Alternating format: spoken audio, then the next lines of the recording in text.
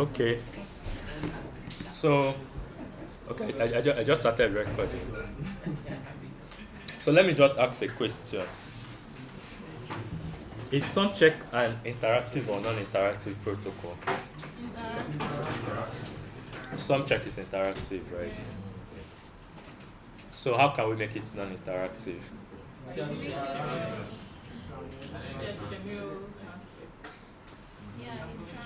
Yeah, by adding not Shamir secret sharing. Shamir secret sharing is a different protocol, right? Yeah. So it's the same guy, but different protocols.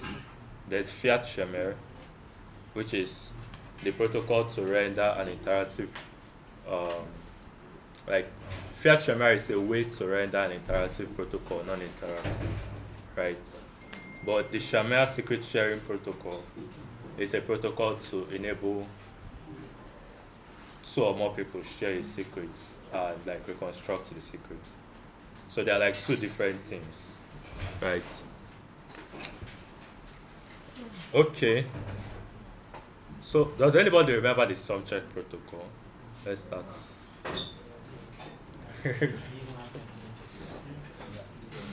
All the invariant implementation, multilinear implementation, have chased it out of our heads, right? And it's understandable. So I think today we are going to go over Sumcheck again.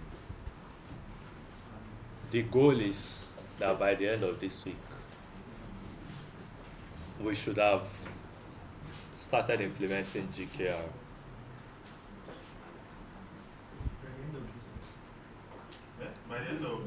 By the end of this week. This week. Yes. We should have started implementing GKR. You should have started. Yeah, at least we should have defined the structure of GKR. You get implementation wise. We'll get to that bridge. So today we are going to review Sumcheck. By tomorrow we should start Sumcheck implementation. You mentioned something about interactive and non-interactive protocols. Yeah. What does it mean? Okay. So a protocol always involves two people. Somebody trying to convince another person, and the person that they are trying to convince. So the person that is trying to convince is the prover, right? And the person that they are trying to convince is English. The English sounds like this. Okay. I'm trying to prove to you that I know the answer of 5 times 5. Me that is trying to prove it to you, I'm the prover. And you that is trying to verify if I actually know what 5 times 5 is the verifier. So an interactive protocol is a protocol between the prover and the verifier that has many rounds. Like, I tell you something, you reply. I tell you something, you reply. So there's that interaction, right? But then a non-interactive protocol is a protocol that does not require that interaction. But the idea is that every interactive public coin protocol can be rendered non-interactive using Fiat Shamir. Fiat Shamir. Yeah.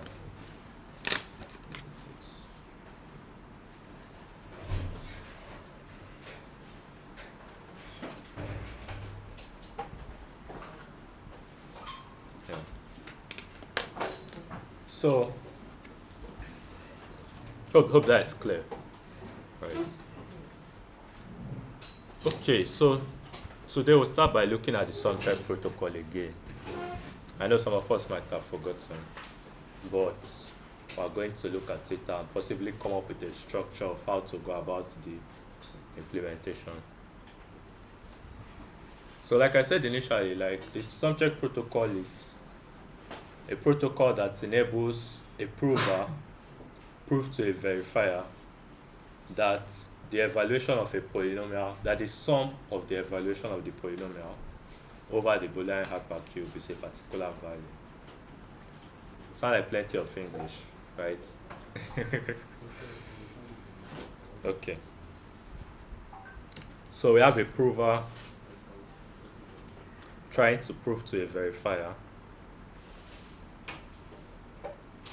that the sum of the evaluations of a polynomial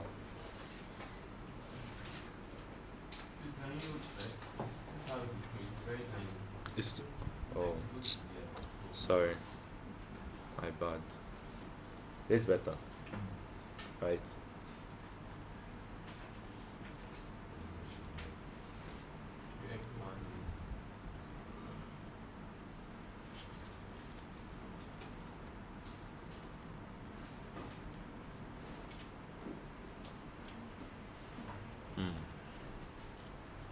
Is this okay?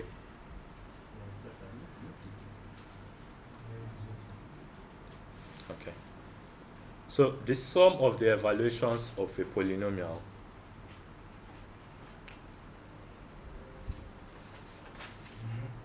not necessarily over the Boolean hypercube, but over the Boolean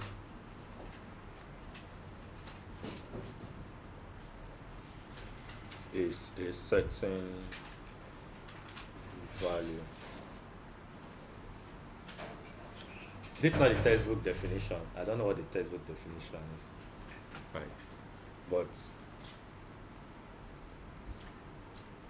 But does this make sense? We're evaluating the polynomial over the Boolean hypercube, and they were summing all the answers. And they were saying it's a particular value. Does that make sense? Okay. So normally the verifier is the person that is supposed to do this work. He evaluates the polynomial over the Boolean hypercube and he sums it and he gets a result. But that's a lot of work for him. Right? That's a lot of work for the verifier. So the verifier delegates that work to the prover.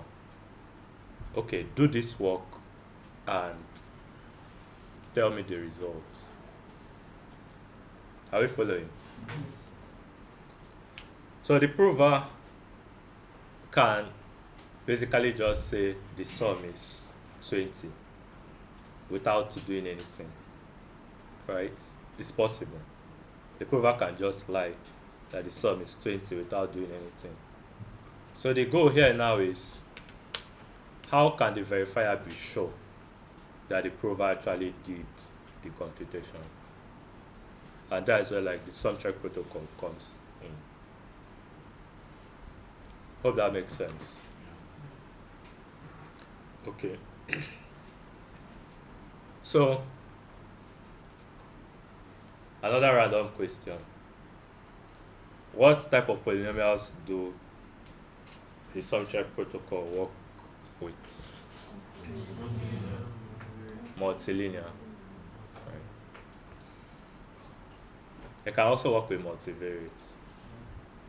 Yeah, but for now we're just working with multilinear.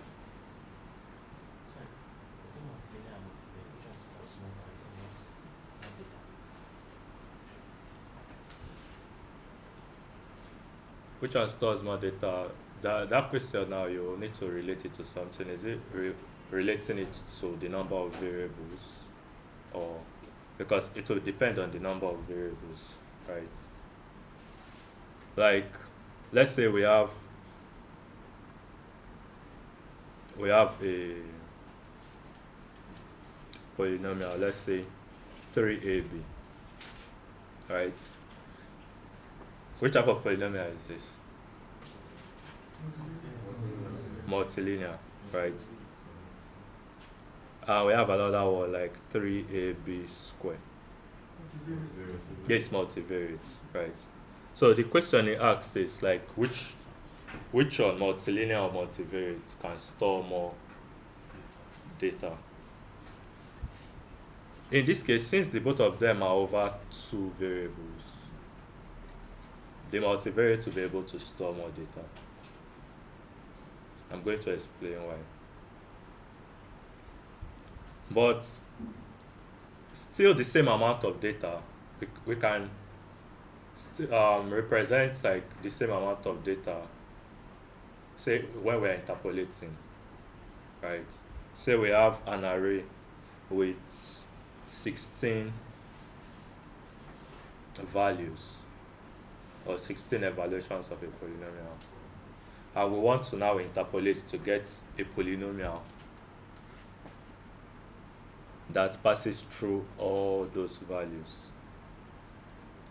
We can interpolate and get a univariate polynomial, right? Yes. Do we agree? Yeah. It just depends on our interpolating set. We can interpolate and get a multilinear polynomial. Still the same set of points, right? But we can interpolate and get a multilinear polynomial. We can also interpolate and get a multivariate polynomial. What I say now makes sense. So you said the same set of points. Yeah. Say we have maybe 16, 5, 2, 8, 9, 11, 22, 58. Just random points. Oh, please. So is this in coefficient form or? No evaluation form. What are these x points? No. Since this is the evaluation representation, these are the y values. These are the y values. Yes. So what are the Polynomial equivalent? factor. What are the equivalent x values? The x values now will be dependent on you. What do you want? Okay, I thought you were saying like we have x and y values already. Okay. Then we now. interpolate and we get the same polynomial. Okay. Now, when we're interpolating, we have just y values. So we can pick the x values we want, When we're interpolating. so that we can now interpolate. Okay. If we decide to go with 1, 2 as the x values, right? 1, 2, 3, 4, 5, 6, 7, 8. So this will mean like 1, 16, right? 2, 5, 3, 2,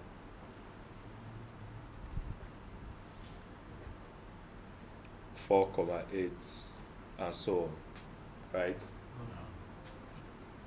Still the same set of y values. We can decide to let me bring this down.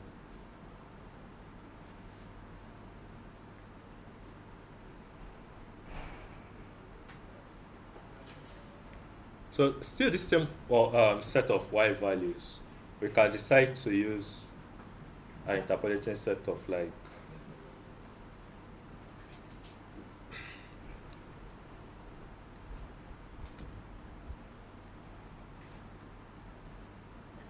um 0, 0, 0, right? 0, 0, 1, 0, 1, 0, 0, 1, 1, 1, 0, 0, 1, 0, 1, 1, 1, 0, 1, 1, 1, right? If we use this as our interpolating set, we are going to get a multilinear polynomial, right? Still the same set of values, right? We can also decide to, I don't want to make it complicated, but let me just say it. We can also decide to use, let's say, in this case, we're working with binary, right? That's base 2. We can decide to use base 3, right?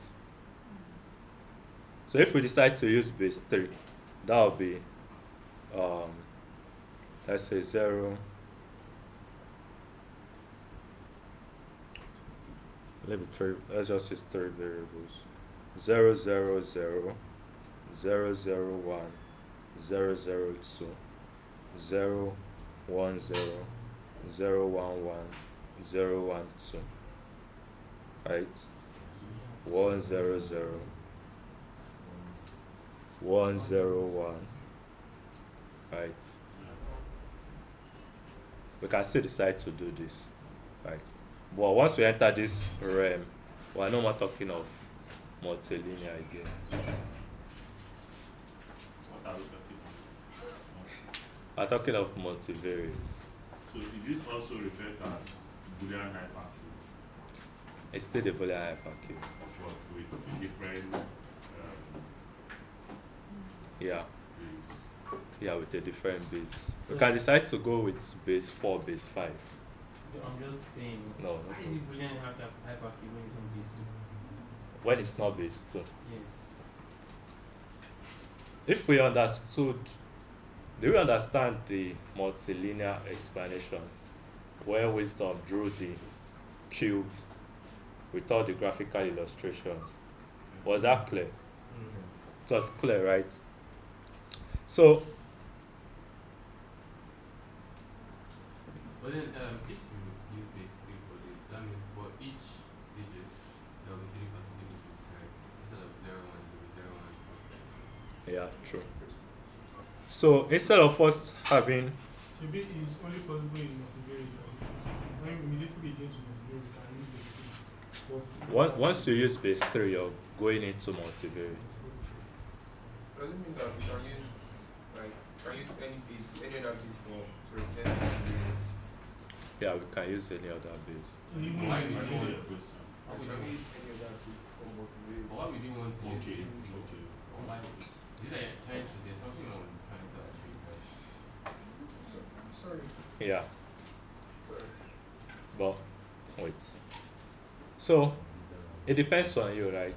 What you're trying to achieve. That will make you use either base 2 or base 3, right? Or base 5 or base whatever. But you should know that any base you're deciding to use comes with its own costs. When we're dealing with multilinear, we were taking every dimension to be a line, right? I'm not supposed to be teaching. It's not the time for people to learn this because it may just end up like making things complicated for you people. But are you people following? You people are following, right? So when we're dealing with multilinear, when we talk of a line, or when we talk of AB, sorry, we have,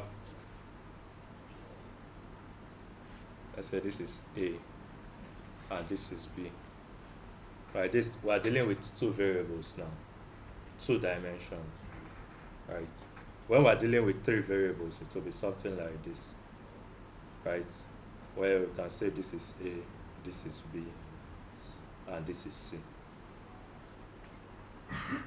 Does this make sense, right? And for every dimension, here we're dealing with 3 dimensions, right? 3D, right? Here is 2D, right? And we say each dimension is a line because we have the 0 and the evaluation at 0 and the evaluation at 1, right? So when we go to a higher, like when we use a higher base, it may not be a line again, right? Because now instead of us to have the evaluation at 0 and the evaluation at 1, we also have the evaluation at 2. Does that make sense? And when, so we have the evaluation at 0, the evaluation at 1, and the evaluation at 2. These are 3 points. If we interpolate 3 points, what is the degree of the polynomial we will get? Degree 2, right? Which means it's no more a straight line. I wonder how the interpolation formula will be, or will look like. Will it still be the same? No, it's still the same. Okay. 'Cause, I mean, if you look at the evaluation at 0, the evaluation at 1, and the evaluation at 2, they are the same. 2 points. So, if you But now, We are going to get I the interpolating difference. set. Huh? How will we get the power? Yeah, we'll get the power. And interpolate, you can use multiple. Yeah. I interpolating set, in the multilinear, interpolating set was just 0 and 1, Oh, right? okay. But now, our interpolating set is 0, 1, and 2. But now, since we are doing 0, 1, and 2, so we will be doing check 2. We'll be doing check Yeah. 2, exactly. We'll be doing check 2. So, if we now decide to like take it down to generate and interpolate and evaluate function, it will be more complex than the one we're currently using for multilinear. Does that make sense? So that was just like a diversion. So basically, based on the base 2 scenario now, if we interpolate, we may now be getting like something in degree 2, right? Or we can see in this case 8, we're representing it as 1 0 0, right? That means we still have some unrepresented should I say unrepresented numbers. The max is when all the bits are on, Yeah. right? Yeah. So we have 1 0 0. That means we can still represent 1 0. Okay, this 1 0 1. We can still represent 1 0 2. Then 1 1 0, 1 1 1, 1 1 2. Right? 2 0 0, 2 0 1, 2 0 2. Like all these are still informations that we can, if we are using base 2, we can still, like, it can basically take more values, more y values. Does that make sense? Yeah. So this is just a diversion. This has its costs, right? That's why, because once you start going to like multivariate, you start interpolating to get a quadratic function, and it's not so pretty. It's not so pretty like generating the interpolate and evaluate. Definitely you'll be having like more multiplications and more additions, but the goal is that we want our protocol to be fast, right? And the more multiplications and additions, the more operations, the slower you get. So that's why we just walk over like the multilinear case. So does that answer your question? Are you sure it answers the question? What's the function below quadratic? Below quadratic or above Linear. linear? Yeah. So, okay, alright. Linear. Yeah. So from a line I represent with 2 points. Once we get to 3 points, it can become a curve, right?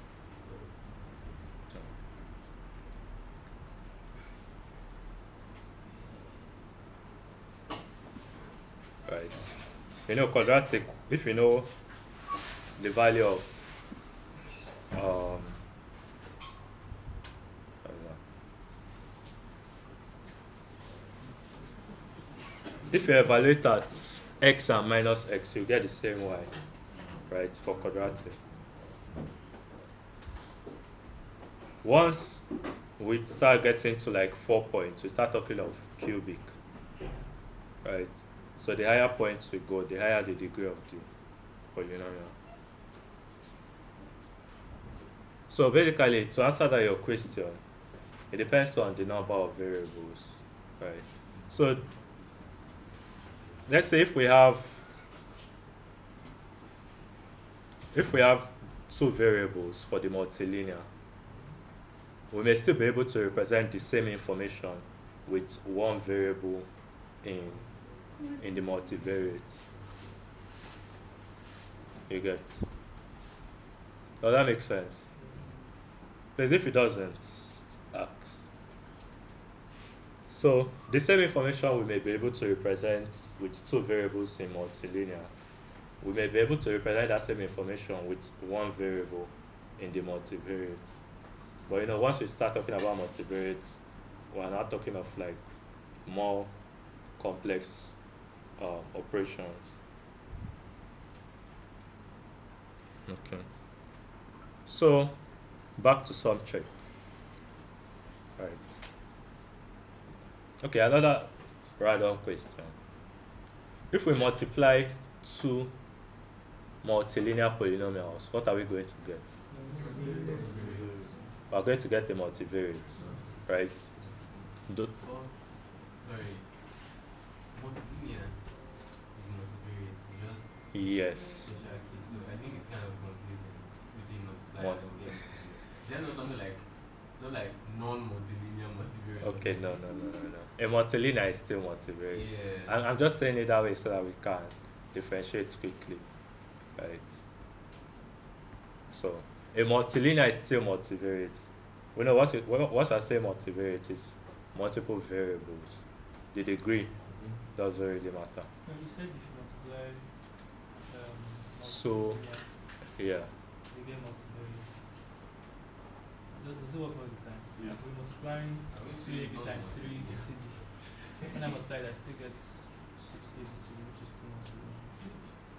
So except you have interlapping Yeah. variable before you come to Yeah, but like, especially when we get to like, people will not be implementing multivariate, right? But when we get to the GK, why I ask this question is because when we get to GKR, this question is going to come up again when we get to GKR.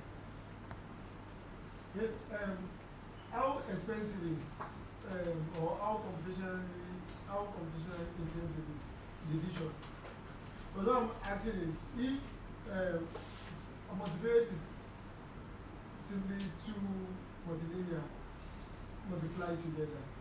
Now if we can have like a multivariate and split it down to multilinear, and then so we'll be able to carry out binary the same way we'll be using zeros and ones on the equation.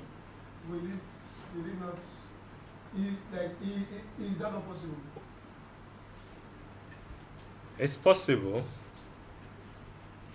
possible, but then like it comes at a cost, right?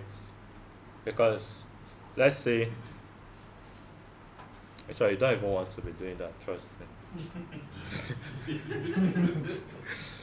So let's say we have 3a squared, right? This is the same thing as 3a, or 3 times a times a. Is this what you mean? Yes. Yeah. So if you multiply, like implementation wise, is very costly. Yeah, implementation wise is very costly. I think like Higher Wisdom implemented something like this. Is there like, so since multilinear is a type of multivariate, is there like another type of multivariate which you can say, okay, if it's not multilinear, it's this type like multilinear and others? Yeah, that was like non-multilinear, something like that. I haven't heard. There may be, You can right? give it a name now. Yeah. So there may be, but I haven't heard. Okay, so let's go back to Sumcheck. all those ones were just deviations, right? But I hope we shall understood something from the whole deviation. Did we? Yes. Was it necessary? Yeah. Okay, so we're trying to evaluate a polynomial over the Boolean hypercube, and we want to sum it and get an answer. Huh? Say? What we're saying is all non-multilinear. Okay, non-multilinear. Okay, nice. So non-multilinear will be like the basket. Yeah. It will be like every other thing that is not. That's not Okay, so let's go with our famous polynomial, right? 2ab plus 3bc. I want to perform the Sumcheck protocol over this polynomial. You know, we have three variables here, right? A, B, C. We want to evaluate this polynomial over the Boolean hypercube and sum the result. So that's 0, 0, 0, 0, 0, 1, 0, 1, 0, 0, 1, 1, 1, 0, 0, 1, 0, 1, 1, 1, 0, and 1, 1, 1. Okay. So this will be 0, right? 0. This will be 0. 3, 0, 2. If we sum this, we are going to get 10, right? So the prover does this work and then tells the verifier the answer is 10, but the verifier wants to be sure that the answer is 10. So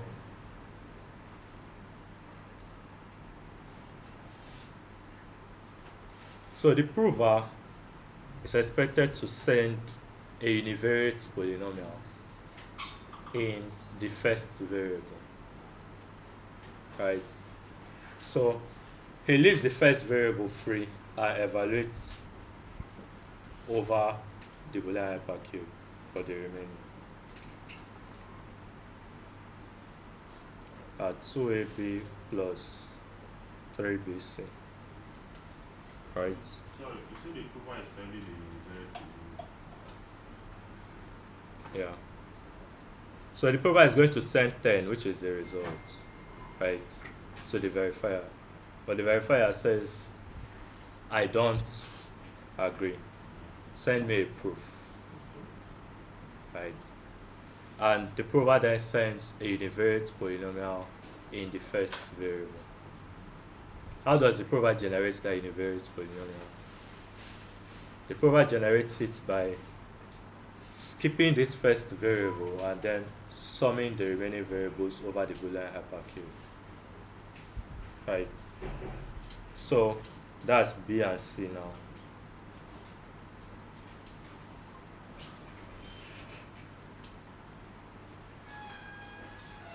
So we're leaving A. Yeah.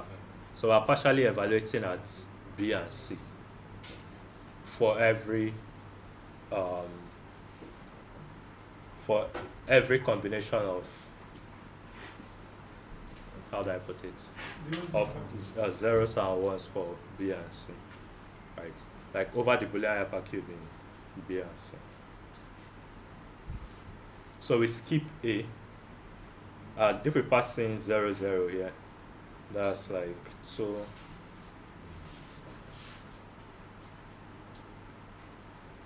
right? Which is 0. For 0, 1, it will still be 0, right? So if you are skipping A, why are we still doing 2 into 0, 0? Sorry. Yeah. So that's 2A, right? Yeah. B B is 0, 0, 0, right? So this goes to 0, this goes to 0, which is 0. For 0, 1, this will be 2A, right? B is still 0.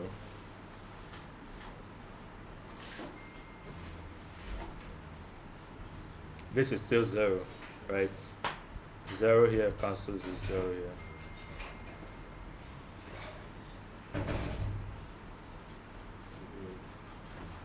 Yeah. So that's 2A.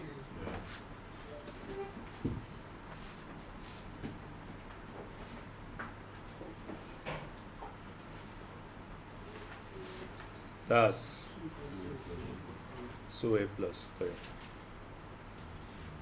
So this is the evaluation.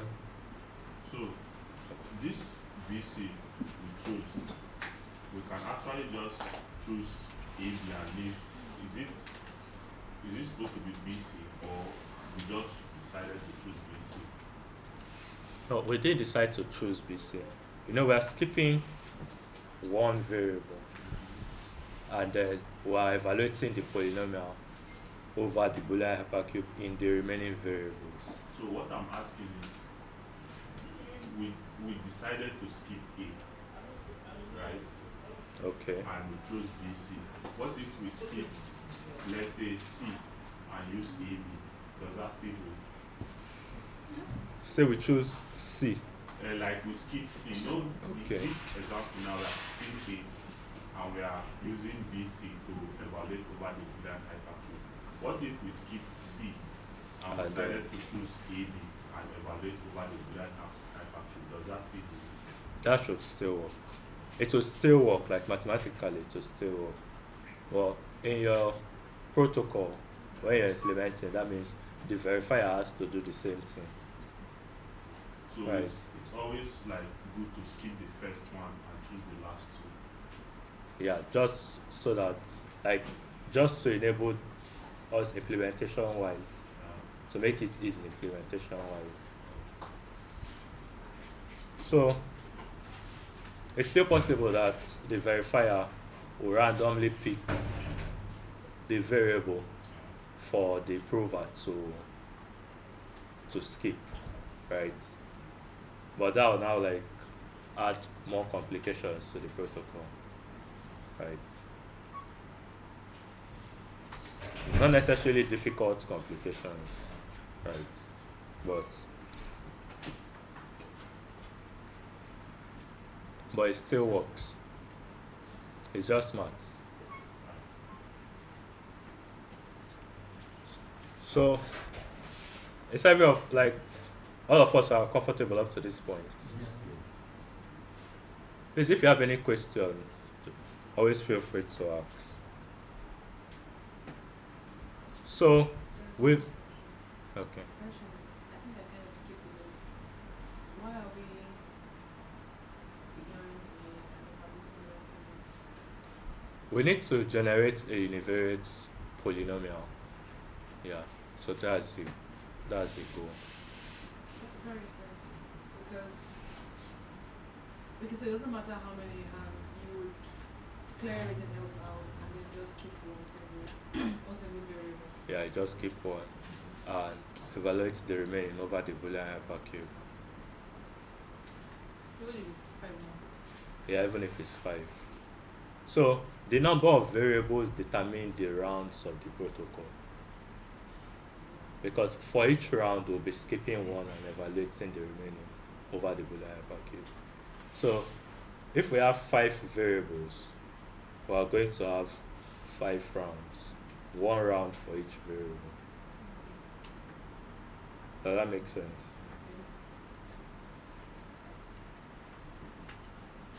You can also think of it like another reason why we decided to skip A is because we can think of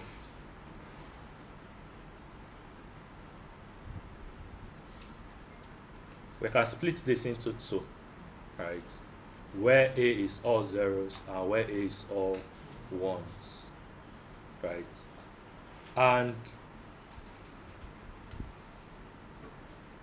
if we have, okay, this was A and then 0, 0.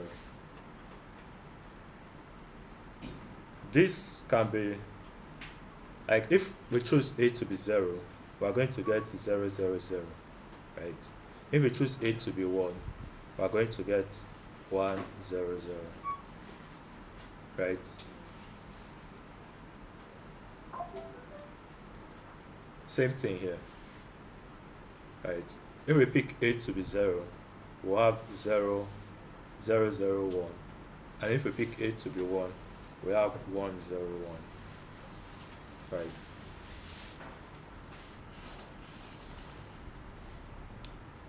Same thing.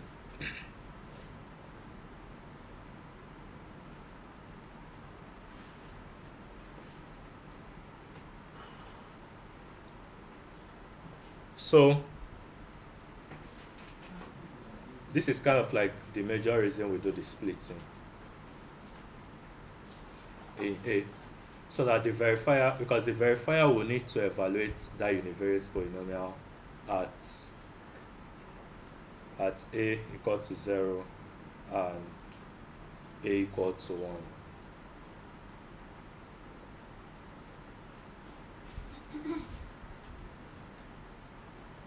So when the verifier evaluates at A equal to 0, the verifier is going to get this part.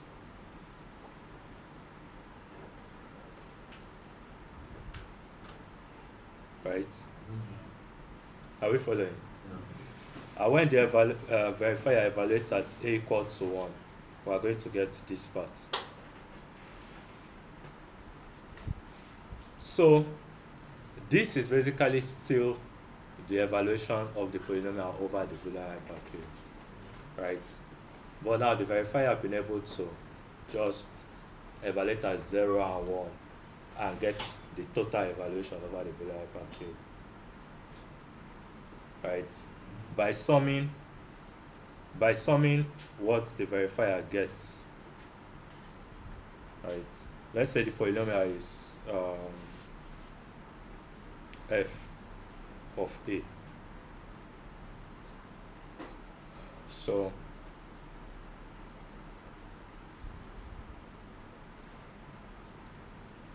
should be equal to f of ABC.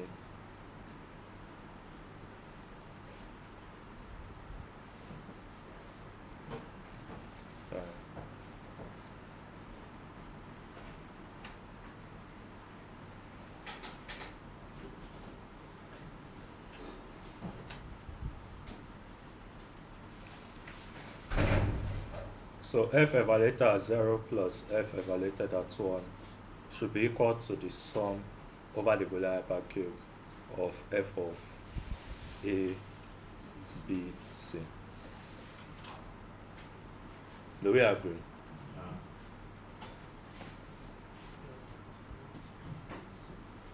Are we sure we agree? Yeah.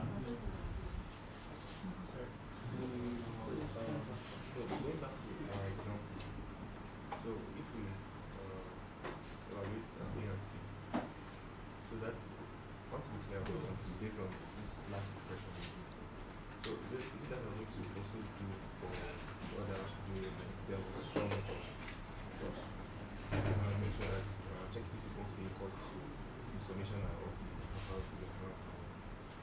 the Boolean calculus. Is that what I'm going to do? I didn't get your question well, so Okay, like now, when we finish this evaluation for B and C, over the Boolean hypercube. Yeah. and are we going to do for another set or just No. So at the end of that means at the end of the day we will check the evaluation to be it's supposed to be equal to So the what to 10, yes. if it's not equal to 10. That's Then the verifier will not accept. But we understand what this means, right? This is what the prover is doing, evaluating the polynomial over a, b, c, right? And summing it up, right? We're evaluating 2ab plus 3bc over the Boolean hypercube in abc, and we're summing it up. That's what we can think of it as what this means, right? So because of this relationship, that we can basically have, or we basically have where a is all zeros and where a is all ones. That means if we sum this, if we sum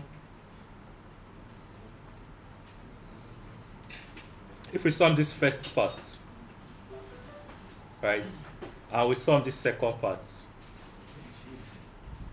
they should give us the same thing. The first part and second part. This is just, this is like 0 plus 0 plus 0 plus 3, Yes. right? And this is 0 plus 0 plus 2 plus 5. Yes. This is 3. This is 7, Yes. right? If we sum the two of them, we are going to get 10, Yes. right? Not that this should be equal to this. The sum should be equal to 10. Yes, the sum should be equal to 10. Why the sum should be equal to 10 is because here is where a is all zeros, right? So it's going to give us just half of the sum, right? And here is where a is all ones, so it's going to give us the remaining half of the sum, right? So if we now sum the two of them together, we should get the total sum. Makes sense? So that's just basically what we're saying here. So this should give us the first half, the 3, yes. And this should give us the second half, which is the 7. Shouldn't it be like sum of f of 0 and then plus sum of f of 1 to give sum of f of a, and c? Okay, you're not Sorry. just, what I mean is, So what this means is that we are going to evaluate f at like ABC, right? And for every evaluation, like over the Boolean hypercube, we are going to sum it together. like what I'm saying is, here that you wrote f of 0 plus f of 1. Okay, which one? Here? Both up and down, yes. Yeah. Wouldn't it, excuse me, wouldn't it, yeah, summing the evaluation of a at 0 plus the evaluation of a at 1. So I was thinking that just for better like interpretation, to be like summation of f of 0. Okay, I think I get it. Like where this f here is in BC. Yes. Yes. Doesn't like that. Like if we want to do it that way, that means we're just going to have like, right, f of BC, right? Let's say this. This will now start taking us, like that's what I've been trying to do, like the whole maths representation, yeah, where I is equal to 0 to 1, right? So this is the same thing as this, right? So also like this,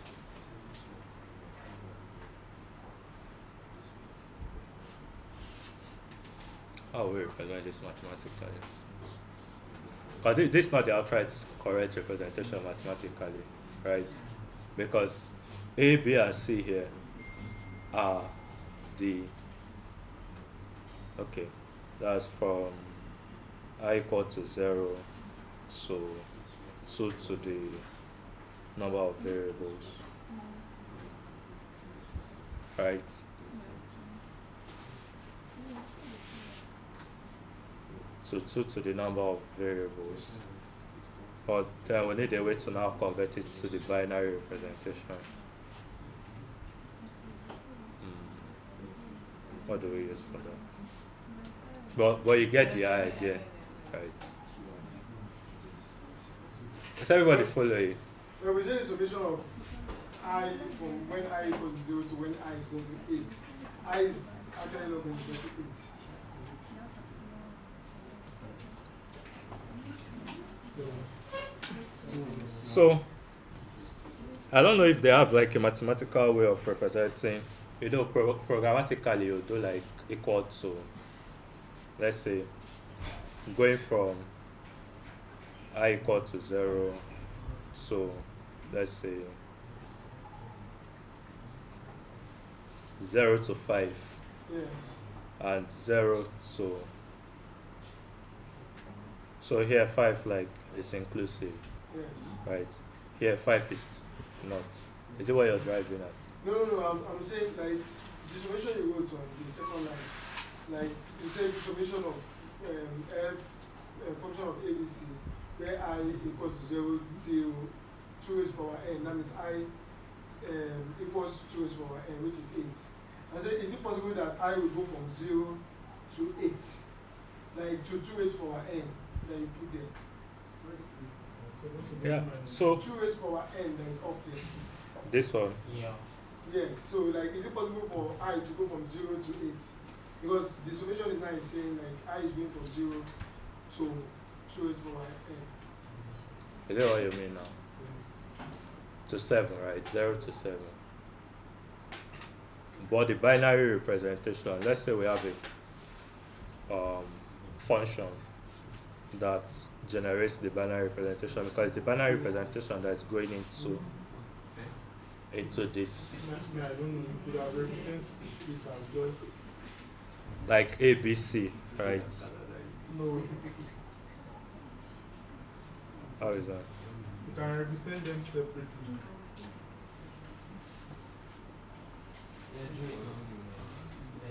You can represent them separately. Yes.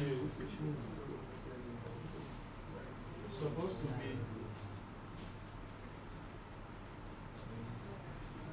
Is this? No. Yeah, give me. So for 5 variable now, I have the representation.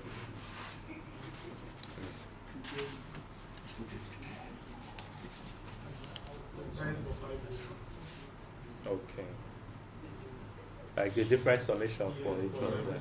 so it will not be on the Boolean impact, 0 or 1. Like, so you don't have to worry about it. Yeah. But I think this still works. Yeah, it still works. So where A, B, and C are members of either 0 or 1, that means like A is either 0 or 1, B is either 0 or 1, C is either 0 or 1. But like, do we get the idea? Yeah. The whole idea that when we evaluate at 0, we're just getting this sum.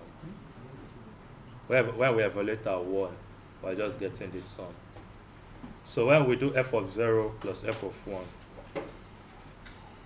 we are getting the total sum. And it should be equal to the total sum that the prover said.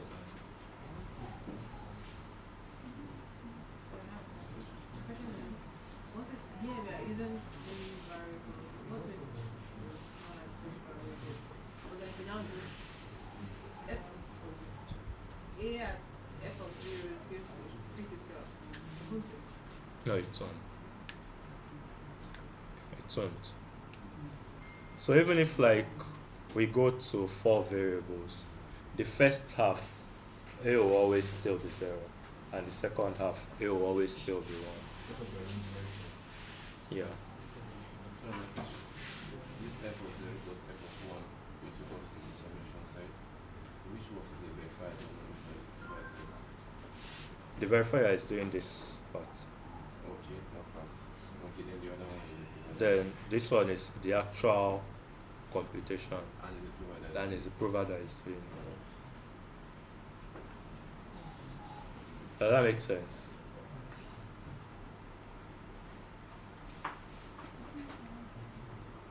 Do we have any questions so far? So can that arrangement of ABC, can it tweak in it? Is it possible to change it so that B can be constant? Like 0, 0, 0, 1, 0, 0, 0, 1, the same thing for C, just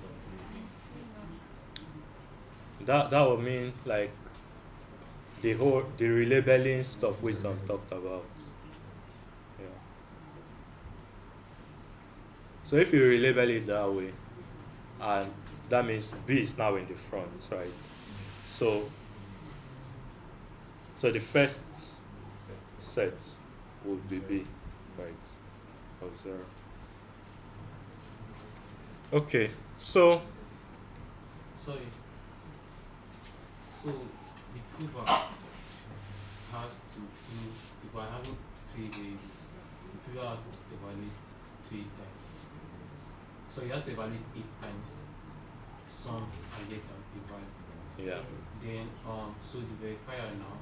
So the prover will still, after doing that work, which is the actual work, evaluating those 8 times and summing it up, the prover is still going to do extra work. So what's the extra one? The extra work now is generating that univariate polynomial, so that the verifier can just evaluate that polynomial at 0 and 1. That is this work here. Oh. So it's okay. So the prover also generates this. Yes, it's the not prover. the verifier. No, not the Because verifier. I was thinking it was the verifier that was going to generate this. Okay, no. So that was what I thought. No, it's the prover that will still generate this. So the prover is generating both the sum Yeah. And the univariate polynomial.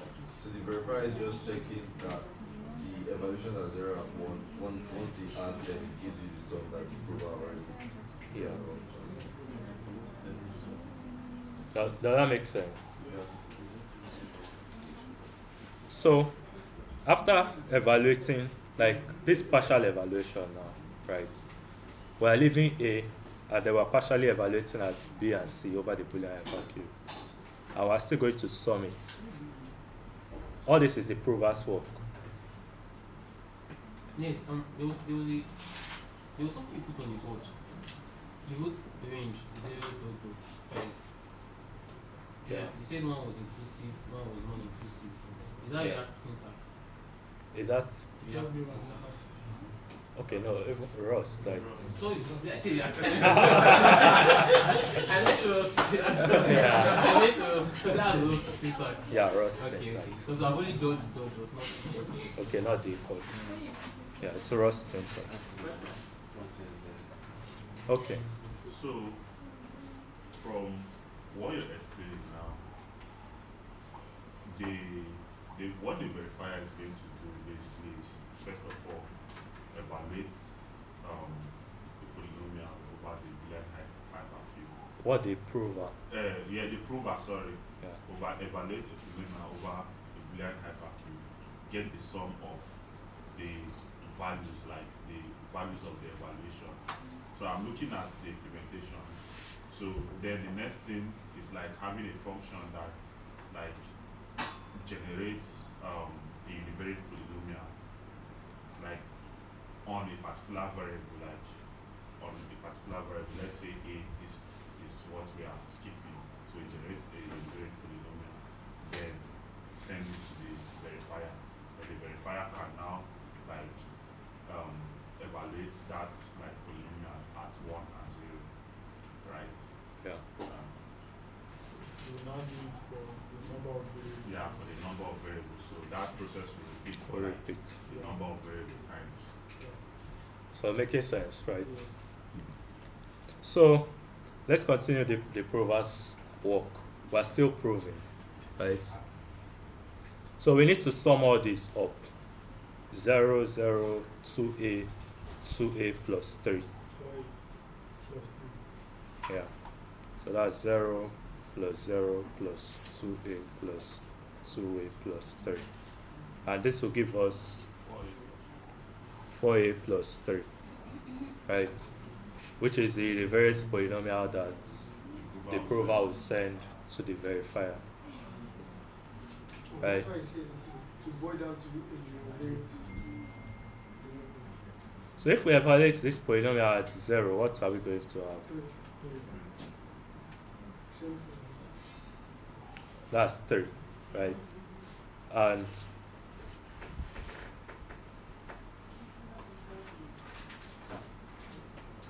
right, because we're just evaluating at 0.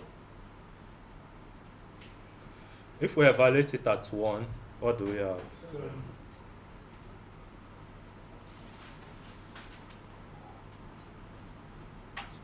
Right? Which is right? Yeah. And then the prover checks, sorry, the verifier checks if f of 0 plus f of 1 equal to the sum f of a, b, c.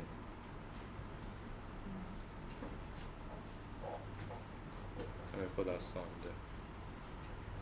And is it equal? Yeah. 7 plus 3 equal to 10. It's equal, right? Yes, okay. So the verifier accepts. Yeah, 7 like that. No, you have not finished. So if this was not equal, the verifier will reject immediately. Right. But since it's equal, the verifier will accept, okay. Right? But then it's still possible that you might have swapped things. What is that?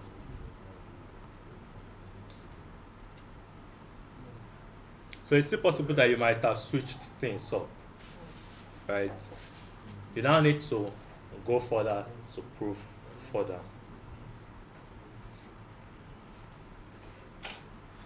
So the verifier sends a random challenge.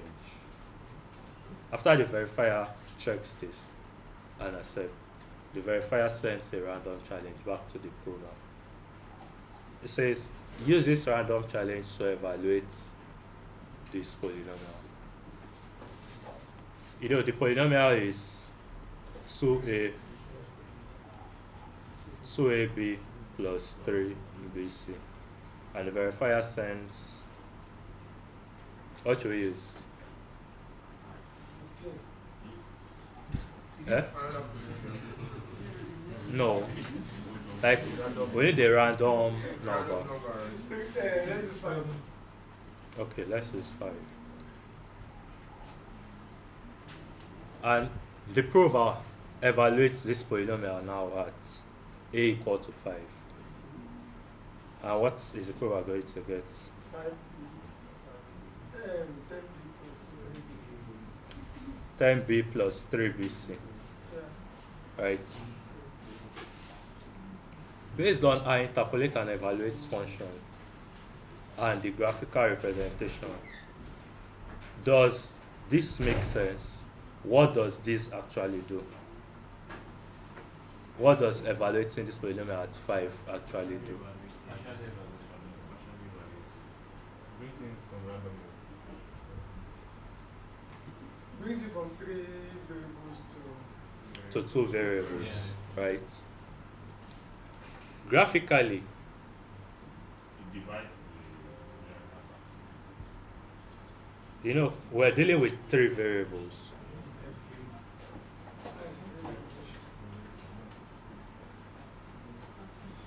right? and we say on the a-axis, what the verifier is doing is the verifier is just picking a random point on this axis and telling the prover, okay, generate the plane. I don't know if that makes sense. But remember that if we partially evaluate at a variable, the dimension collapses, right? So, and it's going to collapse on that. How do I do this? On that particular line, like it's going, that line will disappear. That particular line. Yeah. Well, let's do it with two variables. Let's do it with two variables, a, b.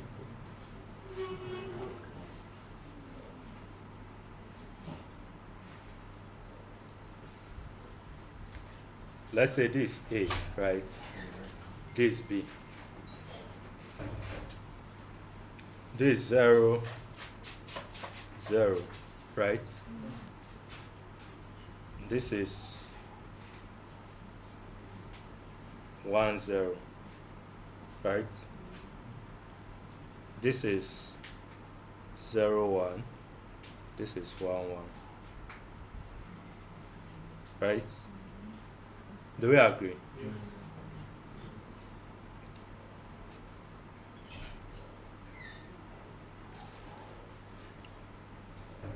Now this is an infinite grid.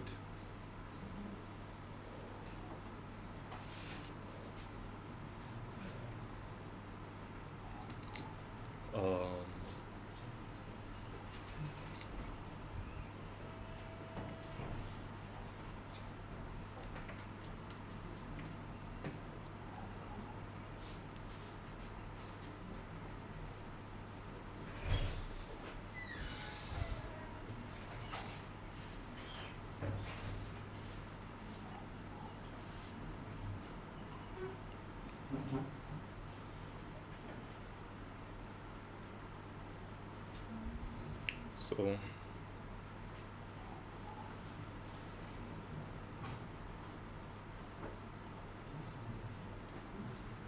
does this make sense? Yeah. So this is the line where b is 0, right? This a comma b, right? This is the line where b is 0. Yes. And on this line where b is 0, a is increasing, right? So this is 0, this is 1, this is 2 comma 0, right? This is 3 comma 0. Does that make sense? Yeah. Still on this line, 0, 1, b is 1, right? B is constant, a is increasing. So what is going to be this one? What is going to be this point? 2 comma 1, right? And what of this one? 3 comma 1.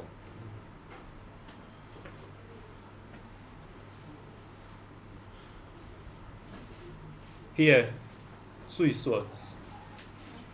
Sorry, here b is what? So what is this point? What is this point? What is this point? Does it make sense? Are we sure it makes sense? So this is a line, right, where b is constant. This is a line in A where b is constant. This is a line in A where b is constant too. This is a line in A where b is constant. Right? B here is equal to 0, right? B here is equal to 1. B here is equal to 2. Does that make sense? Yeah. That is why we are able to do linear, interpolate, and evaluate, because this is a straight line. So we just evaluate that straight line at, if we want to say where is A, like on this line that B is 0, we're trying to find what is the value where A is equal to 3. Where are we talking about? We are talking of this point.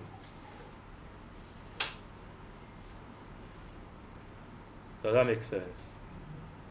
So if we use that linear interpolate and evaluate, we are just trying to get the corresponding value for this point.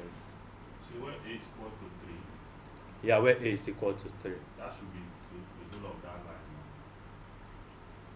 Sorry, thank you. That is it. But where A is equal to 3 and B is equal to 0, Yeah, that should be that is this point. Right? So where A is equal to 3 only, that is this line. So if we want where A is equal to 3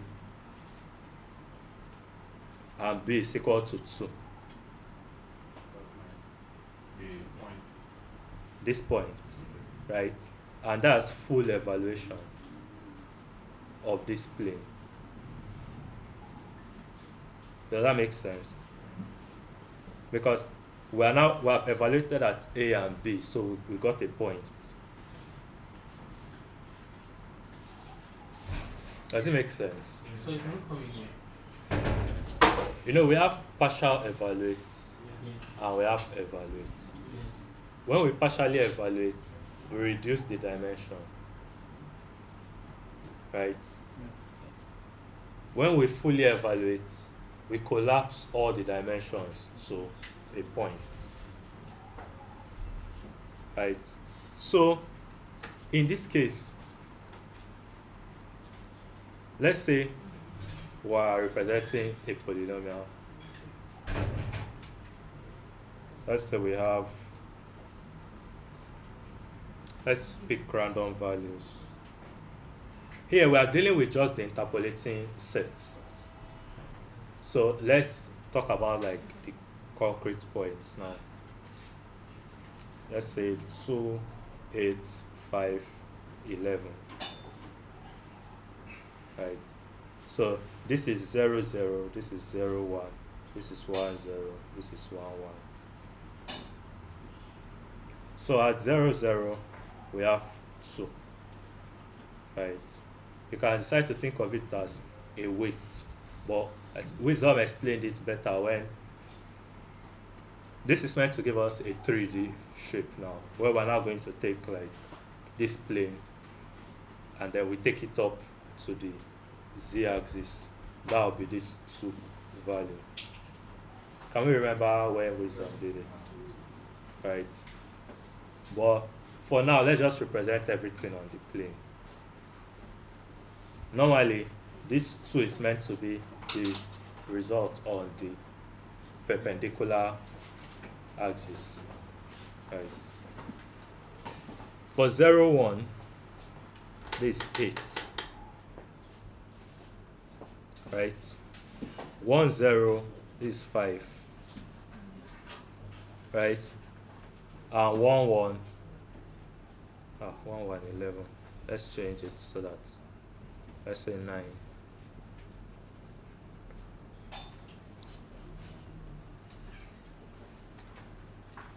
Do we get up to this point? Yes. So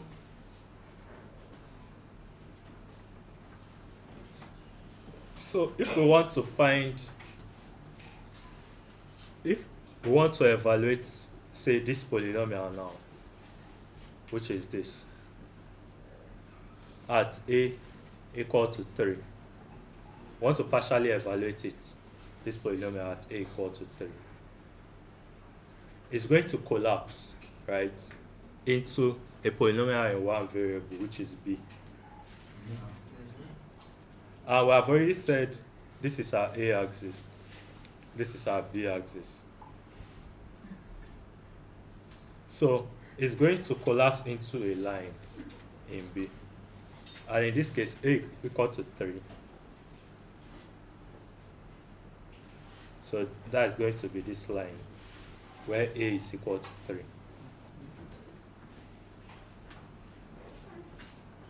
Does it make sense? Yeah. Since it's collapsing to this line where A is equal to 3, but since it's a line, we need only 2 points to represent it. Right? The evaluation at 0, which is this, and the evaluation at 1, which is this. So we need the corresponding weights. What is this going to be? And what is this going to be? On this line. That's why we now use that interpolate and evaluate function to get the corresponding weight. Does it make sense?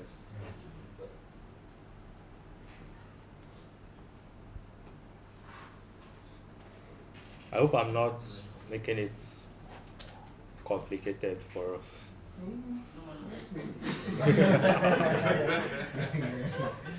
Is it making sense? Or is I don't know, I feel like, can we strictly follow the steps of subject evaluation? So that it won't mess things up, right? Yeah, I get it. So, okay, then maybe when we are done with Sumcheck, then we can think of it graphically. I think that would be better, alright? So, okay.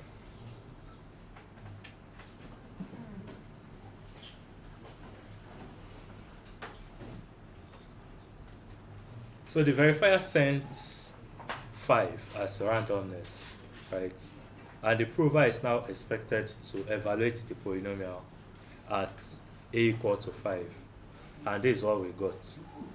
10b plus 3bc, which is a polynomial in 2 variables. So the prover is still now expected to evaluate this polynomial over the Boolean hypercube again. This is the next round now. Yeah. Right? So that same problem, we have reduced the problem now to a problem in 2 variables, B and C. So that's 0, 0, 0, 1, 1, 0, 1, 1. 0, 0 is 0, right? 0, 1 is 0. 1, 0 is 1, 1 is 13. Is it 14? 13. So the prover does this evaluation, sums it. What do we get? 23.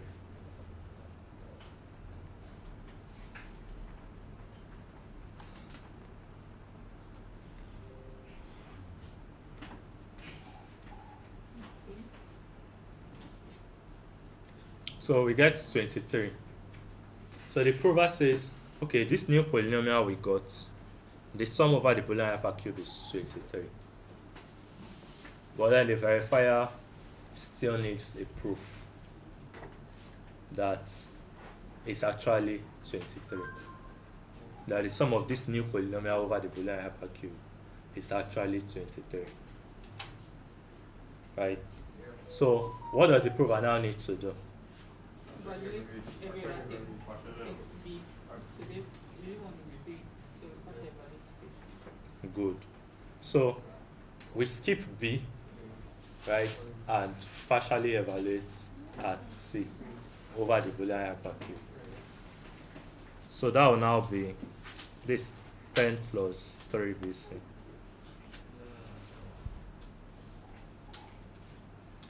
Yeah, so we're leaving B. Huh? Sorry, 10b. Yeah. And so at this should be 10b, right? And this should be 10b plus 3b. which is 13b. Right? Wait, I'm lost.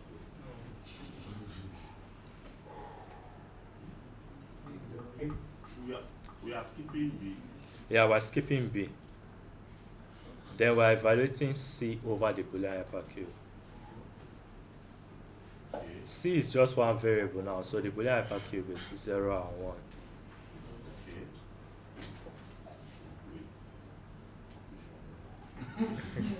So at the end of every time you're trying to always when you invert polynomial, you're always leaving the first 1 variable yeah, and evaluating whether it's over the Boolean hypercube. Yes. Wait, does it? I'm not trying to remove the interaction between the verifier and solver. No, we've not even gotten to that So point. this is still interaction. Yeah, this is interactive protocol. I thought, what's the implication of removing C and leaving B? Removing and leaving C. And leaving C. You know this structure now. You know, we want the verifier to evaluate at 0 and 1 and then submit. So it should Sorry, still. Can you scroll up to the part where we skipped A and did with BC? This. Yeah. Okay, so here we skipped A and work with BC. See, A is not in this here. Okay. Alright, scroll down back. Yeah. So we skipped A, so we're getting a polynomial in A. Okay. That makes sense. So here we're skipping B.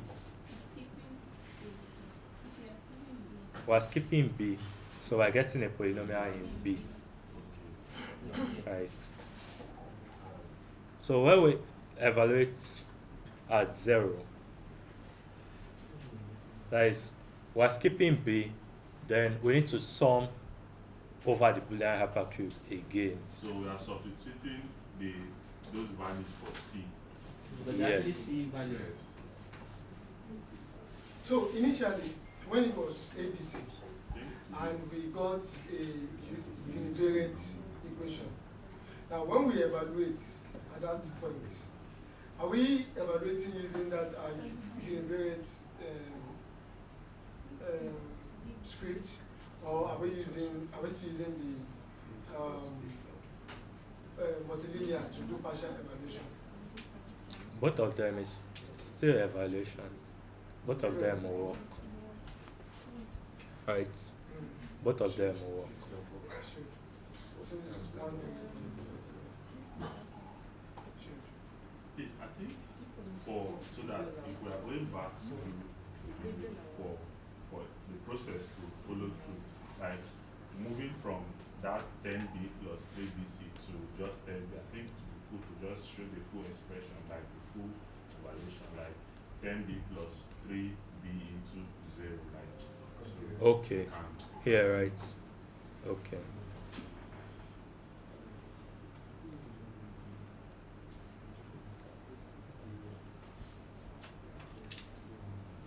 This works, Yeah, right? that one.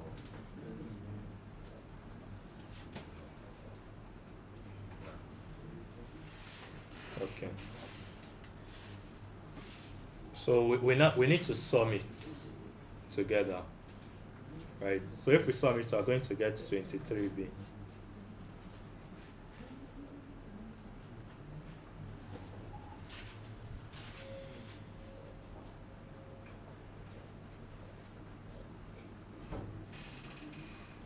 Right? Yeah. So this 23b, right? If we partially evaluate it at 0, we are going to get 0.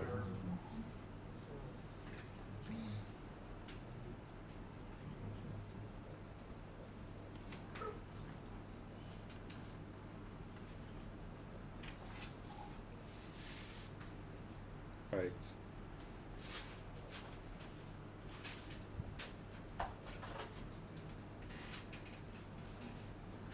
This makes sense. Yeah, can we Right. see the calculation of, This one. I mean, for the first half? Okay, first half is 0. Second half is 1.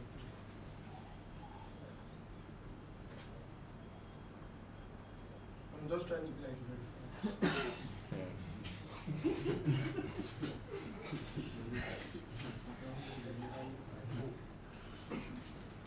So it makes sense, right? Are we sure? But I still don't believe I will. Yeah, you still don't believe.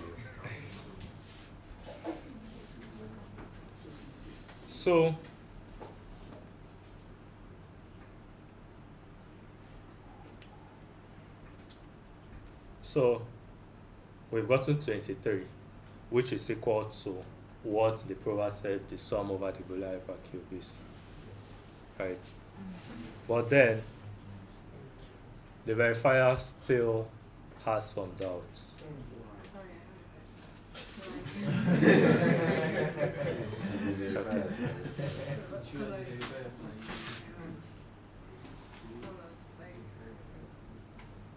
no, the verifier was the entity that gave us that value of, I think, 5 that we were working with Yeah, to the get to random. this point. Yeah. But all of this work is still being done by the prover.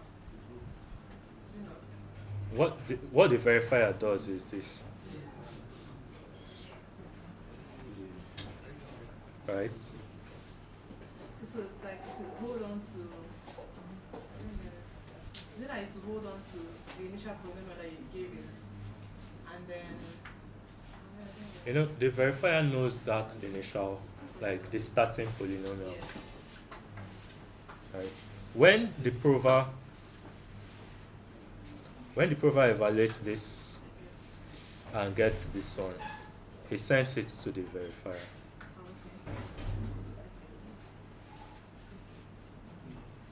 Okay. You get? So,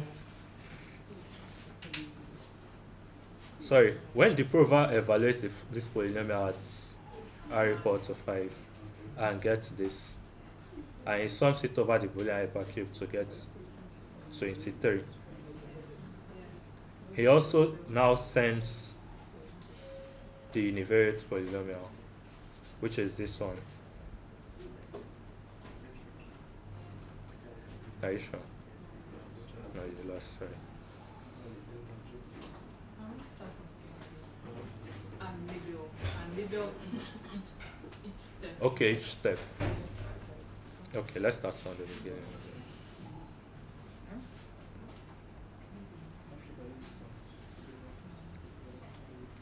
What is our initial polynomial? 2a plus 3.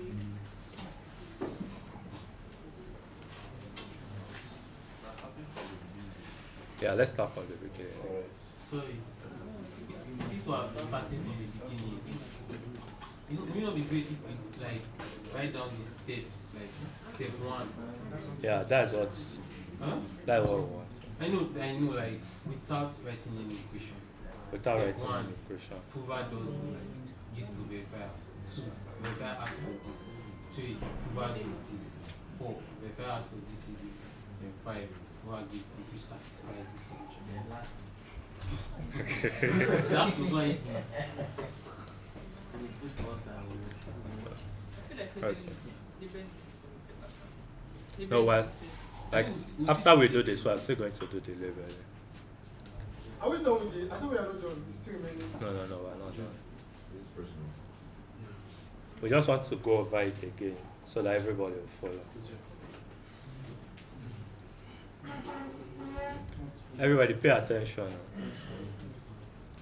So, at the first step, the verifier has a polynomial, right? That he wants to evaluate over the Boolean hypercube. Okay. So the verifier knows the initial polynomial, right? Who generated You see? the polynomial? How did you get it? Anyhow he wants to get it. Verify or the prover Not the verifier. generates. But the I said the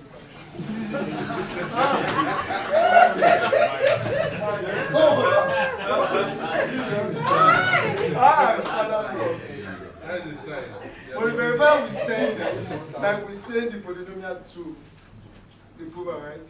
Like to send the Yeah, he needs to send it to the prover. If not, what is the prover proving? I thought at some point, maybe last week or something, we said it was the prover that would generate the polynomial. It can be the prover that will generate the polynomial. It can also be the verifier. In this case, the verifier has a polynomial. It's just a problem statement, right? It's just a problem statement.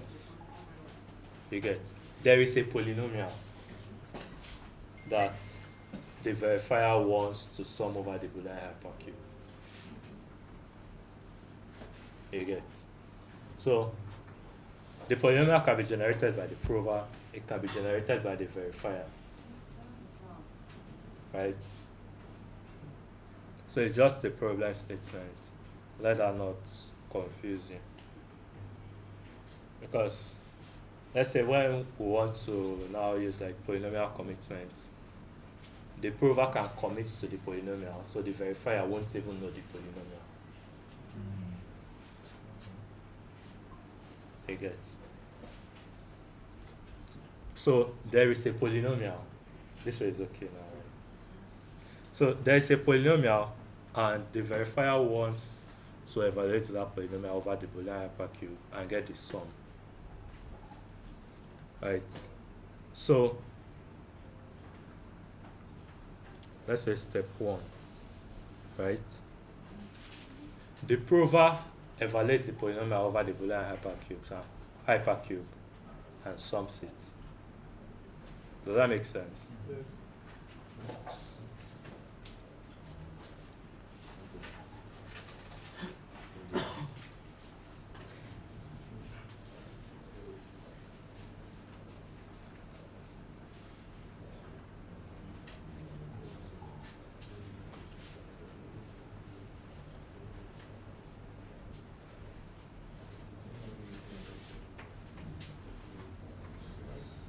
Sorry.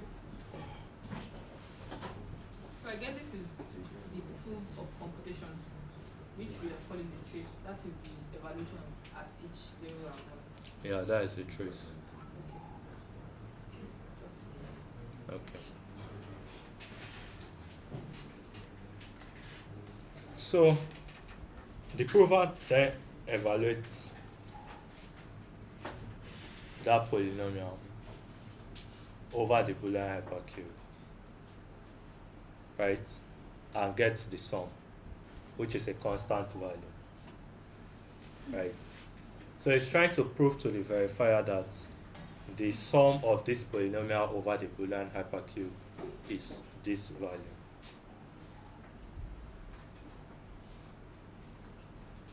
So he sends the sum to the prover, to the verifier.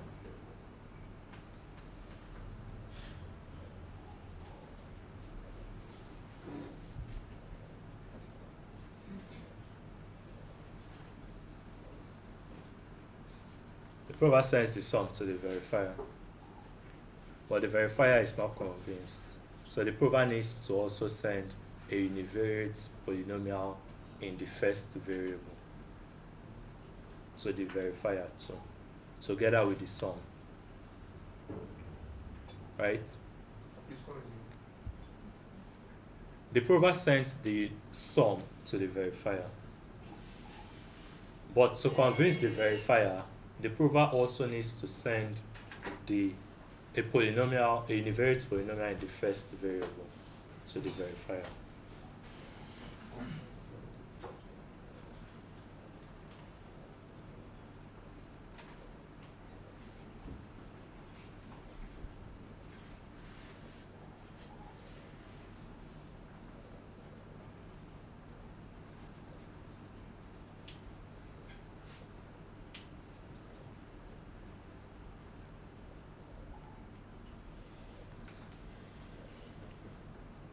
It's not so much, right? Okay, so after the prover has sent the sum and the univariate polynomial to the verifier, now I call it step 2. The verifier evaluates that univariate polynomial.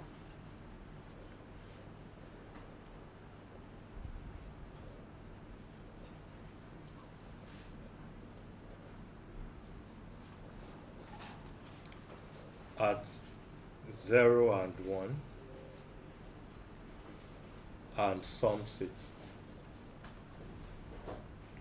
Right? And then the verifier checks if the evaluation of the polynomial, the sum of the evaluation of the polynomial at 0 and 1 is equal to the sum the prover claimed.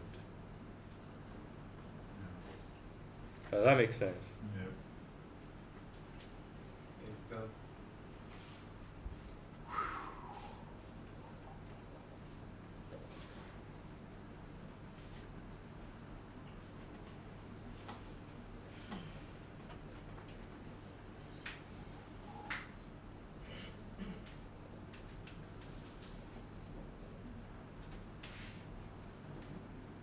This makes sense, right?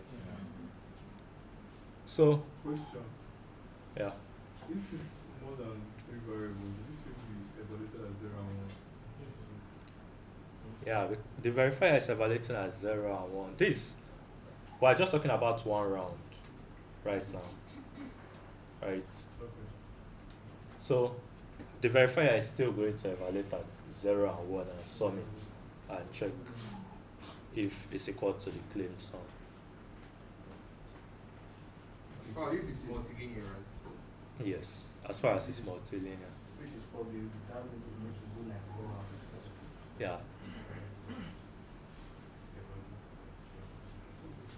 Does it make sense up to this point? Are we all following? So, if this is equal,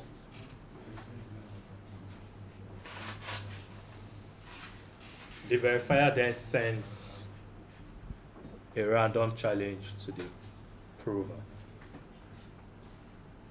Right?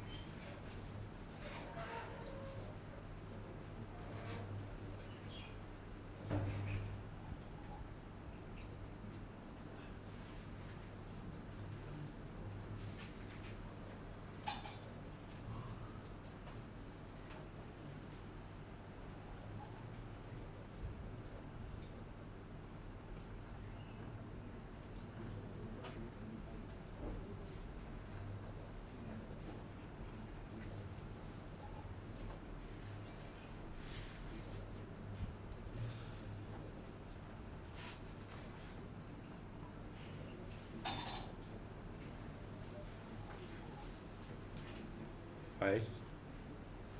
So the prover is now expected to evaluate or to partially evaluate the initial polynomial at that random challenge to reduce the number of variables of that initial polynomial.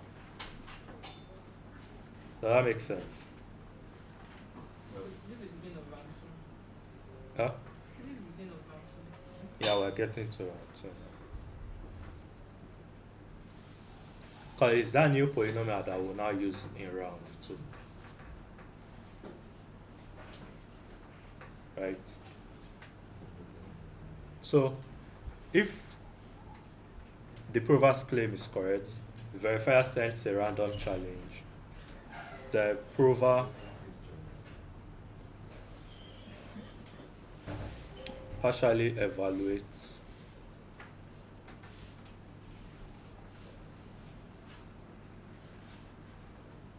so I call it initial polynomial now because it will be changing for each round. Right.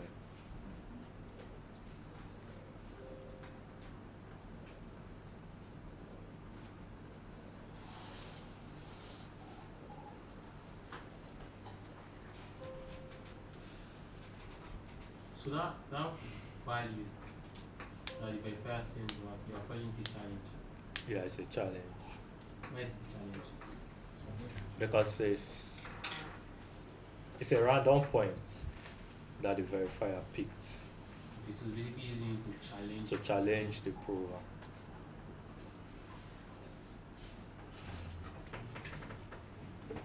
Does it make sense? My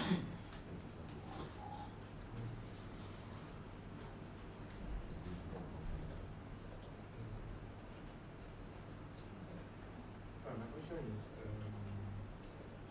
after starting from AFDC, we can go from CBD, I mean CBA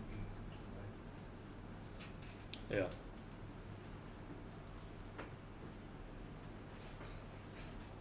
So, are we together up to this point? Sir. Okay.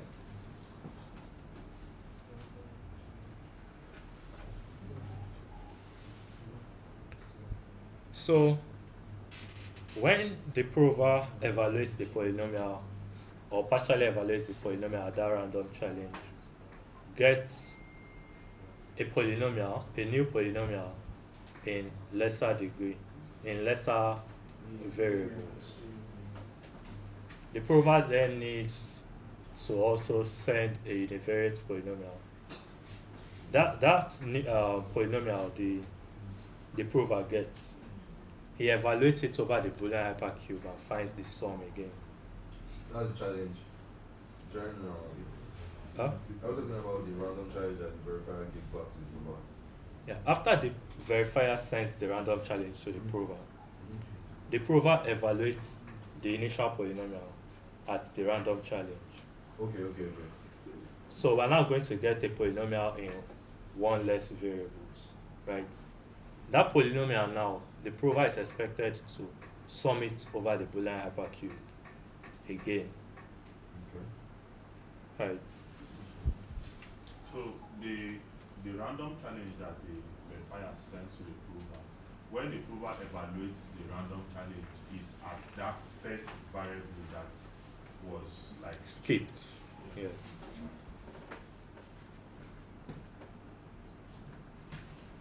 Is everybody following?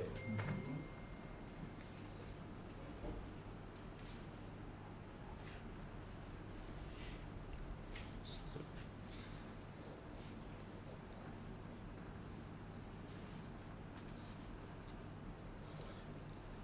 The prover evaluates the new polynomial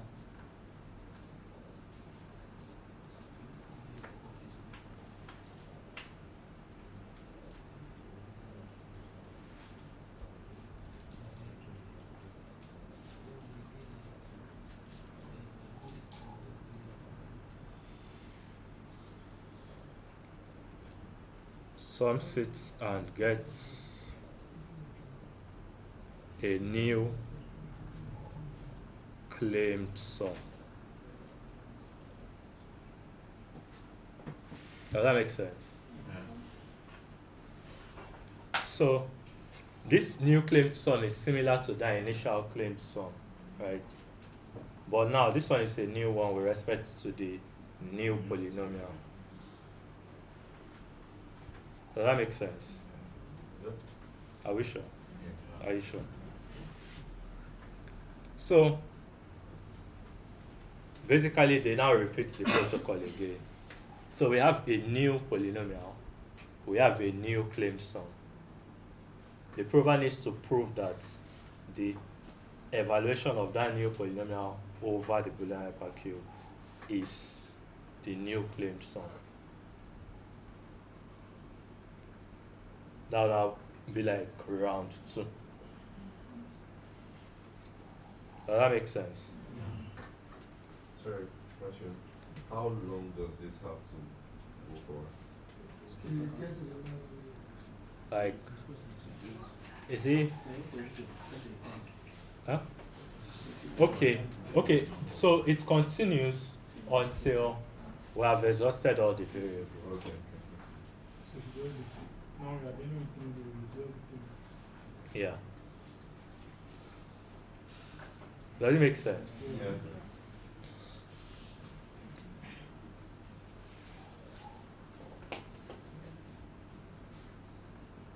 This is Hmm? if this is for one, let's say for one transaction, you have to go through. Let's say now 5 million transaction. So you have to do this for one, so then do again for this. Is we'll get to that point. It's not exactly That's like transaction. You mean now, like I'm with just respect to saying, the if they are blockchain? if this person to prove something to this person, and they have to go through these steps Okay. just for one to prove one stuff. Let's not have like 5,000 of that same process, like to prove that something. So for 5,000 instance, times. transaction or something that has happened, and they want to prove that you did it well, and then you do this, and then you sort that one, and they come again, you do It will take long. yeah. Yeah. So there are ways that they can handle that, but so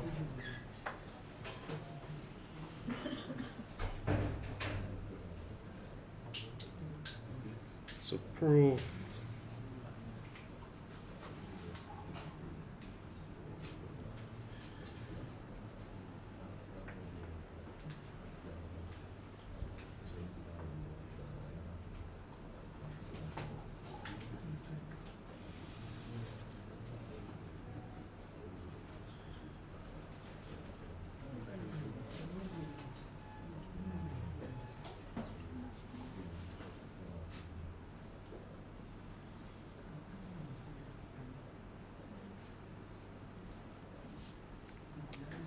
so that this makes sense. The prover then needs to prove that the evaluation of the new polynomial over the Boolean hypercube is the new claimed sum. Right? And basically we just go back. Sorry. You wanted to see? Is that writing visible? Yeah. Okay, please. So the prover then needs to prove that the evaluation of the polynomial, the new polynomial we got now, over the Boolean hypercube is the new claimed sum. So to do that, we go over the protocol again. That will now be round 2. Right? So we go back again. The prover sends a univariate polynomial. The verifier evaluates that, like together with the claimed sum. Right? The verifier evaluates that polynomial as 0 and 1, sums it and checks if it's equal to the claimed sum. And then verifier sends another random challenge. Right? And verifier sends another random challenge. And then the prover evaluates that new polynomial we started with, evaluates it at the random challenge again, which reduces the number of variables, right? Or partially evaluates it at the random challenge, which reduces the number of variables, right? Then he sums that new polynomial again over the Boolean hypercube to get a new claimed sum, right? Which is sent to the verifier. So we just keep repeating this process The number of variables. for the number of variables. Where does the round start? The round basically starts when the prover sends the sum. Okay, when the prover sends the sum, that's when the round starts. The sum and the polynomial. Yeah, the sum and the univariate polynomial. Oh, so I thought the round starts when. Okay, when it sends it, I thought the round starts when the prover sums. Yeah, Hold up, sure, trying to prove the sum. So one cannot start at that point. so it's after the prover has calculated and gotten the sum. That's when the round starts. Yeah. So why I'm asking is because I'm trying to like get the number of steps that makes up a round. Okay. It makes up the round. Yeah, one round. So it's like 5 steps.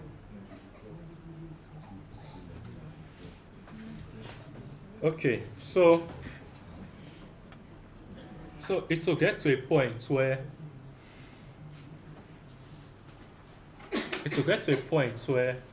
after the prover evaluates at that random challenge, the new polynomial the prover will get will be a univariate polynomial,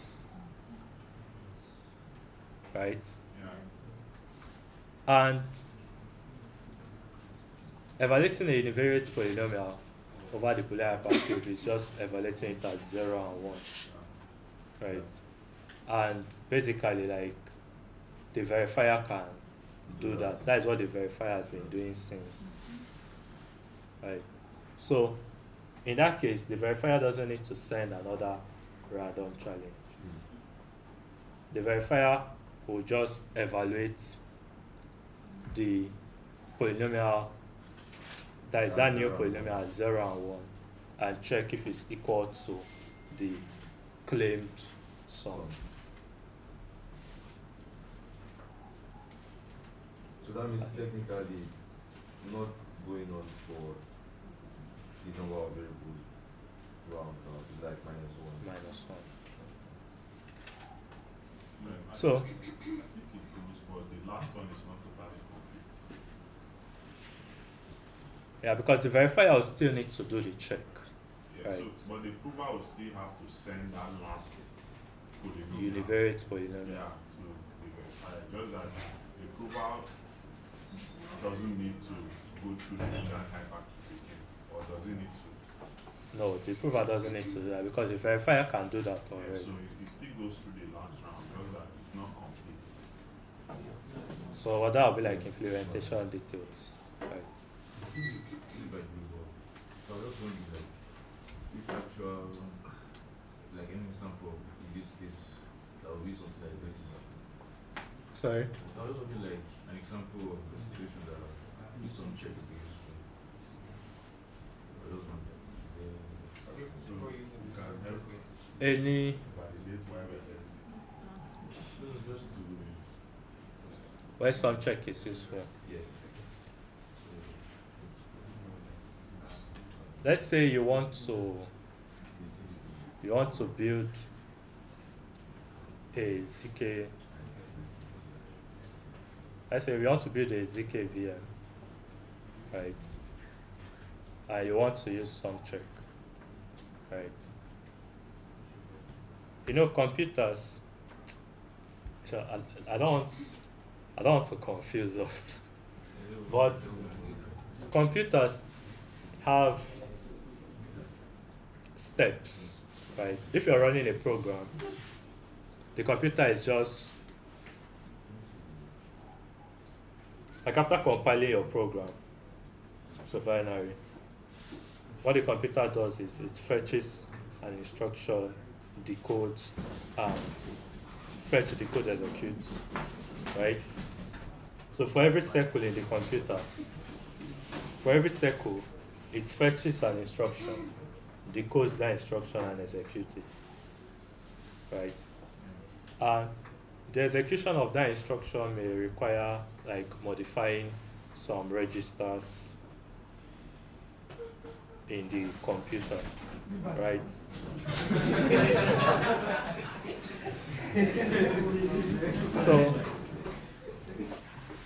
So we can have like a trace of all the changes for each circle of the computation, all the changes that happened in all the registers.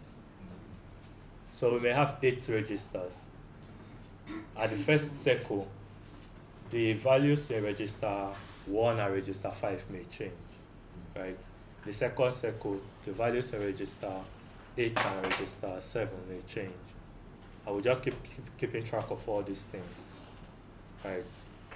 And then at the end of execution, we basically have an execution trace, right? So we can take one column, let's say for register 1, we have values for register 1 at each circle of the computation. Like we have values for register 1, for a particular register. We have different values at each step of the computation. Register 2 will have its own values. Register 3 will have its own values. All registers will have their own values at different steps of the execution of the program, right? So we can take, let's say, that column, say for register 1, and use it as, we can basically take it as a polynomial, as the evaluations of a polynomial, right? We can take that as the evaluations of the polynomial and then perform Sumcheck over it. Does that make sense? Does that make sense?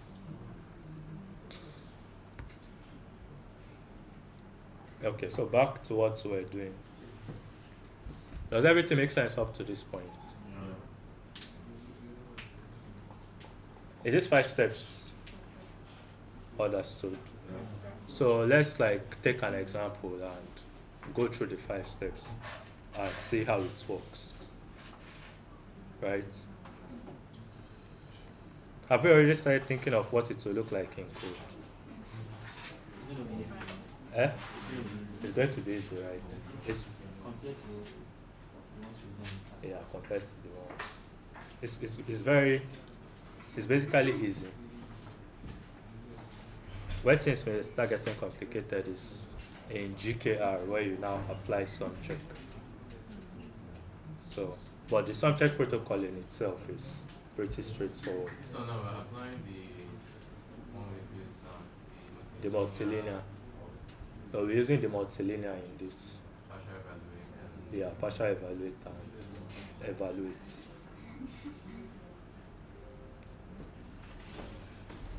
Okay, so let's go over that initial example, right? So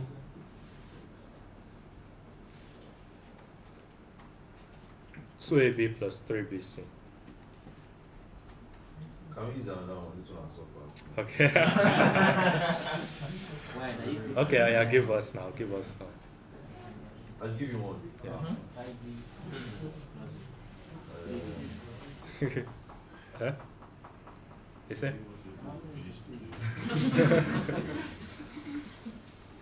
Any polynomial at all in 3 variables. Okay, 3 variables. That's 10 AC plus. Okay, 10. Let's do 10 AB plus 2 BC.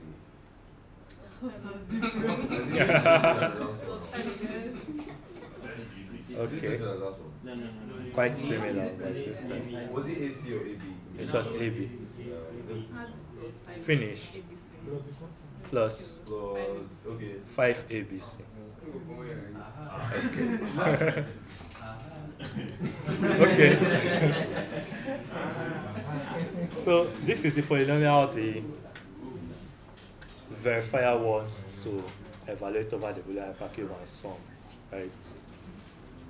So how does this protocol start? The prover evaluates it over the Boolean hypercube and sums it, right? So let's do that.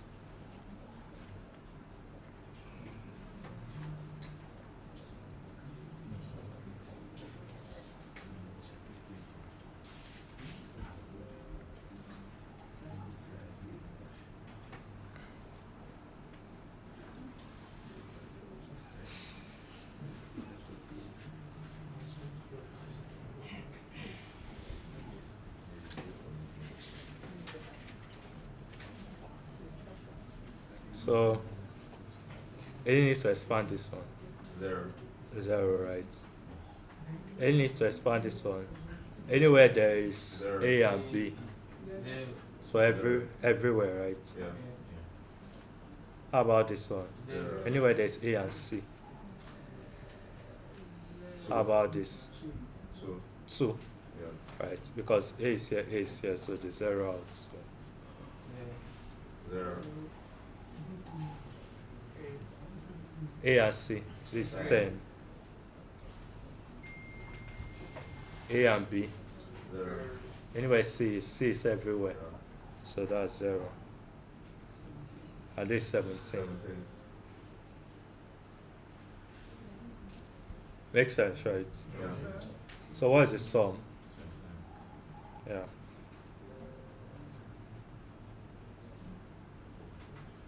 So the prover claims the sum is 29. Right? The prover now sends that sum to the verifier, but the prover also needs to send a univariate polynomial in A to the verifier also. So let's generate that univariate polynomial.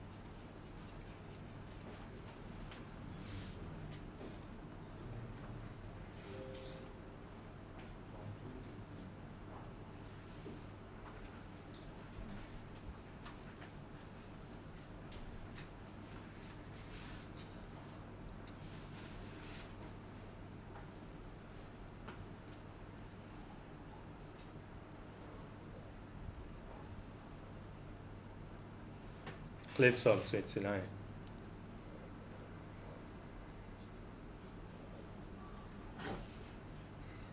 So we're skipping A, right? So this will be B,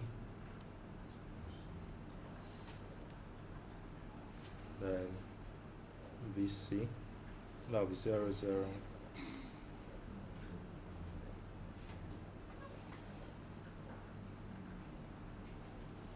Right?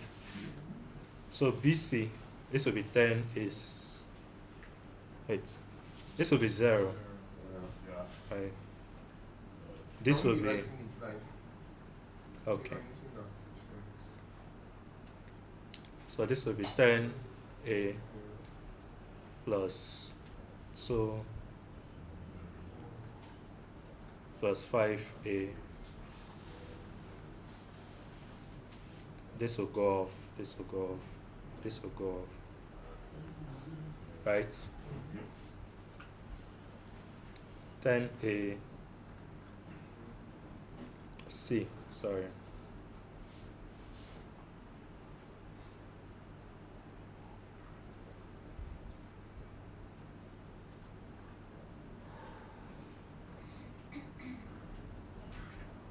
This will go off, this will go off, right?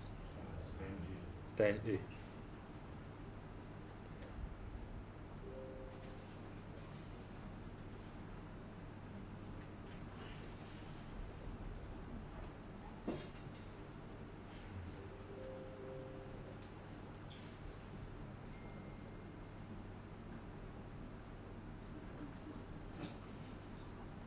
This will go off, this will go off, right? And this will go off too.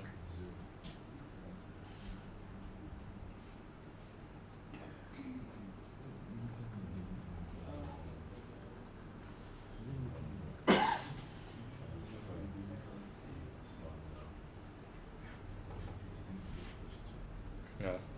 This 17, right?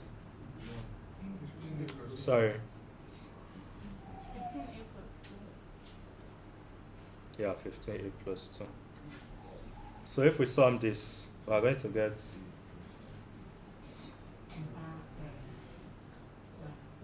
25A plus 2, right? So this 25A plus 2, the provider is going to send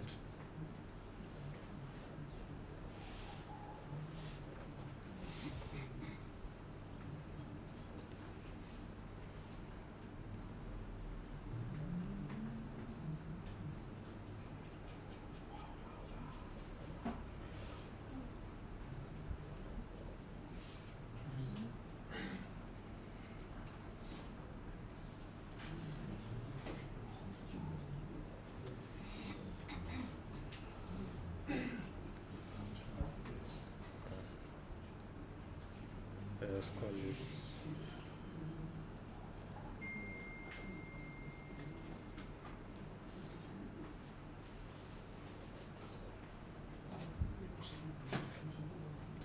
right Yep. to the verifier. Besides these two things to the verifier. So what does the verifier do? Good.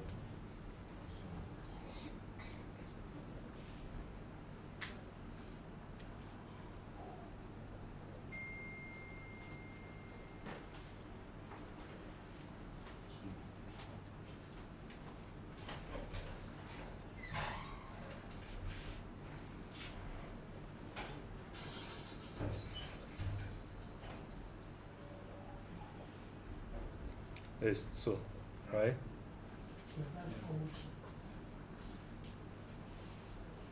You see?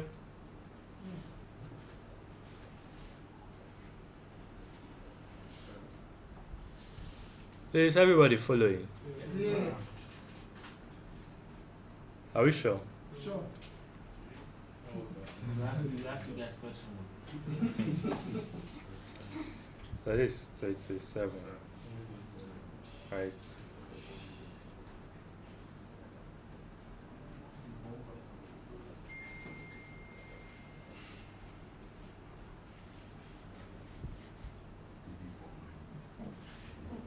So the verifier checks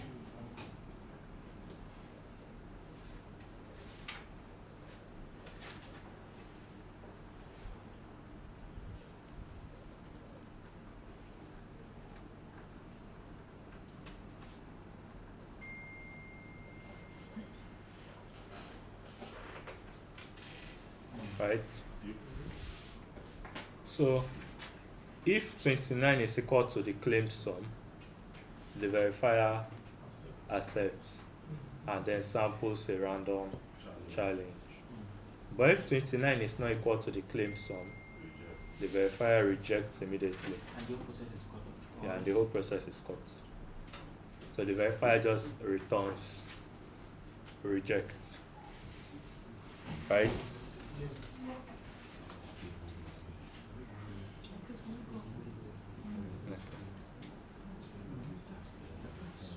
You say okay.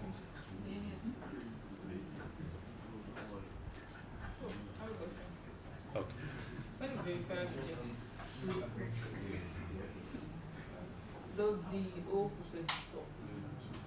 Or that thing, direct application will come? Or Or direct application, like, will come? no, the verifier Reject that. rejects like the entire process. Second chance. No second chance.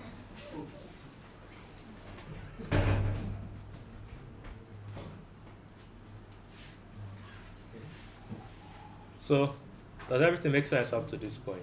Yeah. Do we have any question?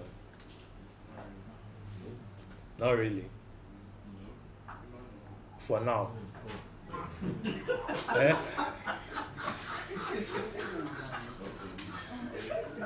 Eh?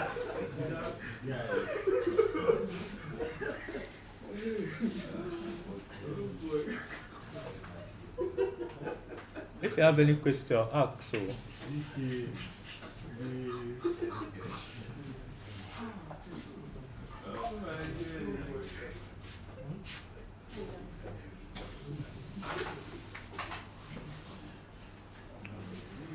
Okay, so if 29 is equal to claim sum,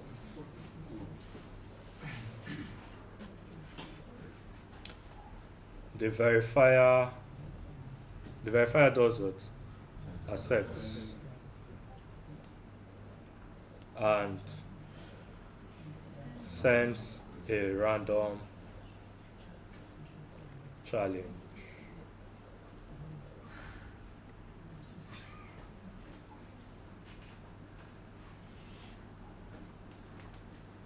So what should we use for our random challenge? Open seven.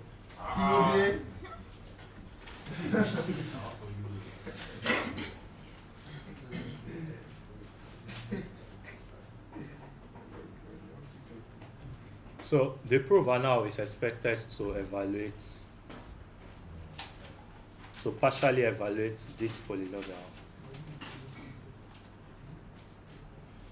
To partially evaluate this polynomial at a equal to 5.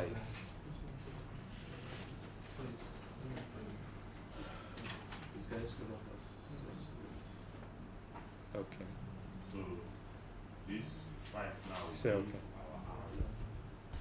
our R. Yeah. So this 5 will be our R in that we calculate and evaluate equation. Yes. Exactly. Okay, that Y1. Yeah, that Y1. Yeah. Yeah, the 5 will be our R. Okay. Yes. That is what I was trying to explain when I brought up the whole grid stuff. But it seems I threw everybody off. So let's just continue there.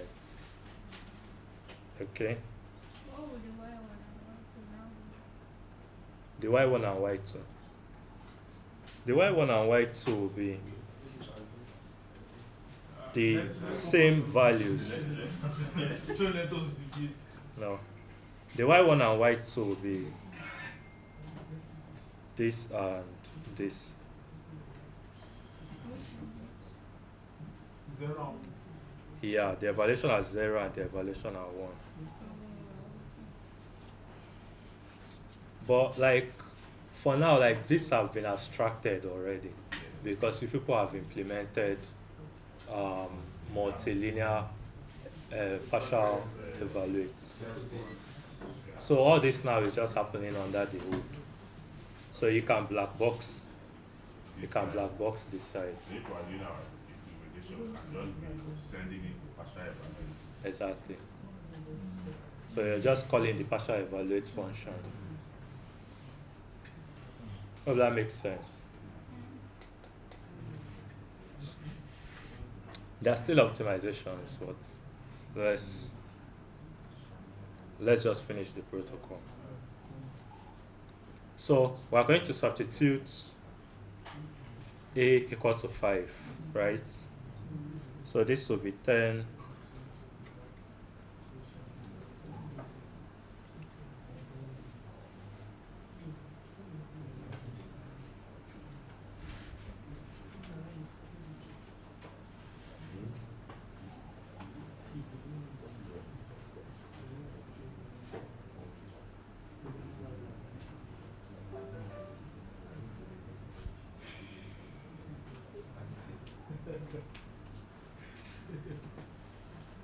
So when we are working with this, like when we are trying to implement, are we going to get the polynomial coefficient form or the evaluation form?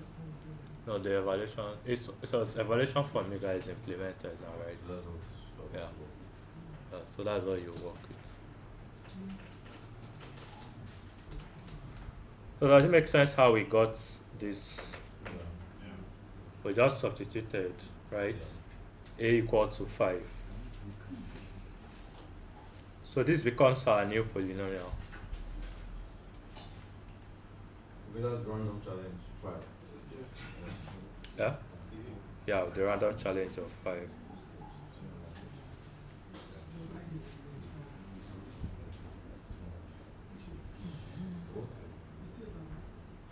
Sorry?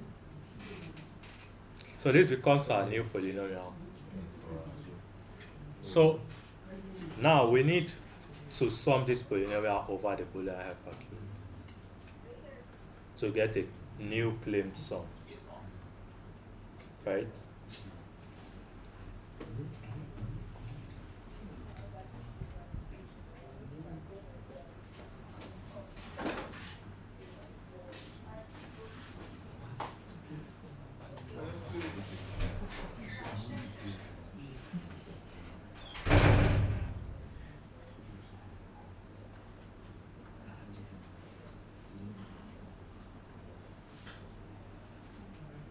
Oh.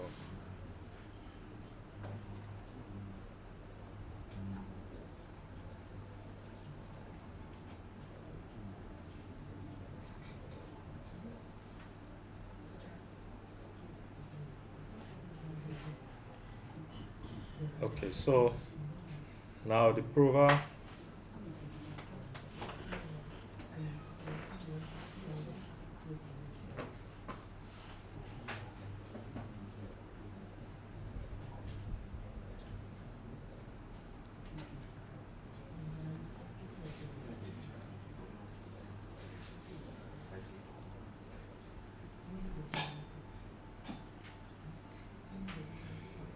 okay, so we have 50C plus 27BC, right? Summing it over the Boolean hypercube, that should be B and C. 1 0 1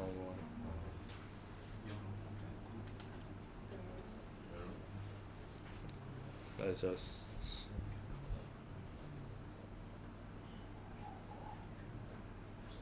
right.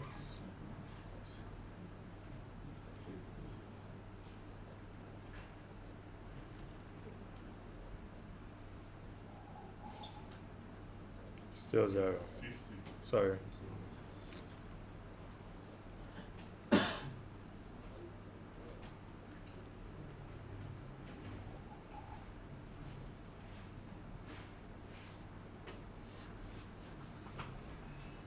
It's 0, right?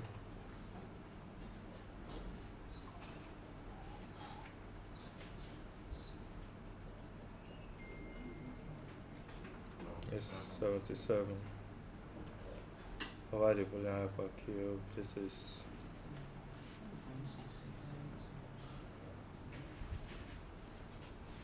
so.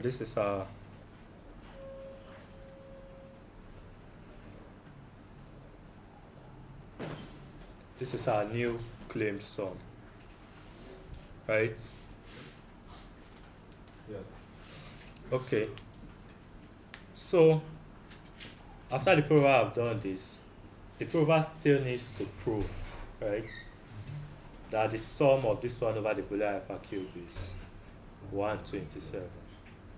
So the prover generates a univariate polynomial in B.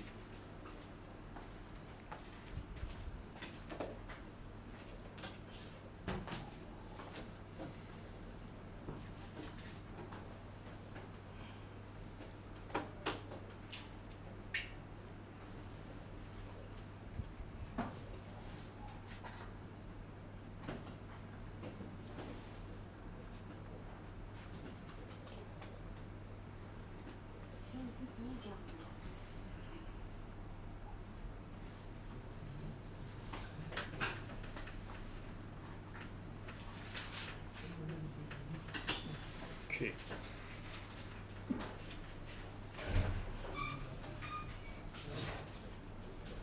So we have B now, right? We're skipping B, and then we're summing over the Boolean hypercube. So just one variable remaining, right? So that will be B at 0, and B where C is 1, right? So this will be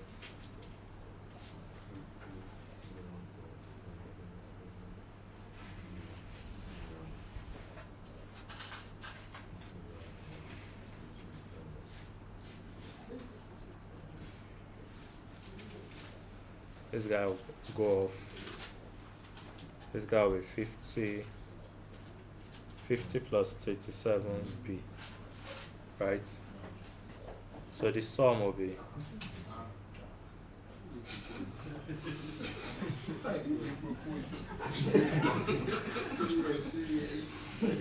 so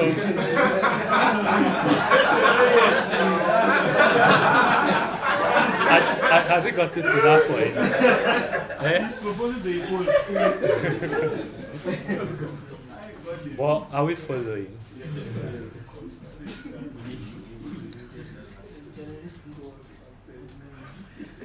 Yeah. So let's call this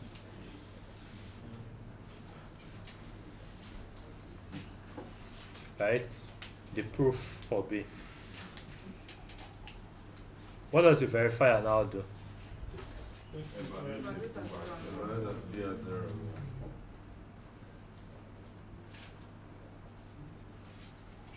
Excuse me, so we always have to take it from the first. Yeah. So we say this is equal to You know why, right? I'm not sure. You're not sure. It's because of the pattern in the Boolean hypercube. Okay, so you can divide it. Yes, because you can divide it.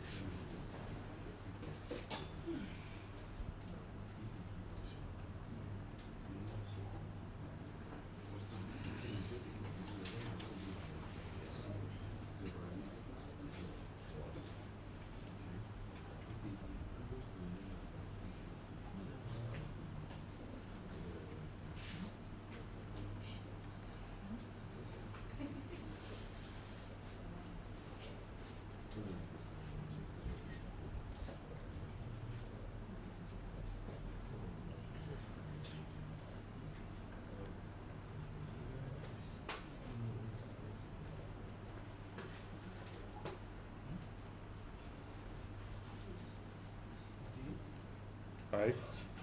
So that should be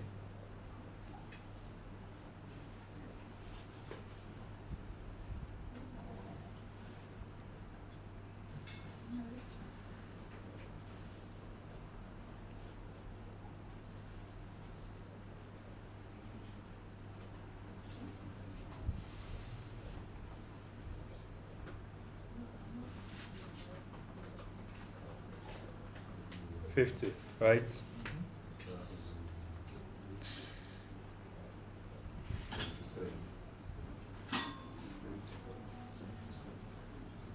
Right?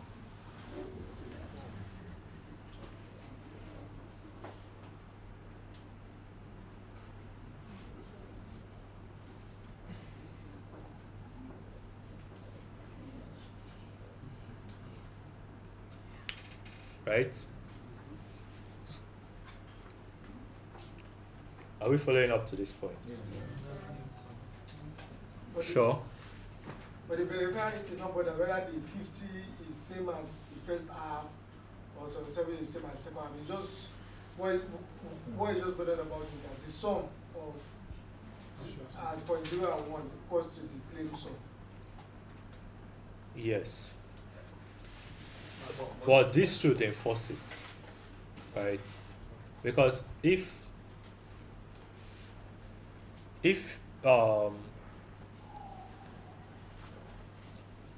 it's not equal, that means there's a problem somewhere, right? If we evaluate at 0, we are supposed to get the first half. Mathematically, it's correct that if we evaluate at 0, we're expected to get the first half.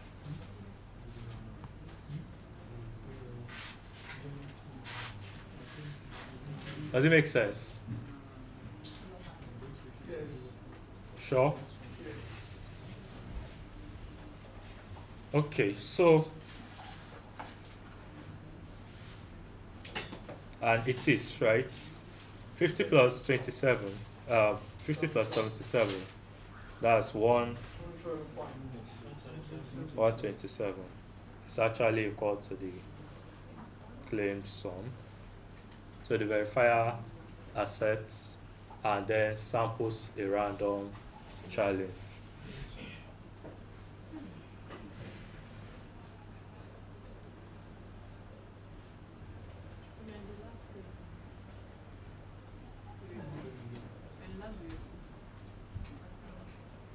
This random challenge are meant to. Okay.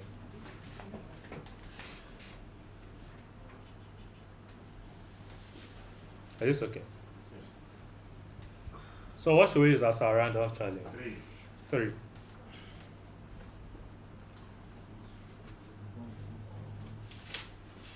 Right? So we're meant to now evaluate, or we're meant to partially evaluate 50C plus 27BC at B equal to 3.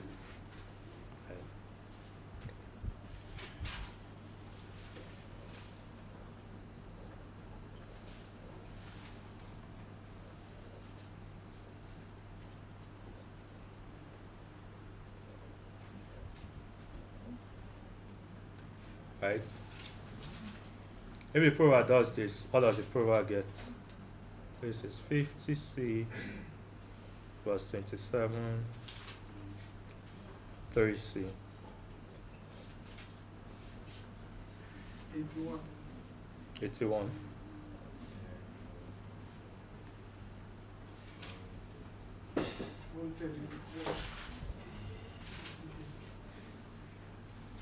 Is it 31?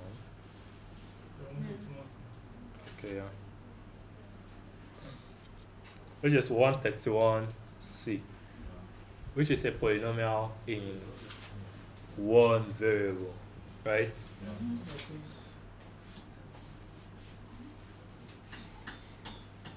Anybody have any question? Okay, so the prover evaluates at B equal to 3 and gives the verifier and gets 131C. right? The prover evaluates this 131C over the Boolean hypercube to get the new claimed sum, right?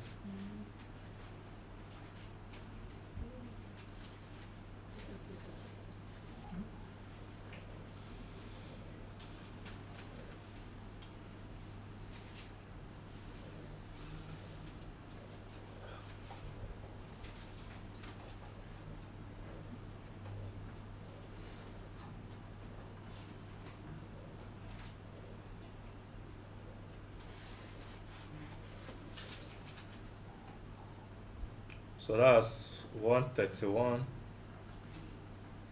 0, 1, 1,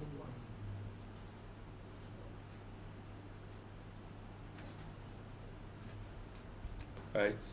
Or let me just outline it so that it will be clear.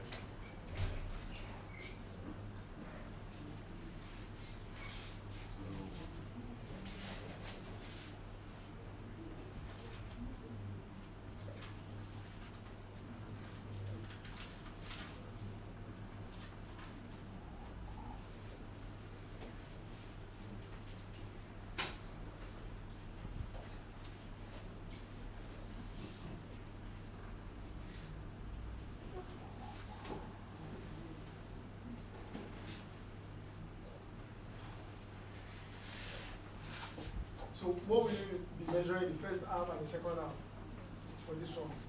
Huh? What will you be measuring the first half and the second half for this one with? The first half is 0. Yeah, like what will you be measuring it with now? I don't. You know the other time when we have B, after doing the stuff, you know, BC and stuff like that. So now, if after getting this now, you know, then after getting B at 0 at 1, then we're able to say B at 0 is the same thing as that B evaluated when it was 0 and 0, 0. Yeah, it's the same thing, yeah. Like, now, C is just 0, it's just this one. Yes. And C at 1 is just this one. So nothing to compare with. No, there's still something to compare with. So this is the new claimed sum, right? Yeah.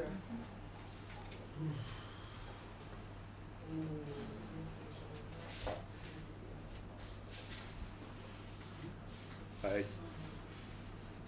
So now the verifier, normally what do we do before? That, yeah. But there's nothing left, right? Because this polynomial is already a polynomial in one variable. So the prover just sends this polynomial, this polynomial to the verifier and the claimed sum, right? So this is a new claimed sum. What the verifier then does is evaluates this polynomial at 0 and 1, checks if it's equal to the claimed sum, right? And if the verifier then accepts, right, normally the verifier will sample a random challenge and send to the prover so that the prover will substitute this 13C with it. Thank you.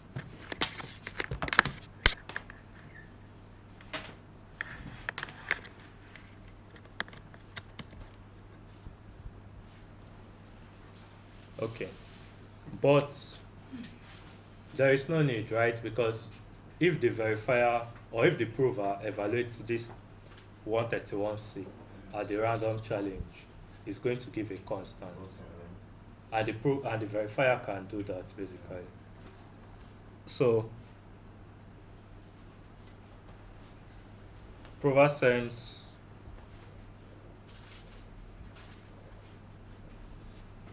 the claimed sum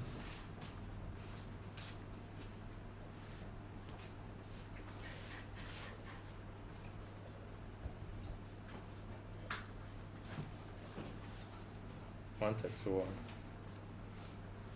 and the univariate polling.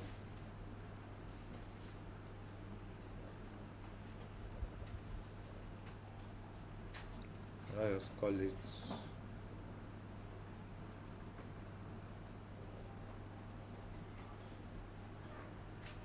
right. So verifier evaluates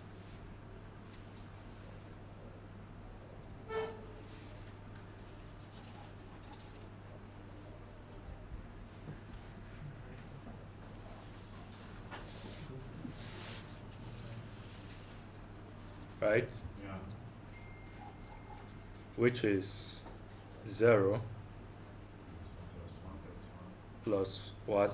plus 131, which is 131. The verifier accepts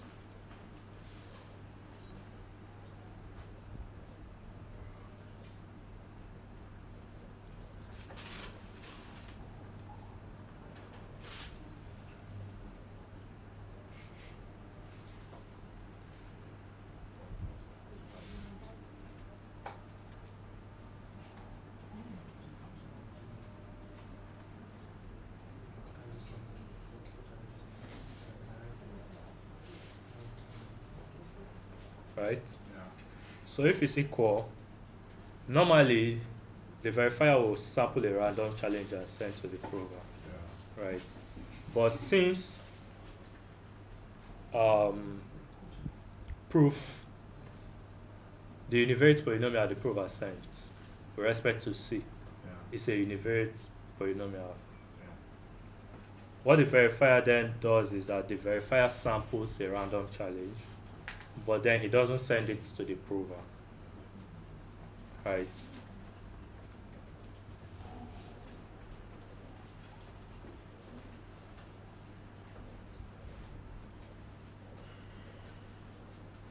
What should we say the random challenge is?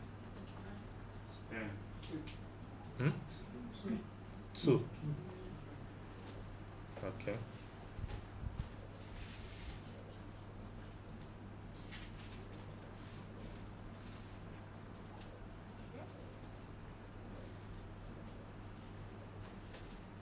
He doesn't send it to the prover because he can do the check by himself.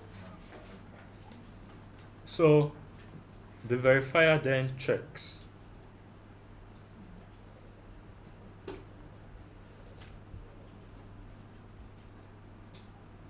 if the new polynomial, which is proof of C, Of C, yeah. right,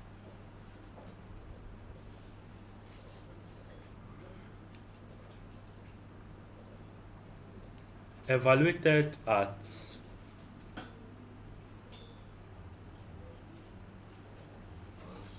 equal to 2,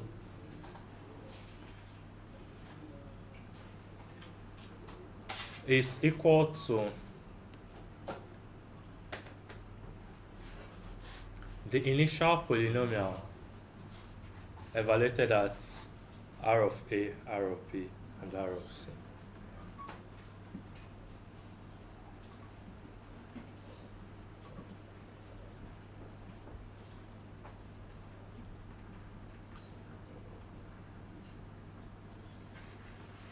Does this make sense? Sure.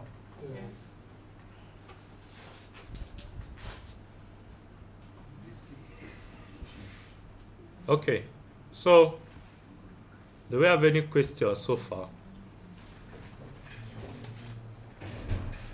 Any questions so far?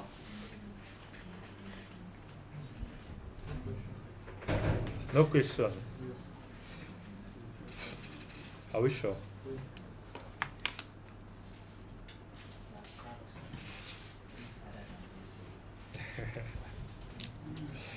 Okay, that's good.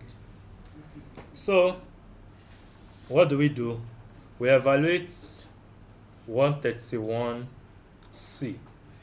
right?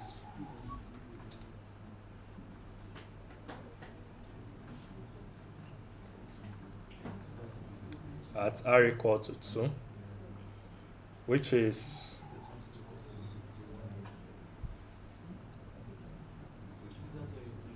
Which is what? 2? 62. 262. Okay. Then the initial polynomial.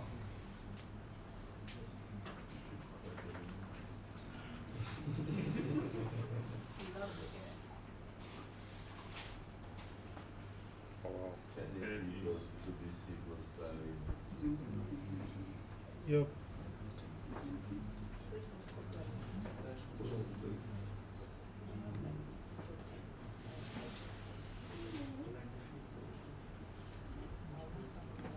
What's our RA? 5. 5. Yes. RB 3. 3. and 2. Right. So let's see.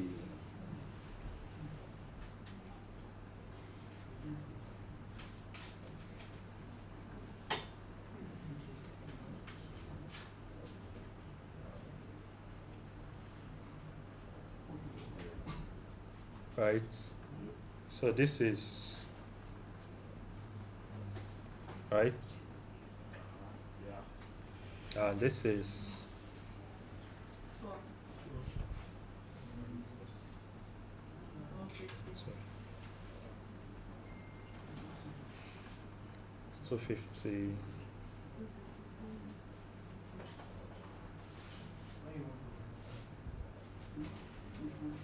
Right.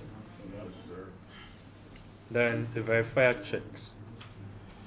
This evaluation is what is called the oracle check. The last one or everything. This last one. Why? Why? Depends on It's called the oracle check because we we can think of the that initial polynomial as an oracle. What is an oracle? Thank you. So an oracle is basically something you can ask questions and get a response back. Right. Huh? Like indexers. What you call an? I won't say an indexer can lie. An indexer can lie, but the normal this thing of an oracle is even like the normal oracles in the village, like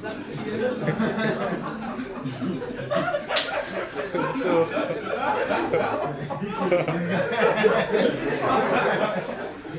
so right. Why the noise now? Why the noise?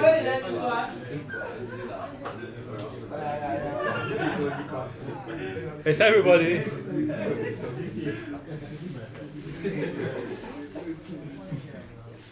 Are we together?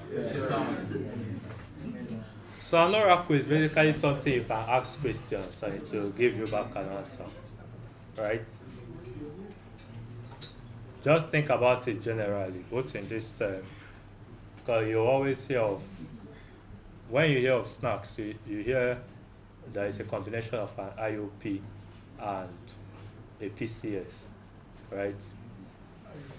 An IOP, an interactive oracle proof, and then a PCS, a polynomial commitment scheme, right? So that IOP, interactive oracle proof, just the name should tell us what it does, right? So it's an oracle, something you can ask questions and it will give you back an answer. like consulting. Yeah. It's interactive. You can ask, there's that back and forth, right? So basically, this polynomial can be thought of as an oracle, right? So that's what they usually talk about. They say the random oracle in the random oracle model. So you come across it in your studies or like when researching. So what that one basically means is that it's an oracle, but it's a random oracle. in the sense that if you ask it any question, it's going to give you a random answer. Right? You can think of a hash function as an oracle. Right? Where you send an input for it to hash and it returns a random output. Does that make sense? Yes. Okay, so once the verifier accepts, that's basically the end of the protocol, right? After the verifier has done the oracle query, it checks if the result it got is equal to that proof polynomial evaluated at C.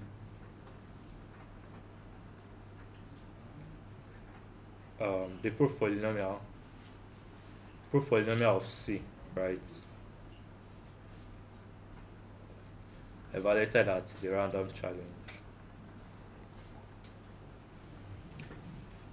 And that's it, basically. That's like the Sumcheck protocol, the summary of the Sumcheck protocol. I have a question. Okay. The one we are doing that in that looks like a matrix. So the question now is that is it always like how like say my role? Are there different ways of representing payment? Because basically that one that involve matrices way of network. So is this only way of forming or representing Sumcheck, or we have other because you showed us that matrix maybe perhaps we have another representation of Sumcheck. So that is my question. You know, when I talked about that, I said we are defining the problem statement. You get? So the whole matrix stuff, nothing concerns Sumcheck, concern that matrix. We're just defining the problem statement. You get? So where Sumcheck started was like after we have gotten that P polynomial, the P of ABC. So okay, in a nutshell, like with like question does not always come like this, or maybe when we are in the market and we stumble at Sumcheck at some point in time, we should not expect that they will just give us polynomial. It will come from a network that we need to interpret and get a polynomial. Exactly. It will come from any other way. So we are very lucky to have this now. This is highly simplified. Not like, you know, there are different problem statements. The one of that graph was we're trying to find the number of triangles in the network. That was the problem statement. So if you're trying to do something like that, you now need to like, maybe if you want to build something specific to that, you need to like maybe build a compiler, right? That will compile that problem down to a problem that you can do some check on, right? The question about asked about, okay, he said I should give an example, right? Where we talked about the execution of a program, right? That for each step in the execution, different registers will have different values. In that case, you can think of that problem statement as we're trying to prove the execution of a program. That is the problem statement, right? So in order to now solve that problem, we need to now generate the trace, which is the every circle or every step of the execution of that program, like the values of the different registers, right? When we now do that, and we now have like the trace, we can now perform some check over the trace. Right? So we can have different problem statements. So first of all, you need to compile it. You need to compile it down to a problem that you can perform some check over. Okay, now, if I understand you, you are saying that some check is not only performed on polynomial, depending on how the problem comes. So some check is performed on polynomials, So, but there are different ways to compile a problem to polynomial. to a polynomial. So, whatever problem statement given to me, I have to compile it to a polynomial before I can use some check. Is that what Yes. you are saying? Yes. Alright. Okay. So there are different arithmetization techniques. And arithmetization is the process, is that basically you can think of arithmetization as that compilation process. Going from a high level language to a mathematical representation. There are different these things, like arithmetization techniques. They have R1CS, right? They have Plonkish arithmetization. They also have algebraic intermediate representation. They have CCS too. So these are different ways of compiling or arithmetization, like different arithmetization techniques, which is basically a way of going from a program to a polynomial. Hope that makes sense. Yes.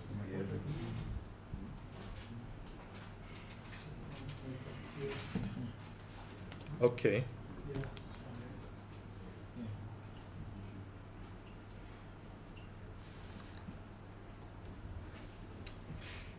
Okay, so does the protocol make sense? It makes sense, right?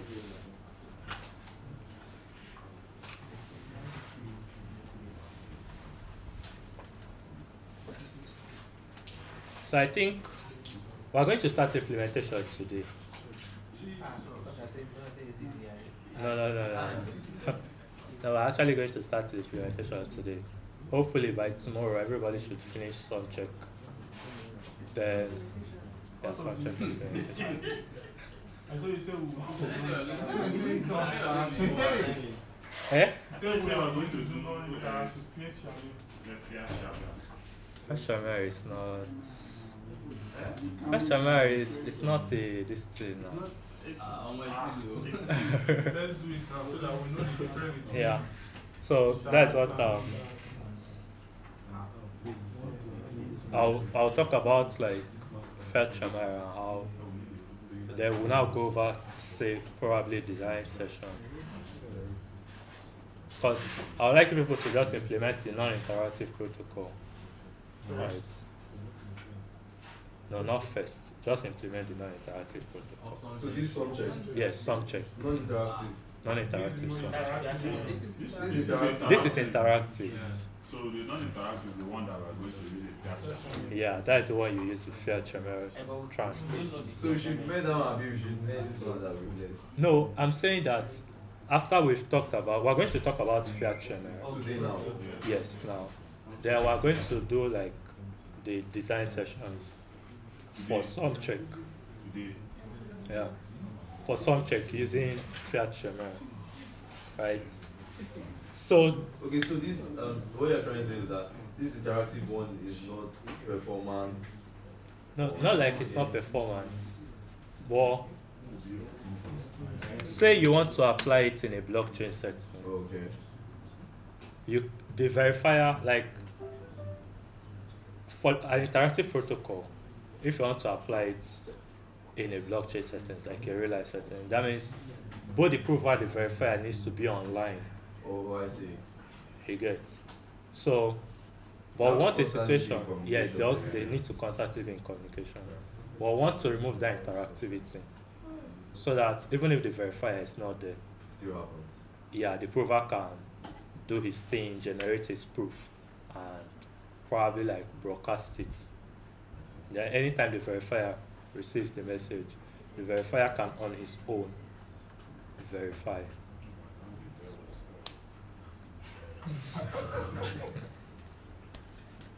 Hope it makes sense, right? Okay, so, but does Sumcheck make sense? Does anybody have any other question on Sumcheck? Okay. So there's something you were talking about. I can't remember the name you called. I think you called it something like where you said you have like when you hold all your proofs or your steps or something. Not the transcript. There's something you call it. The trace or There's a name you call it. The register. Yes, that register. no, that register was just like a random example. In our implementation, we need to be registering our steps because at the end of the day, we are going to the first polynomial, the second one, and the last one. We are going to bring the three, do this thing, then check it with the last polynomial at the. So we need to be registering those things somewhere. We'll talk about that one when we get to design, Okay. the design session. So I think but I want to be sure that everybody understands like up to the verifier's oracle check.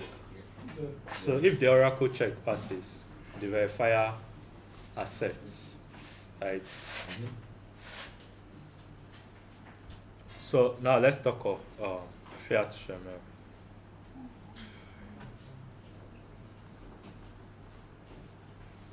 Should we take a break? Yes. Huh? Yes. Yes. When is the class supposed to end? By 3. 3. No, just We started 10 today now. They don't give break. Yeah. So we finish by 4. Ah, and if you start by 10. They give the break. so we'll come back by 2. 2. 30 minutes. Is 30 minutes too much? Nah, 15. yeah, 20 minutes. Okay, let's continue. No, 20 minutes. Someone is busy. 20 minutes. Lots of minus 5.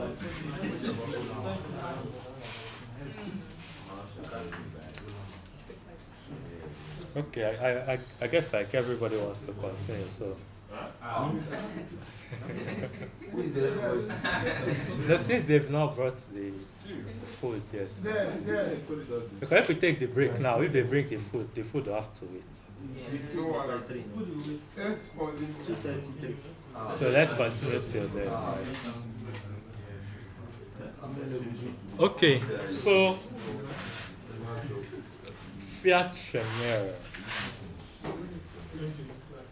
We have always been hearing of Fiat Shamir, right? As a way of rendering. Who should listen, it's a way of rendering an interactive public coin protocol. It's a way of converting an interactive public coin protocol, Public coin. yes, to a non-interactive protocol. It's a way of converting an interactive public coin protocol to a non-interactive protocol. The public coin there sounds new, right? Public coin. Coin as a Public coin. coin. No, it's Bitcoin. Eh? Yes, COIN actually. Yeah. So where the public coin come from? I'm sure we might have been hearing like Fiat Shamir without public coin. What is public? What is this boy saying? So there are protocols where you can publish the randomness. Like after the verifier has sampled the random challenge, you can broadcast it. Right? There are some protocols where, like there are some other protocols where when the verifier samples the random challenge, the verifier does not broadcast it. Broadcast it in a sense that the prover, there are protocols where the prover can know, there are protocols where it's okay for the prover to know the random challenge. And there are protocols where it's not okay for the prover to know the random challenge. Right? So the prover knowing the random challenge may create a security risk. Does that make sense? Yeah. So now a public coin protocol is a protocol where the prover knowing the public challenge does not create a security risk. So after the verifier samples the random challenge, the verifier can basically make it public. Right? Say broadcast it on the blockchain or something. So that's the essence of that public coin there. I don't know if my question will take us out, but why, how is broadcasting the public, the challenge publicly not a security risk? And how is it a security risk? Okay. So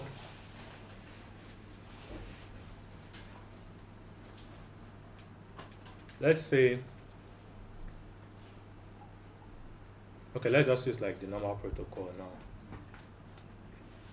If the prover knew the random challenge before the verifier sampled it, the prover can construct a valid proof even without being like, even without following due process. You get? So that is a security risk, right? We don't want the prover to be able, we don't want the prover to know the random challenge before the verifier actually samples it. You get? So it's kind of something similar to the public coin scenario. So after the verifier samples the random challenge, the verifier, like the prover may, depending on the protocol, if the protocol is not public coin, then there may be a relationship between say the randomness that the prover can take advantage of. You get? But in a public coin protocol, there is no, like after the verifier samples the random challenge, the prover knowing the random challenge is not like a problem. It doesn't incur any risk. Yeah, so my question is like how? Because what is that thing that, what is that constraint that makes it not a problem even when the prover knows the random challenge? That is dependent on the protocol. Yeah. Like that one is dependent on the particular protocol.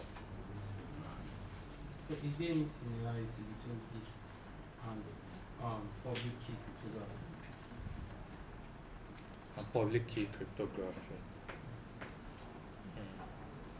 Is there any particular aspect? Because I was thinking like, you know, I don't know which one the other one is. For public key cryptography now, it's almost like we generate our normal addresses. So the private key and the public key. So the public key is public. That's how you generate your address from. So anybody can use it. But there's also the other one like you use the same key from encoding and decoding. So you have to make sure that symmetric. yes, symmetric and asymmetric. Yeah, symmetric and asymmetric cryptography. Is it similar to this? So you said one can be public, the randomness can be public, and the other one, the randomness can be public. So it's almost the same thing with asymmetric. With asymmetric, the one key can be public, but with symmetric, you can't make the key public. I think you can think of it that way. Although I've not really thought of it that way, but yeah, I think you can.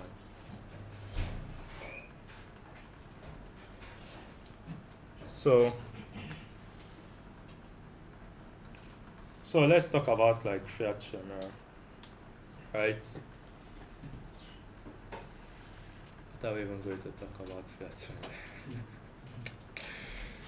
So basically with Fiat Shamir we need a way of leveraging randomness and determinism to generate a random challenge, right?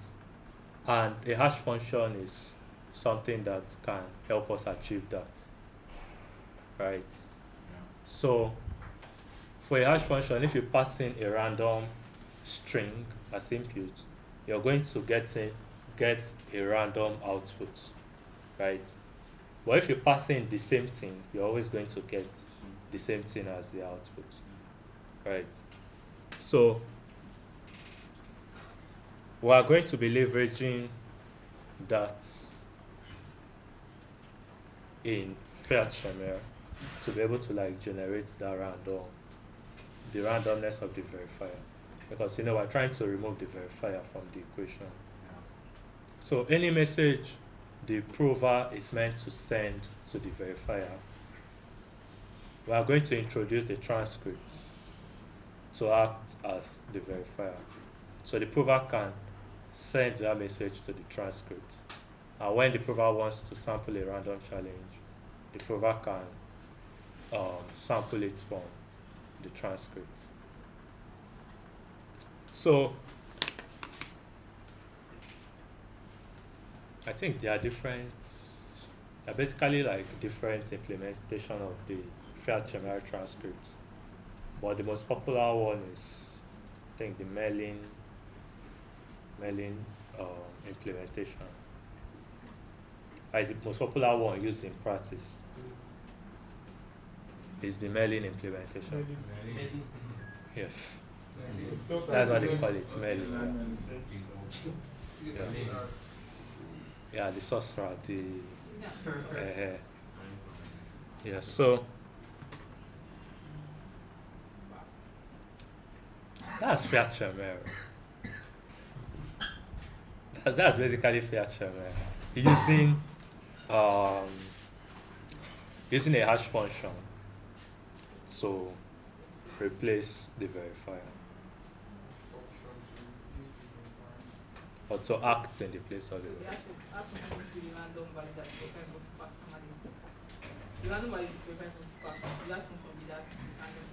The hash function will generate the hash function and generate that random value and give to the program, perform the distribution because like that. Yeah. Okay. No, thanks. No, I'm thinking about it like normally in our whole system, if the prover now, let's say the prover knows, what does the prover, this system now, it's an interactive system, but Fiat Shamir is going to convert it to a non-interactive system. So what do you say was different between interactive and non-interactive? So in interactive, the prover and the verifier need to always be online. Okay. To interact, right? But in the non-interactive, the prover on its own end can instantiate a transcript. Okay.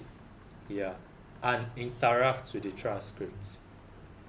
So there is no verifier Yeah.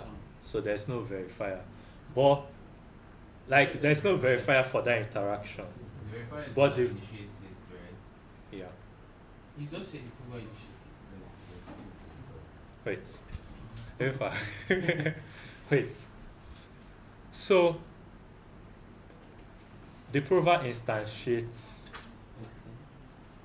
the Fiat Shamir transcripts. Okay. By doing what? No, now I'm talking of like implementation. Yeah. We've gone into we've basically started like the implementation Yeah, I know, right? design session. Right. We are done with it here now. Basically, yeah. So let's talk of like the design. What does Fiat Shamir, what will it even look like? No, sir, I think I still have a question. Okay. He said the prover instantiates the process by doing what? The prover instantiates the transcripts.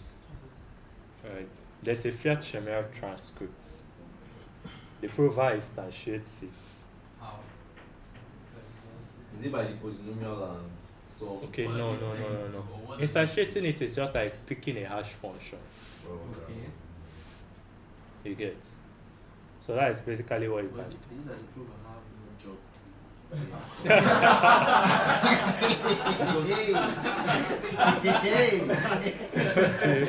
Okay, let me tell you what it is. The prover instantiates the hash function. But the verifier now is supposed to interact with the prover first before that action is supposed to start. How will the even the So- verifier How close would the the, hash how, function? how would the prover know that?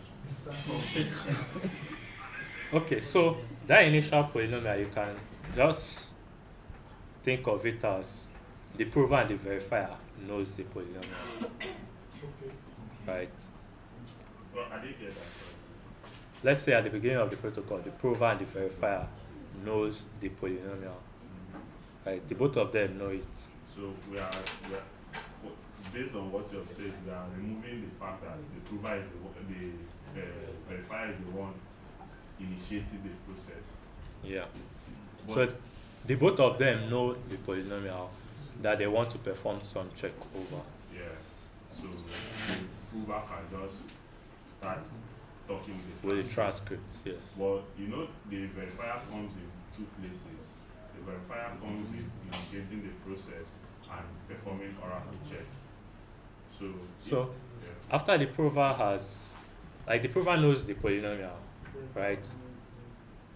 Initially in the interactive protocol, we can think of it as, say, both the prover and the verifier may know the polynomial, right? The verifier may know the polynomial and send it to the prover, right?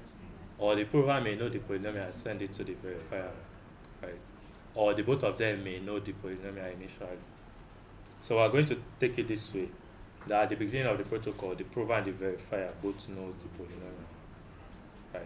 So the prover can start interacting with the transcript, right? And after the prover has finished interacting with the transcript and generated the proof, the prover now sends that proof to the verifier, or the prover can broadcast the proof, post it on the blockchain, right? The verifier can now go to the blockchain, get the proof, right? Instantiate his own transcript, right? And then start interacting with the transcript. So in our implementation, the verifier can be our test case.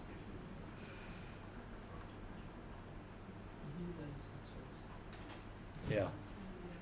Or you can implement it as a protocol and then like maybe as a library and then Verify call it in the tests.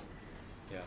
So the protocol itself is going to be a test case, just like the Fiat Shamir, how the Fiat Shamir protocol was a test case, right? Does it make sense? You implement the functions, and in the tests, or say in your main or anywhere you want to run it, that is where you now use those functions, right?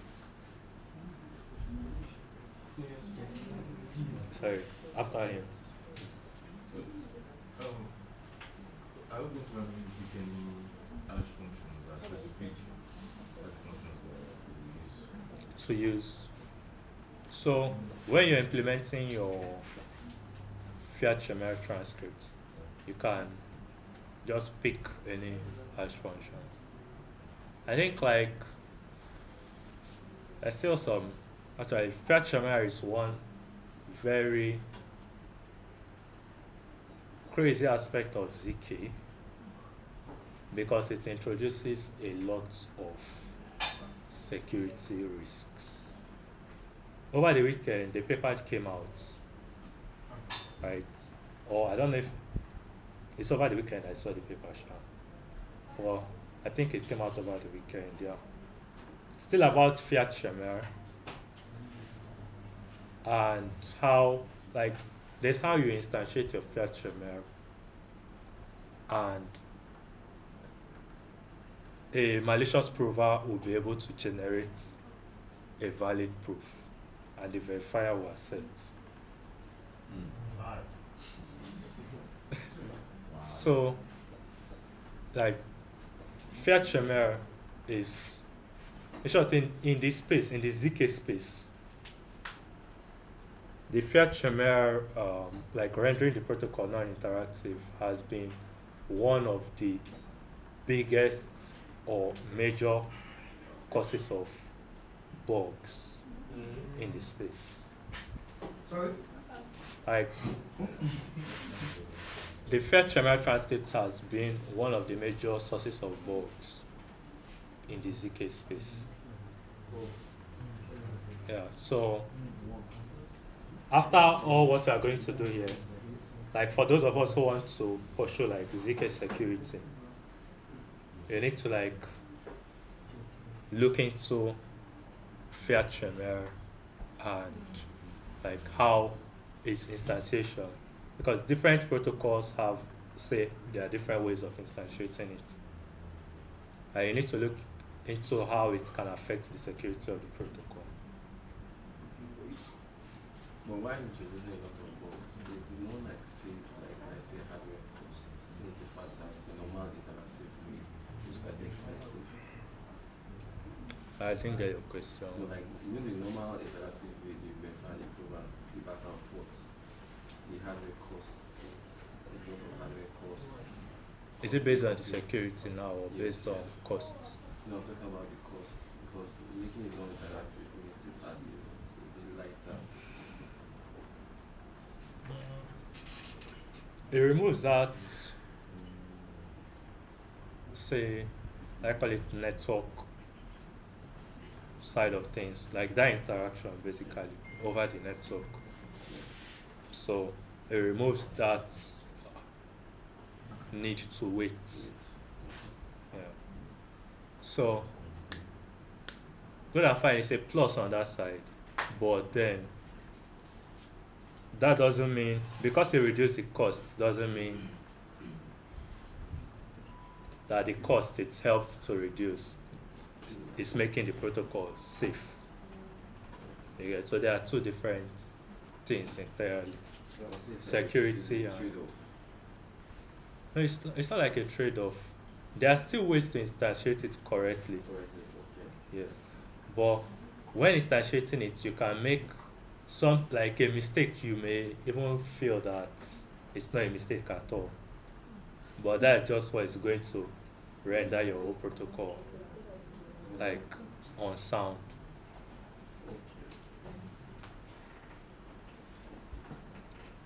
Sorry, after. Okay. Wait, sorry. Did I answer your question? I did, right? Okay. Two questions. First of all, what are we doing next? Okay. So so No, next no. next so I'm going to like do like the design session for Fiat Shamir and then Sumcheck. Okay, we're doing the design session for Fiat Shamir first, not Sumcheck. So we'll do the design session for Fiat Shamir first so that you can now use it in Sumcheck. Okay. Because I was about to ask for Fiat Shamir, but I will leave that question. So, the first, when you explain the definition of Fiat Shamir, think you said public coin Yeah. interactive. Like public coin interactive protocol, yeah. Public coin interactive protocol to what? So non-interactive. To non-interactive. So wait. where is the coin coming from? The coin is the randomness. Okay, the coin is the randomness. So we're making it from being public randomness to non-public randomness. No, it's still like it's still public. Okay. Even when we apply Fiat Shamir, It's okay. it's still a public coin Okay. protocol, but now it's like non-interactive. Okay. So Fiat Shamir only acts on the interactiveness, Yes, Not only on the on interactiveness. the publicity or non-publicity of the randomness. Yes. Okay. Thanks. But if it's a private coin protocol, you cannot apply Oh. Fiat Shamir. Wait. Let me not say what I'm not sure here. But like Fiat Shamir is to render like a public coin interactive protocol non-interactive. I don't know if it makes sense. Yeah, it makes sense. It makes sense. Yeah, so what I want, since you say we are going to look at the Fiat Shamir design, because I was thinking about like what's that thing that it's going to make like the Fiat Shamir protocol secure, because if maybe let's say the Fiat Shamir is basically giving it like set of values or set of messages which is going to like hash and give you a deterministic random value, right? So, and based on how we know the blockchain to be, or generally, if someone looks at your code or look at what you're doing, they can easily like still generate that message and give it to that particular hash function you're using. And if they can do that, it will still give that hash value back. So I'm thinking of like, okay, what, and normally if we are doing it on the blockchain, we look for sources of randomness like oracles and all of that, because we can't use block or timestamp and all those things, because these guys they can catch that. So in this case, like I've been thinking about that constraint that will make it secure, like, but we'll see it in the design.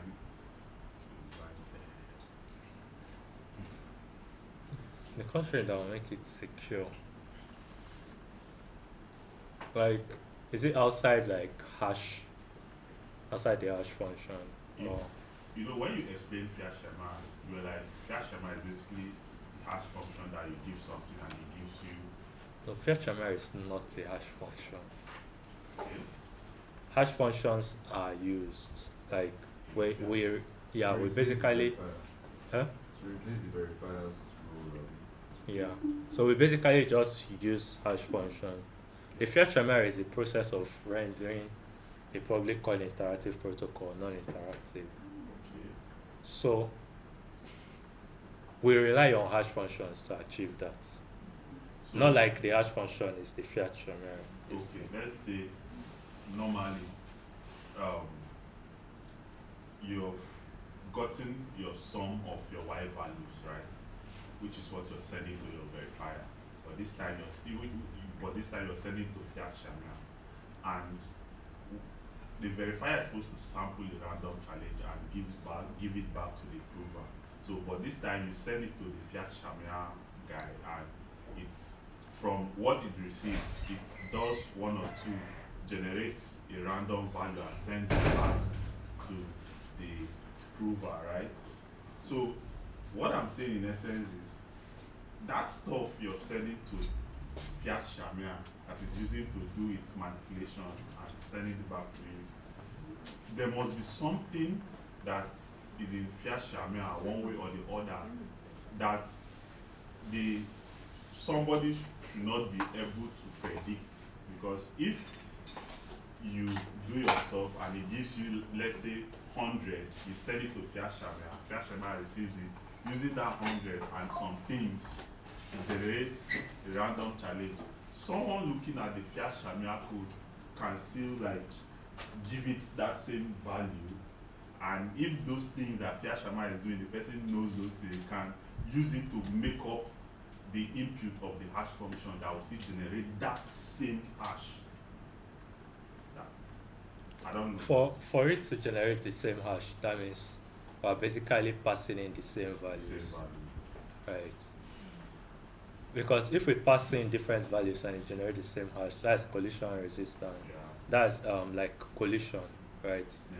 Which means that that hash function is not Not secure. standing test of time.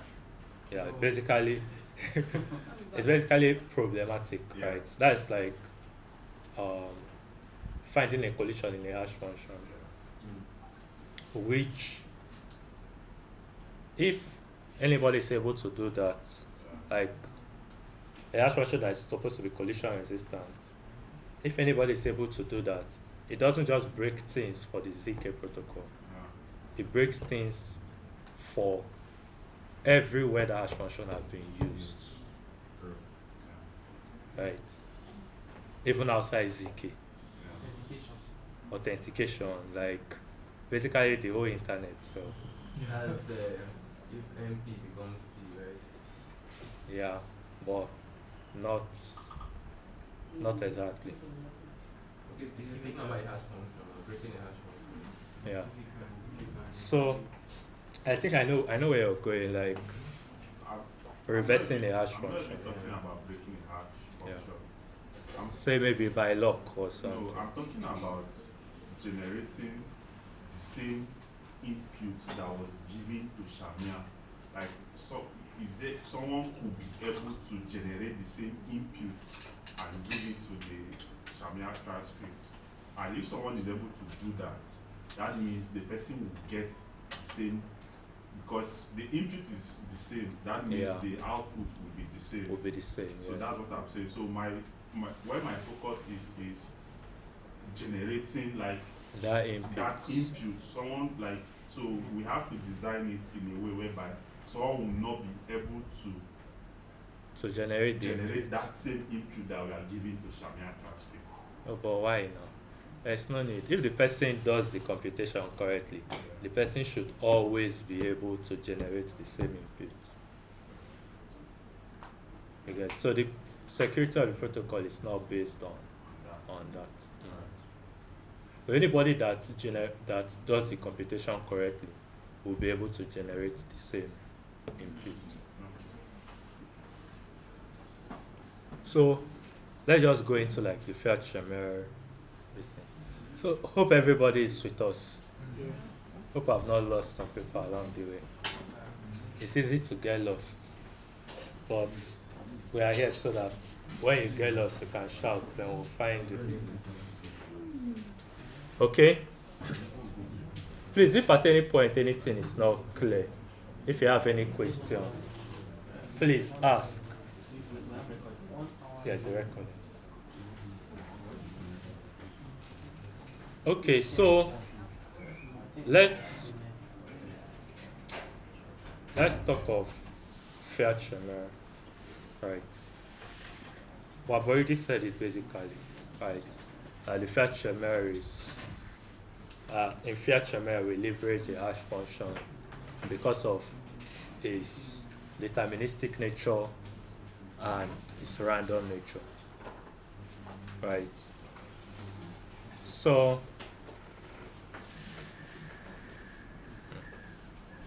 I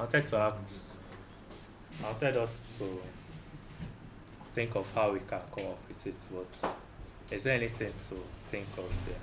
I think it's pretty straightforward.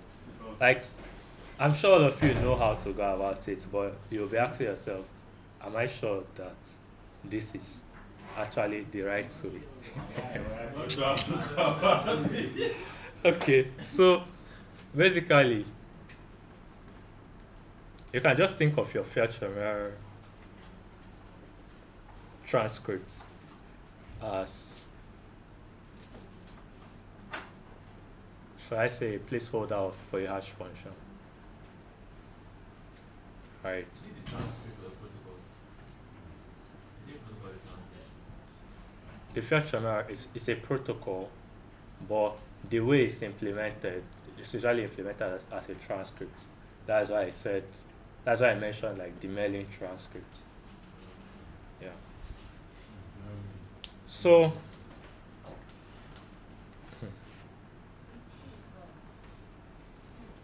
you can basically just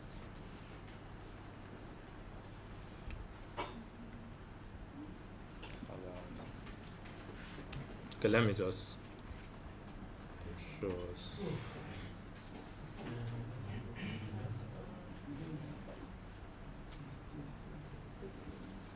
So now, can I ask a question I had initially? Yeah. So what we did now when we talked about what's the name?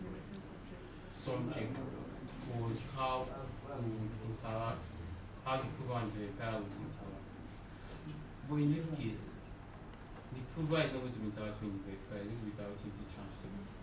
So I mean the prover is not going to, let's say, be online when the verifier wants to verify. So the verifier won't have the prover to be sending values. So when the prover wants to send, well, at least there must be a connection, at least one connection, in order for the prover to send the proof to the verifier or to post the proof publicly. Right? So what will make up that proof? Yeah, when we get to the design session for Sumcheck, we are going to talk about that. You get? We're still going to have a design session for Sumcheck. You get? So for the transcripts, we need, say, a structure, right? Or we need like an interface.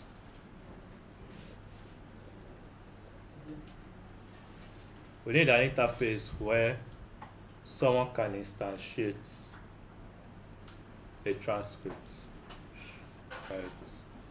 Let's say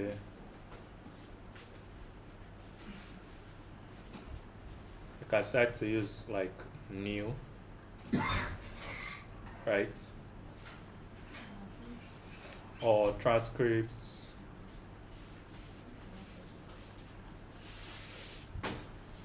or anything you want to call it, basically.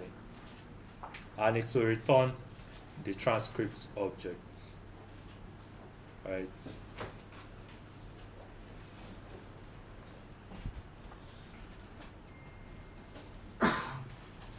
Does that make sense? So this transcript.new, depending on how you want to go about the implementation, you may decide to take in a hash function, right? Are we following? Yes. You can decide to take in a hash function.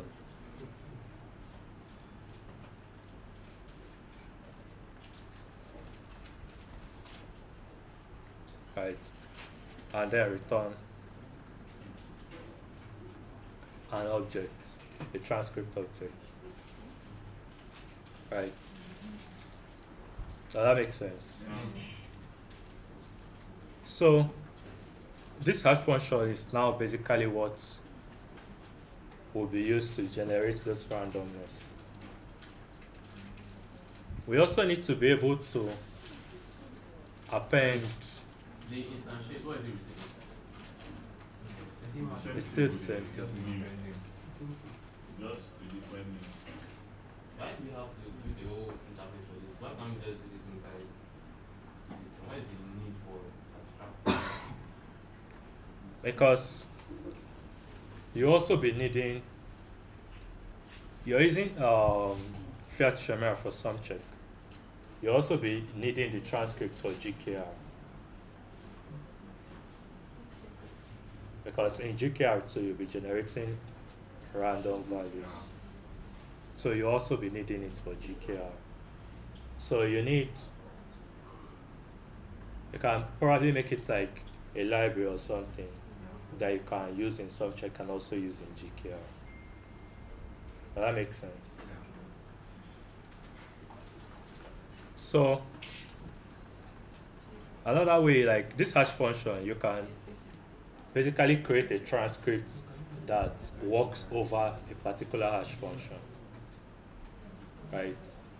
Instead of taking the hash function as a variable, you can create a transcript that works with a particular hash function. So that Let's- transcript is that transcript is going to be like a class. Yeah, you can think of it that way. I get like classics in No, it's just using like a generic example. Yeah. Okay, so basically when I implemented, the transcript I implemented works with Kekak 256. Is it Kekak or Kechak? Anyone, are we? Okay, so the one I implemented works with Kechak or Kekak. So when I just call transcript new, it returns a transcript with Kekak as the hash function. So you're not passing hash function. No, I'm not passing. That is my own design decision. What's the content of the transcript object? The content of the transcript object. What again? I've said it now. Yeah? The hash function. Yeah, the hash function. So all these transcript does is randomness. Yeah, just randomness. Where would the space for the inputs now be? Like inputs of the transcript object. So, what is the question? Okay, so this is just like, we can think of this as a wrapper. I think that is basically as a wrapper. Yeah. So we're just wrapping the hash function in something. Okay. I think that will be the best way to go about the explanation.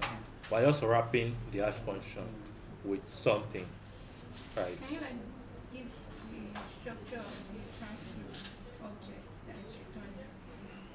The structure of the transcript object. It's, I can say,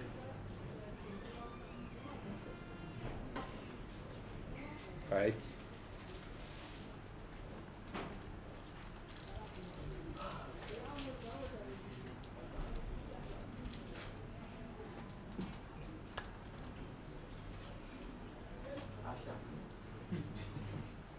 You can call it anything.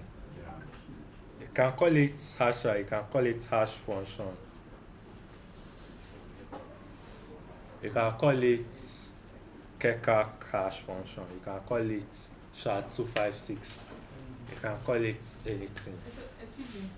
Yeah.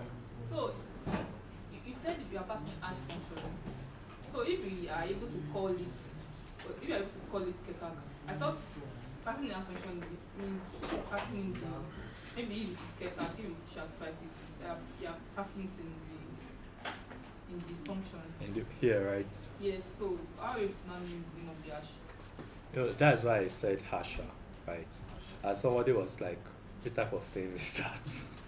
You get? I was asking a question earlier before. I was saying that hash, they need an input, right? So how is passing the input? You know, this is just instantiation. This is new. Yeah, new. Okay. So if you now want to hash something, you can now call like transcript hash, where you're now passing what you want to hash.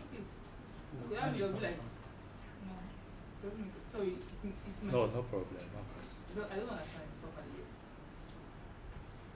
No, ask. Okay. Like,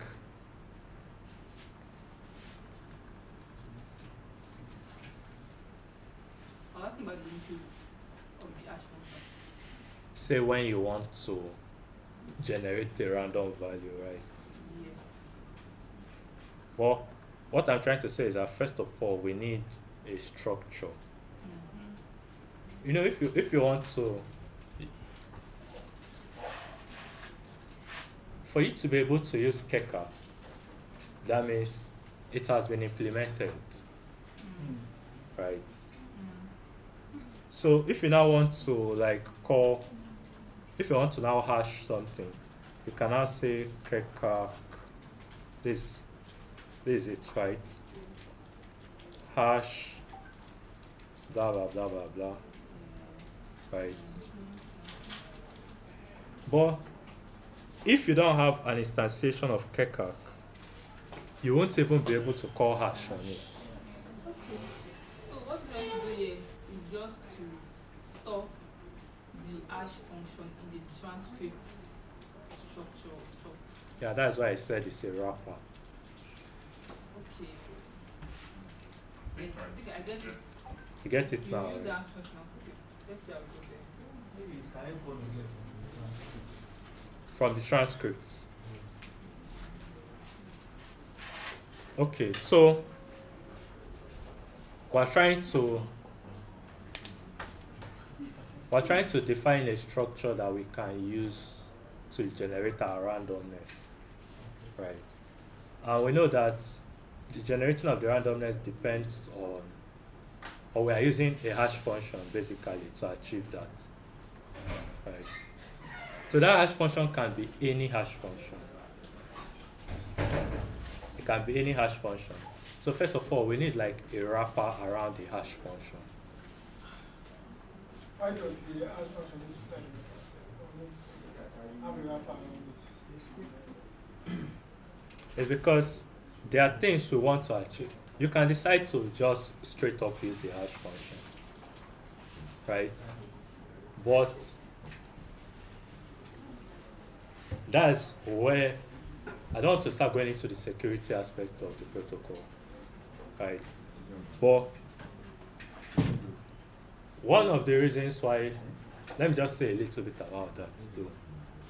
I'll try not to go into the like in depth. Sorry, this line that you put here now is not part of what we are doing now. Just No, it's not. Wait, which line?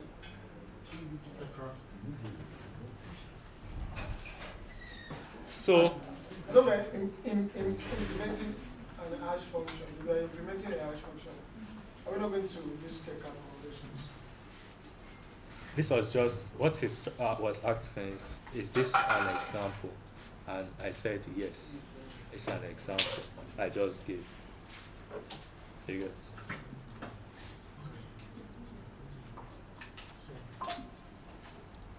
So a hash function, it can be any hash function, right? Somebody may decide to use SHA-256. Somebody may decide to use kekak. Somebody may decide to use which other hash function? Maybe Poseidon or all those ones are like. But like it can be any hash function. That's what I'm driving at. And that hash function. Yeah, any standard collision resistant hash function. The idea is that we want to be able to build on values that have been appended to the transcript. It's not that anytime we want to hash something, we are just hashing that thing at that particular time. Like everything needs to be tied together. Is it something like Meko? No, not Meko.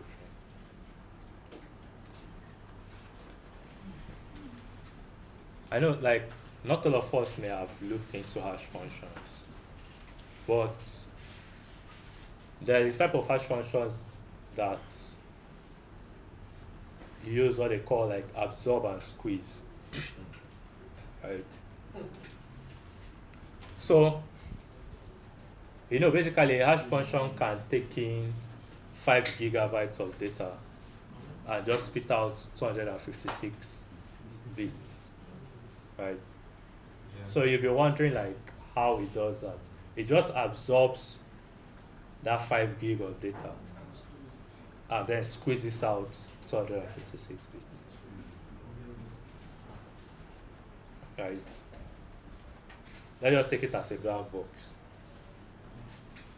So the idea is whenever we add something to the transcript, or basically it's absorbing right?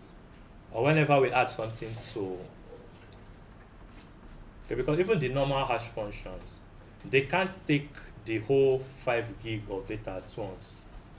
They need to take it in chunks, right? It may be chunks of, let's say, 256 bit chunks. So that 5 gig of data, they split it into 256 bit chunks, and then keep absorbing each chunk by chunk, until it absorbed everything before it now squeezes, right? So the end output, the end hash values, will be dependent on all those values it has absorbed, right? So we're trying to achieve the same thing here. In a situation that at the beginning of the protocol, when the prover sends the univariate polynomial and the claimed sum, if we absorb it,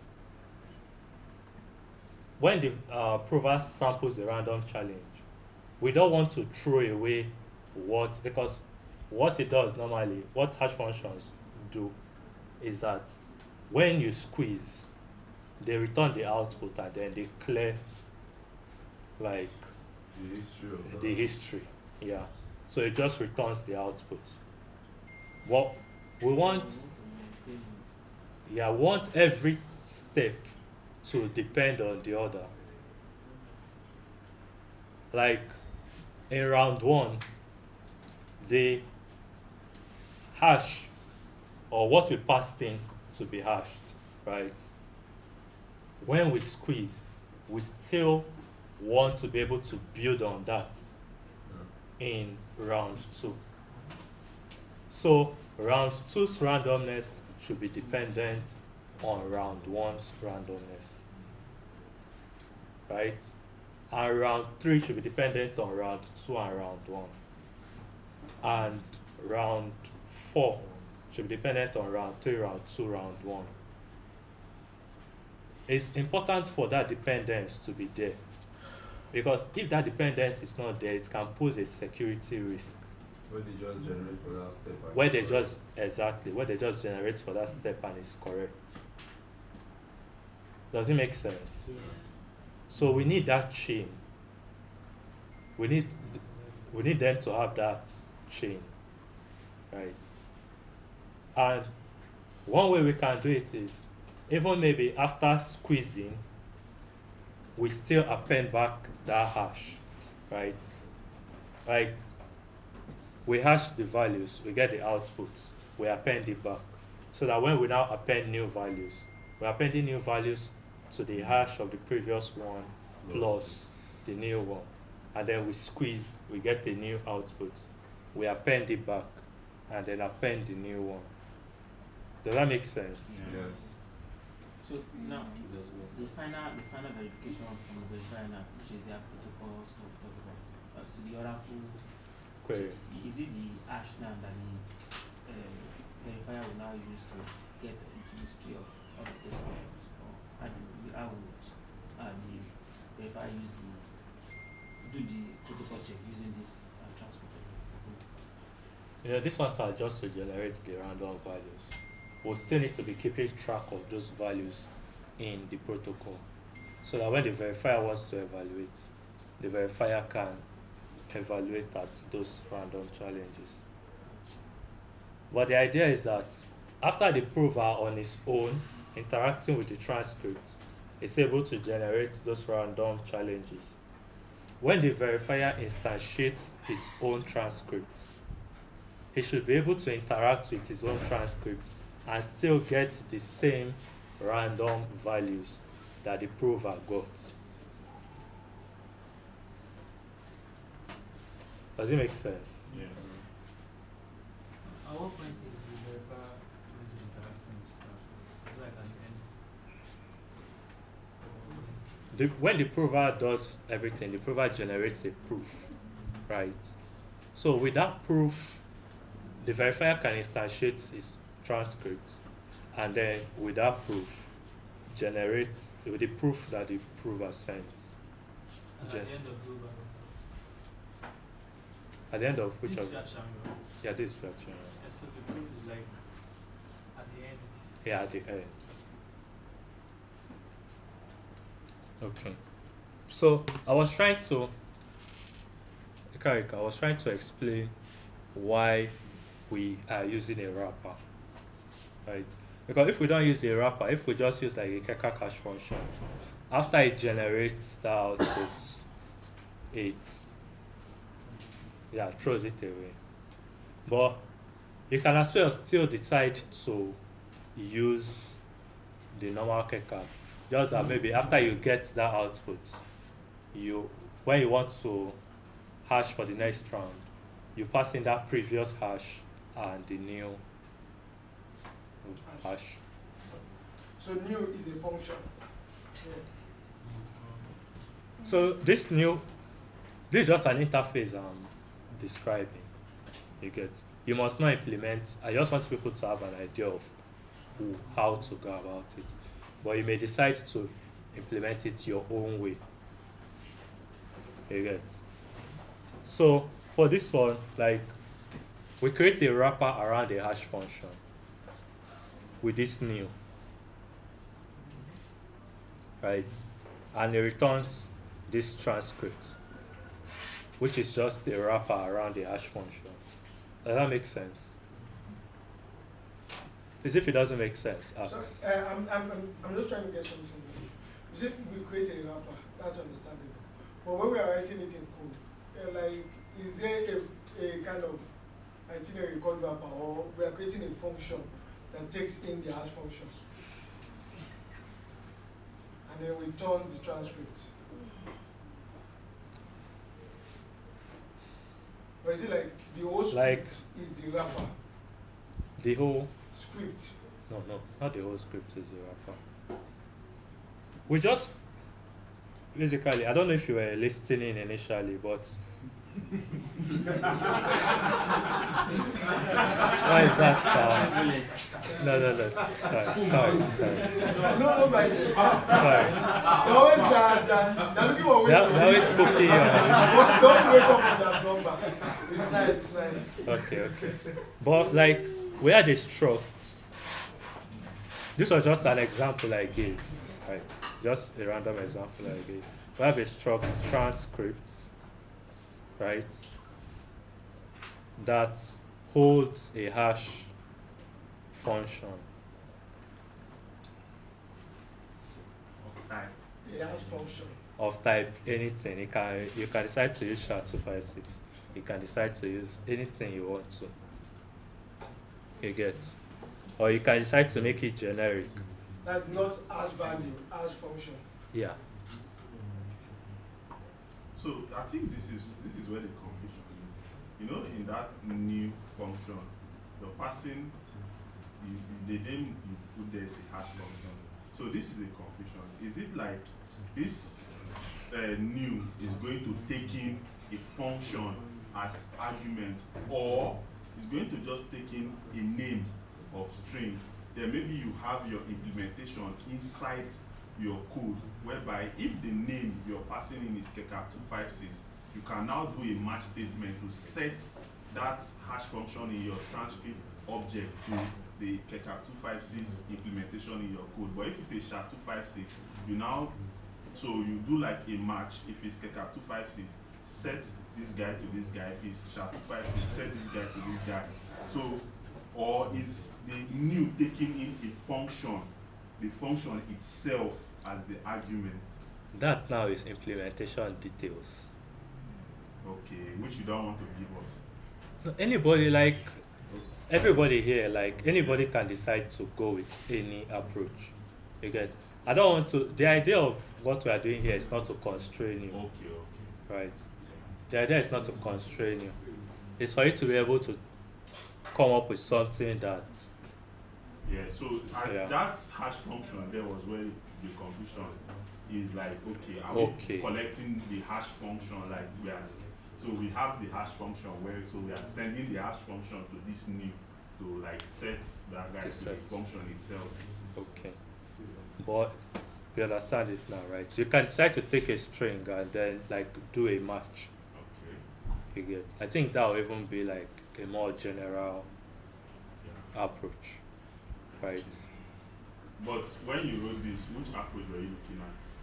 Say you take the hash function instantiation and just use this transcript as a wrapper.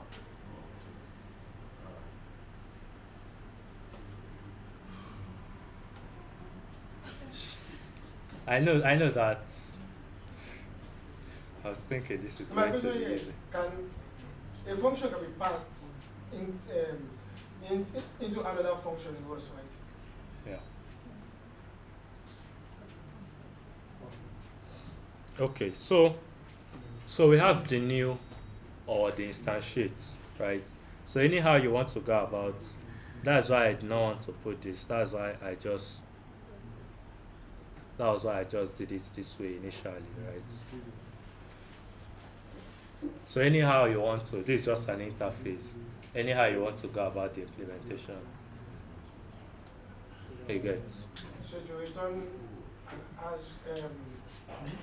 hash function, You should return a transcript object, which is an hash function. which is a wrapper for a hash function. So do you have It's a framework. Yeah. Did they have Axe. can you define your struct as you wish, or that's the wrapper? Can you define your struct as? As you wish. So you have to speak the wrapper of hash function. I think you can like define it as you wish.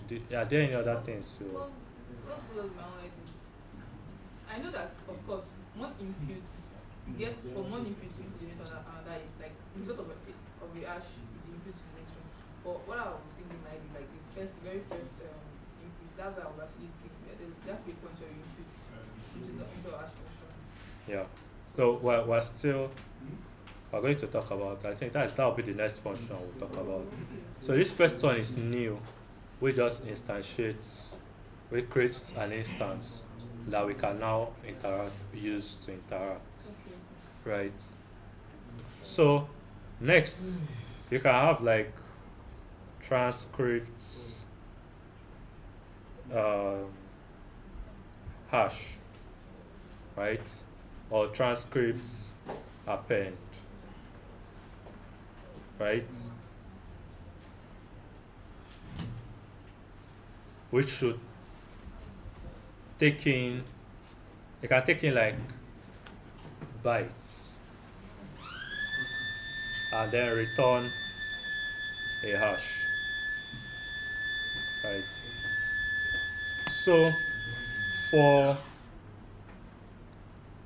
like the hash that it will return will be dependent on the hash function, right? So for KECAC 256, it returns a 256-bit string output, right? So anything you pass in. So why I would advise that, let's say the hash or append, any name you want to call it, should be able to take in an array of bytes. So what you just need to do is, you need to implement 2 bytes for your multilinear polynomial. Does that make sense? You need to implement a 2-byte function for, it just converts your polynomial to bytes. Does that make sense? Like the evaluations on the polynomial. You know, the polynomial we're working with is the evaluation form of multilinear, right? So that structure, we need to be able to convert it to bytes. The entire array. Yes, the entire array. Does it sound like magic? So it's going to be an array of bytes now. Yeah, it's going to be an array of bytes. So we have a function in us to amend that, or we have to implement that? No, you need to implement it yourself. So, sorry, I don't know if you mentioned before, but what is going to be the very first input for the Fiat Shamir that we're going to ask first of all? That will be the initial polynomial. The polynomial I was starting Going with. into bytes now. Yeah, we need to, like, okay, you may want to have like transcripts dot append multilinear polynomial, right? Where you pass in your multilinear polynomial and then it will hash it, right? Then you may also want to have transcript dot append univariate polynomial. This is like implementation details, so you get transcript dot append univariate polynomial, where it will take in your univariate polynomial and then it will hash it, right? But an easy way to go about this is just have transcript dot append or transcript dot hash, right? That takes in bytes. Then you can implement the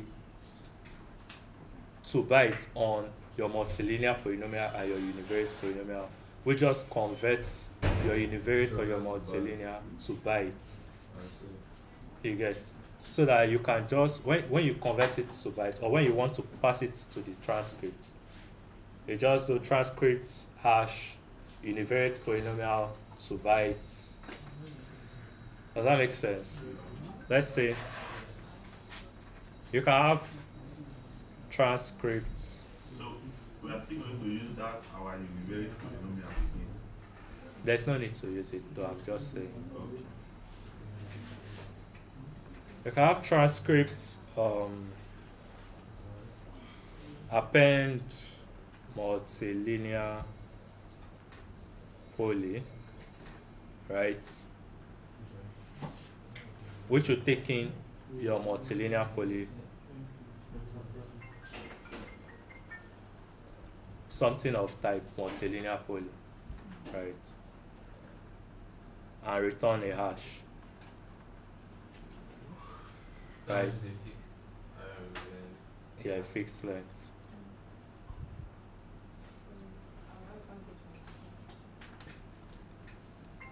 I will say that what are the inputs for the very first one? Like you might have answered me, but I think you missed something else along the way.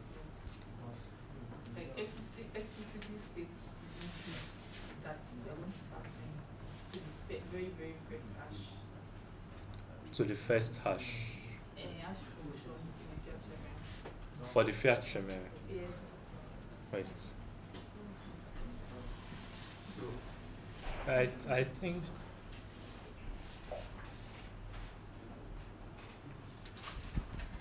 how do I it seems the Fiat Shamir, you can think of the Fiat Shamir transcripts as just a structure that we are interacting with. You get, so we are going to be hashing the initial polynomial. We are going to be hashing the claimed sum. Basically, for every round, we are going to be hashing these 2 things. We'll be hashing, say, the univariate polynomial, right, for the next round, which is that proof A, and the claimed sum. We'll be adding them to the transcripts. So Right. transcript basically has like something called maybe like trace. Is that No, what you're saying? We'll see we adding You this. said you are adding them. yeah, you're adding them because I think You append them. You want to hash them, you hash them. thank you. Okay, that's what you mean, like appending the previous results with It's the just current to one. add yes. Okay. So I just adding them. You know, I said something about append and something about absorb And squeeze. and squeeze, right? So when you append, you're just adding that, let's say for the multilinear poly, you want to append it to the transcript, you just add it to the transcript, right? The claim sum, you add it to the transcript. Then when it's now time for the prover to sample a random challenge, based on those values you have added to the transcript that the transcript has absorbed, you now sample a random challenge. You now hash it. So that would mean our hash won't take in anything. The hash. Yeah, the hash, that would mean the hash function will not take in anything. It will take in the bytes now. It's taking whatever. Because No, okay, it may- appended. Because you have appended. Yeah. That's implementation. Like, you can decide to go about it that way, right? It's still valid. Like, there are a lot of ways to go about these So things, and I don't want to. Is it possible for us to have the transcript both hash and append? The transcript. Or they both do the same thing? No, you can have different functions. That's what I'm saying, like, is it possible to have both hash and append? Yes. Okay, so with append is basically like taking the previous results hash and appending it to the current one. Then is hash generating just the hash of like the bytes? Or like how do we get, so for example, once we hash, let's say the polynomial or whatever I want to do, how do we get that polynomial back? No, you don't need to get the You polynomial don't need to back. get it, you just need to compare results or You're not comparing the hashes, right? okay.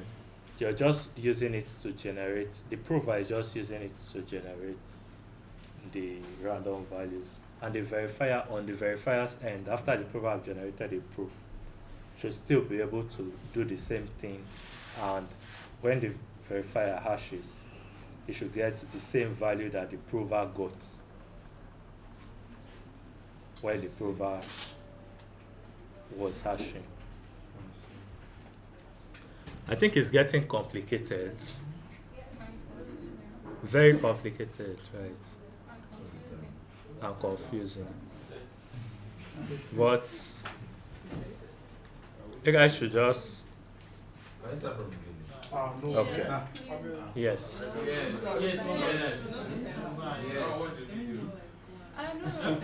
No, like it's necessary too. It's necessary. Are we still doing the subject? Yeah, we're supposed to.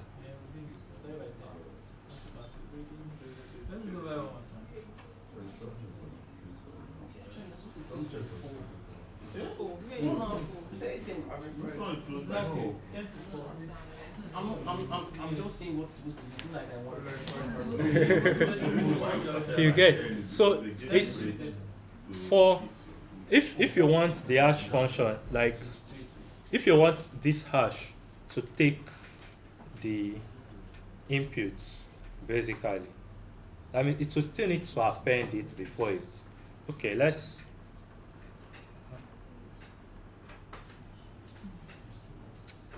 let me just quickly run. Sorry, I think you can remove append. I can remove append. Yeah. There's a reason I'm putting it there. You get because of that accumulation.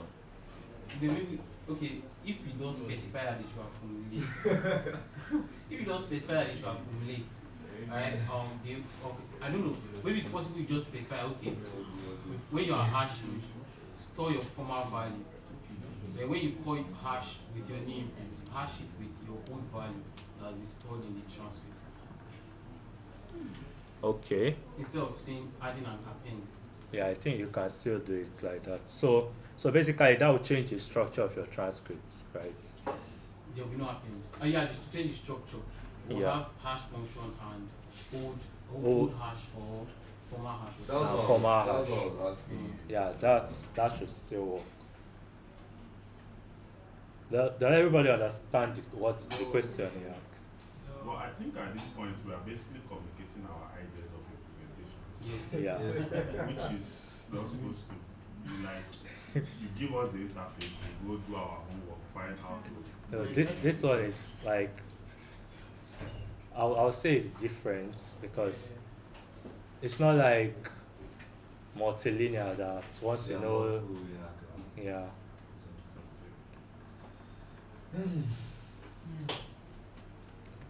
Because this can be confusing. This can be confusing. This can be confusing, really confusing. So you can as well decide to use that approach where you're storing like the previous hash, right, in the transcript. So whenever you hash, you're just taking a value, you append, because even the normal hash functions, they still have append and hash. Yeah. Or absorb and squeeze. You get. So but do people understand or why I said you should try to implement 2 bytes on your multilinear polynomial? Yes. Yeah. I think what I just understood is by doing that, you're able to just pass that array of bytes you get directly inside this hash function. That's it. Yeah. So how many Right. functions do we have are we supposed to have in our implementation? So that'll be another implementation detail. Okay, but like after hashing, it will give you like a random value. So you now need to convert that random value to a field element. By using field. Eh? By using field, that's arc. Yes. You get. So that one you can decide to do it in your code. Let's say in your normal Sumcheck protocol code. Or you can just decide to like it depends, just have a function that does it so that you just call that function and you get a field element and you work with the field element. So can you just give us like a list of possible functions? Like interface. Yeah. Okay. And the ones that are composite, the ones that are not, something like that. So Okay, I think new or instantiates. Okay. So say what should we call it? Instantiate. Let's call it new. Should we return a transcript?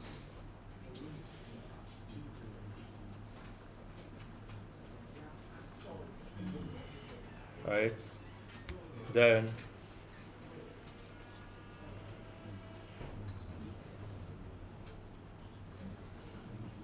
should be able to hash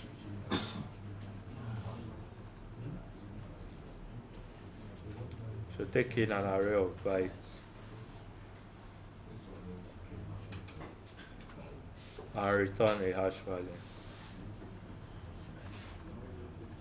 So we cannot use either Keka or No, you can, yeah. just for the is that U8 sorry? U8. Yeah. That's an array of bytes. And returns an array of bytes.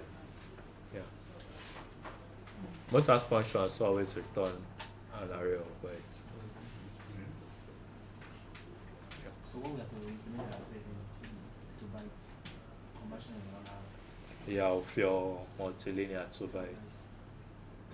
So you implement that one on your multilinear so that you can just call dot to bytes when you want to pass it into this hash function. That makes sense. Which you mean a U8 is a byte? So what? What's a byte? An array of bytes. A byte is 8 bits, right? And what's a U8? 8 bits. A U8 is 8 bits. So what we are converting to byte is basically the evaluated form of our multilinear polynomial we convert to byte. That should be straightforward, right? In words, It in looks- words, the So, same. so there's one more thing I need to know. Yeah. When we Please, sorry. Please, is everybody following? I know this thing is difficult. Maybe Now you are scaring I us. underrated maybe I underrated how difficult it will be. Because I thought people are again. So please, like, ask questions. No matter how stupid the question may seem or how stupid you think the question is, trust me, it's not stupid. Ask. Please. Please. So that you're not. It's very easy to get lost. And the forest is big. So I hold on to the Francis tree. so I was saying like, you know, the steps we took while evaluating and doing all those like prove and verify steps, right? After we evaluate and we get the result and the verifier verifies that that step is correct, right? He generates a random value and gives the prover so the prover basically works on the previous polynomial that was generated, right? I don't know if you get my point. Like, so starting from the first one, yeah. the prover generates a polynomial and the sum, Yes. right? Yeah. Then this is given to the verifier, right? Yeah. Then the verifier verifies that whatever is calculated, like the sum of the F0, F1 is the sum, right? If that is correct. So is the verifier sending, this verifier is not sending back any polynomial, just a random value, right? Yeah, just So the evaluates random for the one. previous A Yeah. or the previous B or the previous C. Yeah. Okay. Okay, that makes sense. Makes sense. That means we are still going to implement function that sums our polynomial or evaluated this. So this transcript is basically just to store Like that initial polynomial now, you need to pass it to the transcript so hash. to hash. So the prover and verifier are basically hashing. Yeah, the both of them will be hashing on their own different ends. Oh, I guess you know.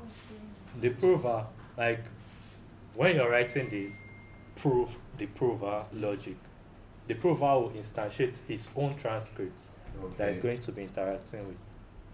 When you're writing the verifier's logic, the verifier will instantiate his own transcript that he will be interacting with. But the So your test will basically be comparing the hash from the transcript of this one to the hash of the transcript of this one. the verifier won't be giving the transcript polynomial. Like it won't go through the process the prover is going through. No, I'm Yeah. talking about the sum now.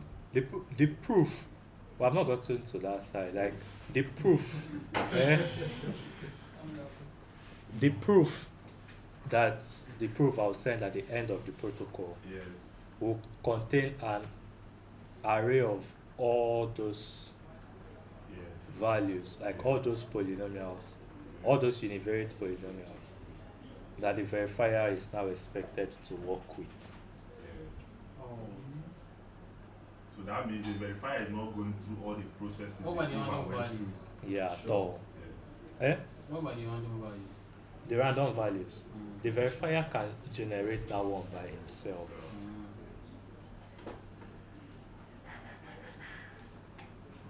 So So the random value the prover gets comes from the hash function. yeah, it will come from the hash function. How is it randomly just You know, Based on- when you hash, the hash function will return a random hash value. So you now need to convert that hash value to a field element. three elements? Yes. Well, sorry.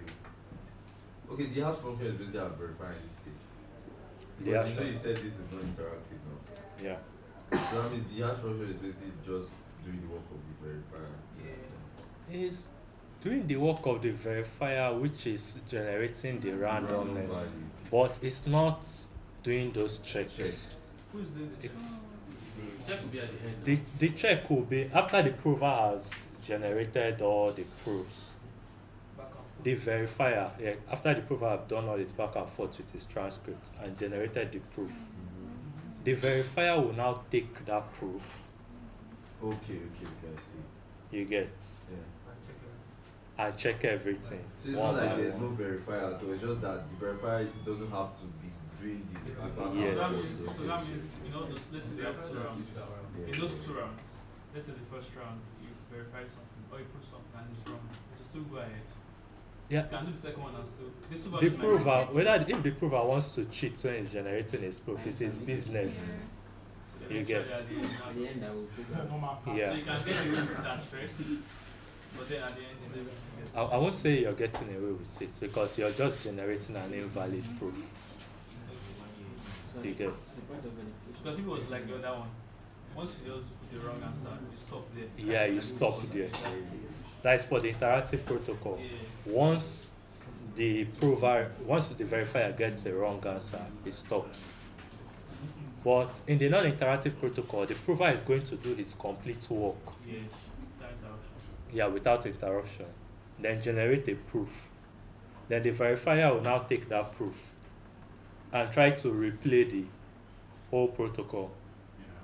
If at any round when the verifier is replaying the protocol, the values are wrong, the verifier will stop there. Which is almost like the first one. Yes. You get. But the prover has already done the entire work, generating the entire proofs. Okay. Even if the proofs were wrong, Continue.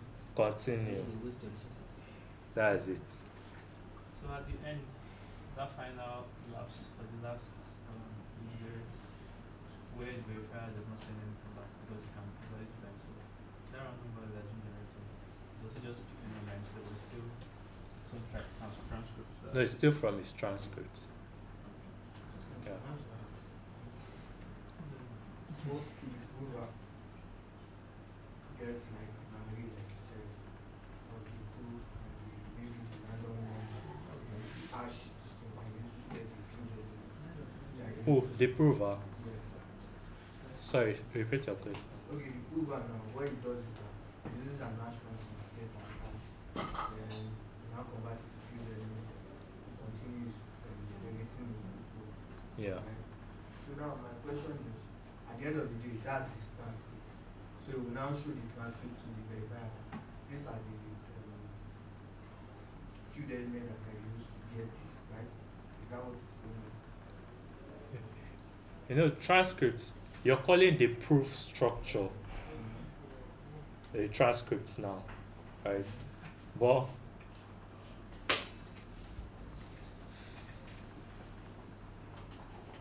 I just don't want you to confuse the proof and the Fiat Shamir transcript. They are two different things. Okay, wait, I want to understand. Why I just explained is the proof structure, right? Yeah, it's a proof structure. Okay. What is this transcript? This transcript is basically what generates that random. That is the only work it does. Okay, so the transcript Yes. is all the hash values. No, not. It's what is generating the hash values. It's not the transcript is not the hash value.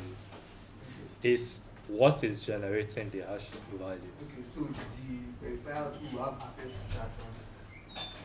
The verifier will be able to regenerate those values by himself using a different transcript but following the same process. Wait. Eh?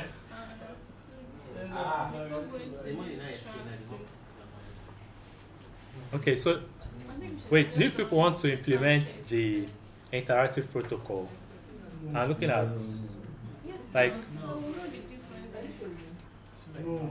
you want to implement the interactive protocol.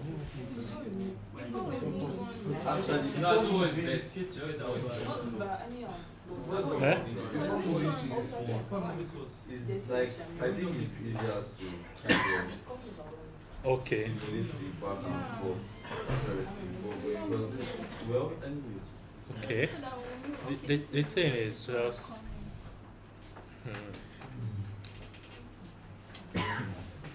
okay, I think it works, but to transform the protocol non-interactive, you need to do like a lot of modifications to your code. That's something you guys are okay with, right? No, but then we'll understand place when you have different codes for them now, And non-interactive. Actually, you can. But GKR by Wednesday, that is the goal. No wahala. By Wednesday.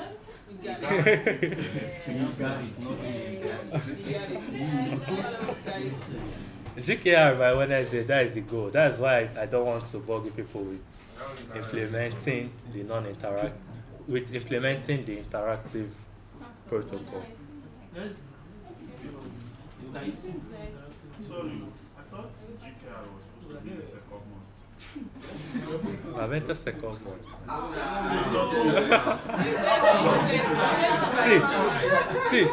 See, the thing is that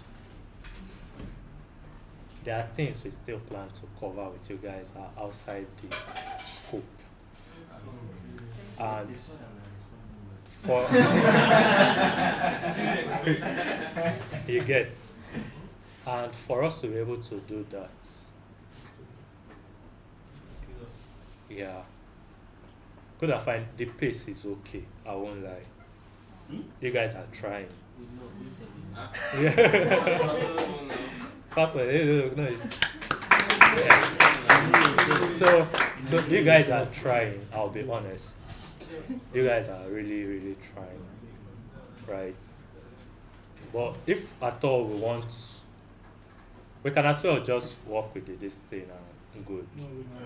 You get it. But we want to give people that extra stuff. You get it. And if we want to do that, we need to keep up with the pace. So but if people want to implement the interactive protocol, So we used to do that for the completion something tomorrow and we're ready for Wednesday. Let's do the non-interactive. I really like that. Let's do the non-interactive. Maybe that's too long now. That's what I'm doing now. No, he's thinking of changing it to that interactive. so I'm like based. Okay, so I think let's just try. I know it's time up.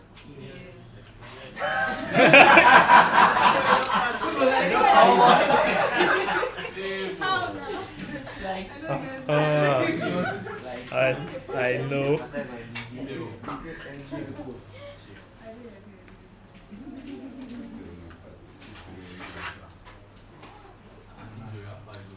Okay, so let's just finish up this, right? So we have the hash function or the transcript that's hash, which takes How are you presenting bytes? byte is an array of U8. Not bytes. Not But there's bytes in yours. there's it's still the same thing, just different representations. You can as well still decide to work with that. You get.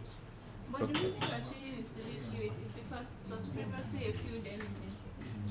Yeah, it's easy to convert a field element to byte. What if you were previously using a UAT? If you're using a U8 for Like for the polynomial representation. like You need to convert everything to field. You Like can't do this without doing it using a prime field. no, you can't. So if we're not using a prime field, how would you convert the from hash?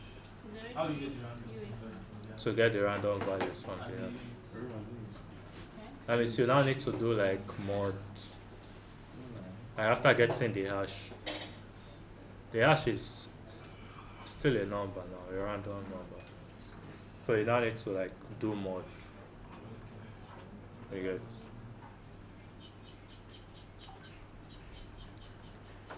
So I have the hash, then sample challenge.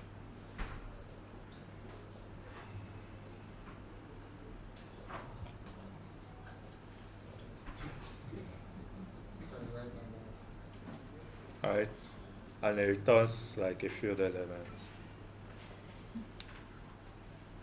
I think with this three. Like is okay. So let's just quickly look at like the proof, what the proof structure would look like. We know we are keeping track of what are we keeping track of?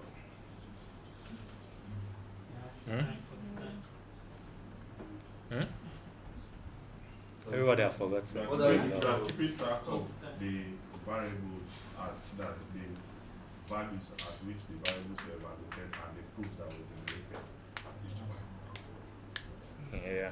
So no need to keep track of the randomness, right? Because the verifier can generate it by himself.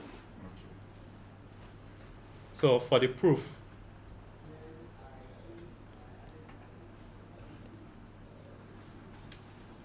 the initial claimed sum, right? The prover needs to send that initial claimed sum to the verifier, right? So it has to be in the proof, right? What other thing is in the proof? The univariate polynomial, the round by round univariate polynomials, right? So how can we represent that? As bytes as well. No need to go that far.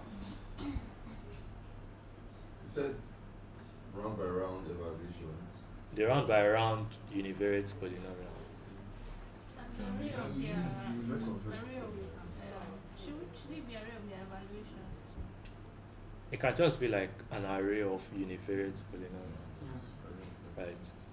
But in case, since we are working with the multilinear in evaluation form, if you evaluate it basically, and it can still represent a univariate, right?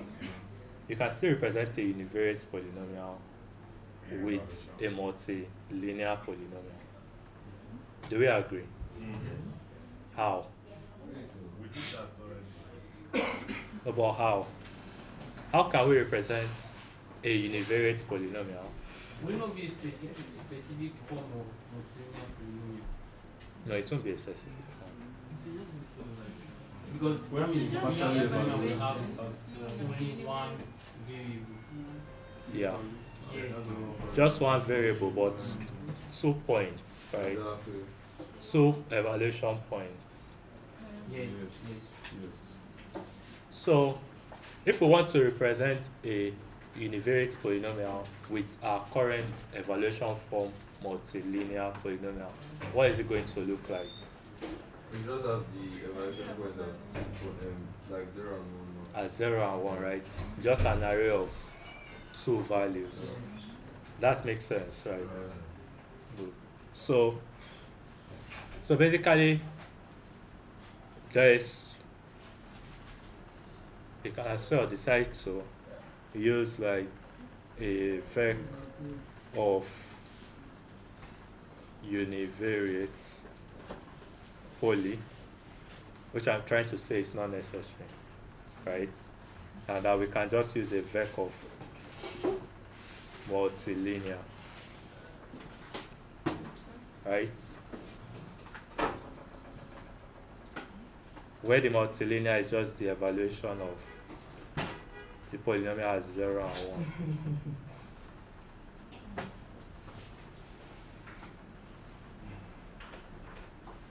Does it sound strange? You know, like in Sumcheck, we're working with multilinear polynomials. When we partially evaluate that, let's say we have AB, right? We have a polynomial in 2 variables. That's 4 evaluations, right? That's an array of 4 values. 0, 0, 0, 1, 1, 0, 1, 1. Or how did we represent our multilinear Array of evaluation. array of evaluations, right? So if we have something like this, we know that it's a 2 variable multilinear polynomial. If we have something like this, Yeah. right? If we partially evaluate it at A or B, we are going to get 0 and 1. Right? Which is a univariate polynomial. Does that make sense? Yeah. Because it's just one variable. But it's still the multilinear polynomial representation. But it's a univariate polynomial. Right? Yeah. Makes sense? Yeah. Are we sure? I know why I asked that question. Are we sure? Because it's easy for when somebody nods, it's easy for everybody to nod along, right? Right? But when we're doing our partial evaluation, if we have a polynomial of 2 variables, right? That means the polynomial is presented 4 points, right? And we partial evaluate at A. The resultant polynomial that we get is of 2 with an array of 2 elements. That's a univariate polynomial. yeah, that's what I'm saying. Yeah. It's a univariate polynomial, so we can, but it's still in the multilinear structure, Yes. right? Yes. But it's a univariate polynomial. That's what I'm driving at. You get? So this can be a vec of, you need to define your type. Yeah. So it can be a vec of multilinear. I think I'm even like this is something people are meant to come up by yourself, right? Another person may decide to use a vec of univariate, right? That means after the person have gotten those 2 points, the person will interpolate it to get the univariate in the coefficient form and send it in the proof. Does it make sense? And the claimed sum. Right, so that's basically just what the proof is going to be. So you can have a function to create a proof, maybe to instantiate a proof, so that in the course of your protocol, you're just appending to the proof, right? Just pushing. When you get the multilinear, you just push it to the proof.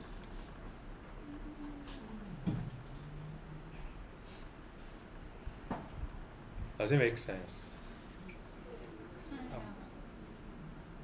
Seems it was a lot, right?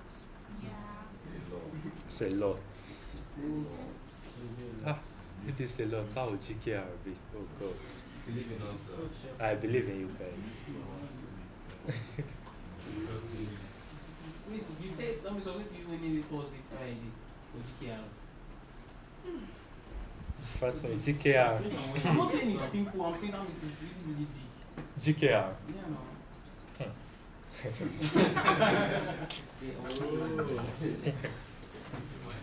Okay. Well, GKR. I won't be surprised if GKR enter like second week of next month. Not Yeah. first week. Huh?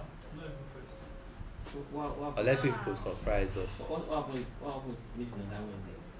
GKR. Hey, it's impossible. I don't want to, but it's impossible.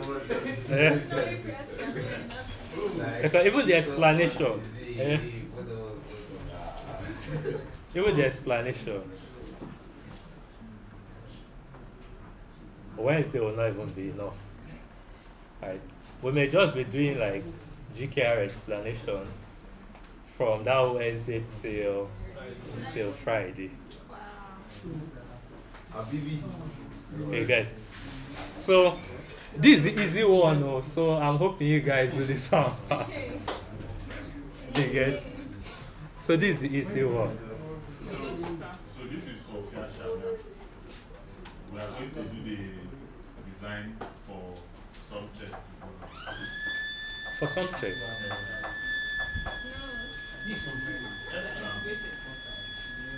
For Sumcheck, like the major thing you need is like the proof structure. You said that we do design for Fiat Yeah. Shamir and we do design for Sumcheck. But like this now, we have spent most time on Fiat Shamir. So This is Sumcheck. So basically, we are using Fiat Shamir to do Sumcheck. Okay, so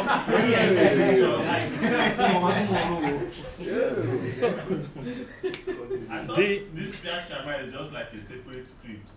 no, this is like Fiat Shamir. This was where Fiat Shamir ended. Yes. Right. So Sumcheck will now be This one. okay. Oh, this one now. This one we did vet of Montelina is Sumcheck. This is Sumcheck proof. Uh-huh. This is what the Sumcheck proof will look like. Something of this sort. So this is Yeah. Sumcheck. No, this is Sumcheck proof. Okay. That Fiat Shamir will return, or Sumcheck will That the Sumcheck proof I will return. that will return this one. Yeah. So maybe tomorrow we'll look at like what the protocol should look like. The Sumcheck protocol. Yeah, what the Sumcheck protocol should look like. Okay, but I feel like with this, some people that may be able to like implement, but it's past time already, so. Okay, so I know we have a lot of questions, right? Okay. Okay. So I think we can call it a day. Yeah. Oh, I think like maybe tomorrow we're still going to do like a recap tomorrow. So for today, just go back, process everything. Yes.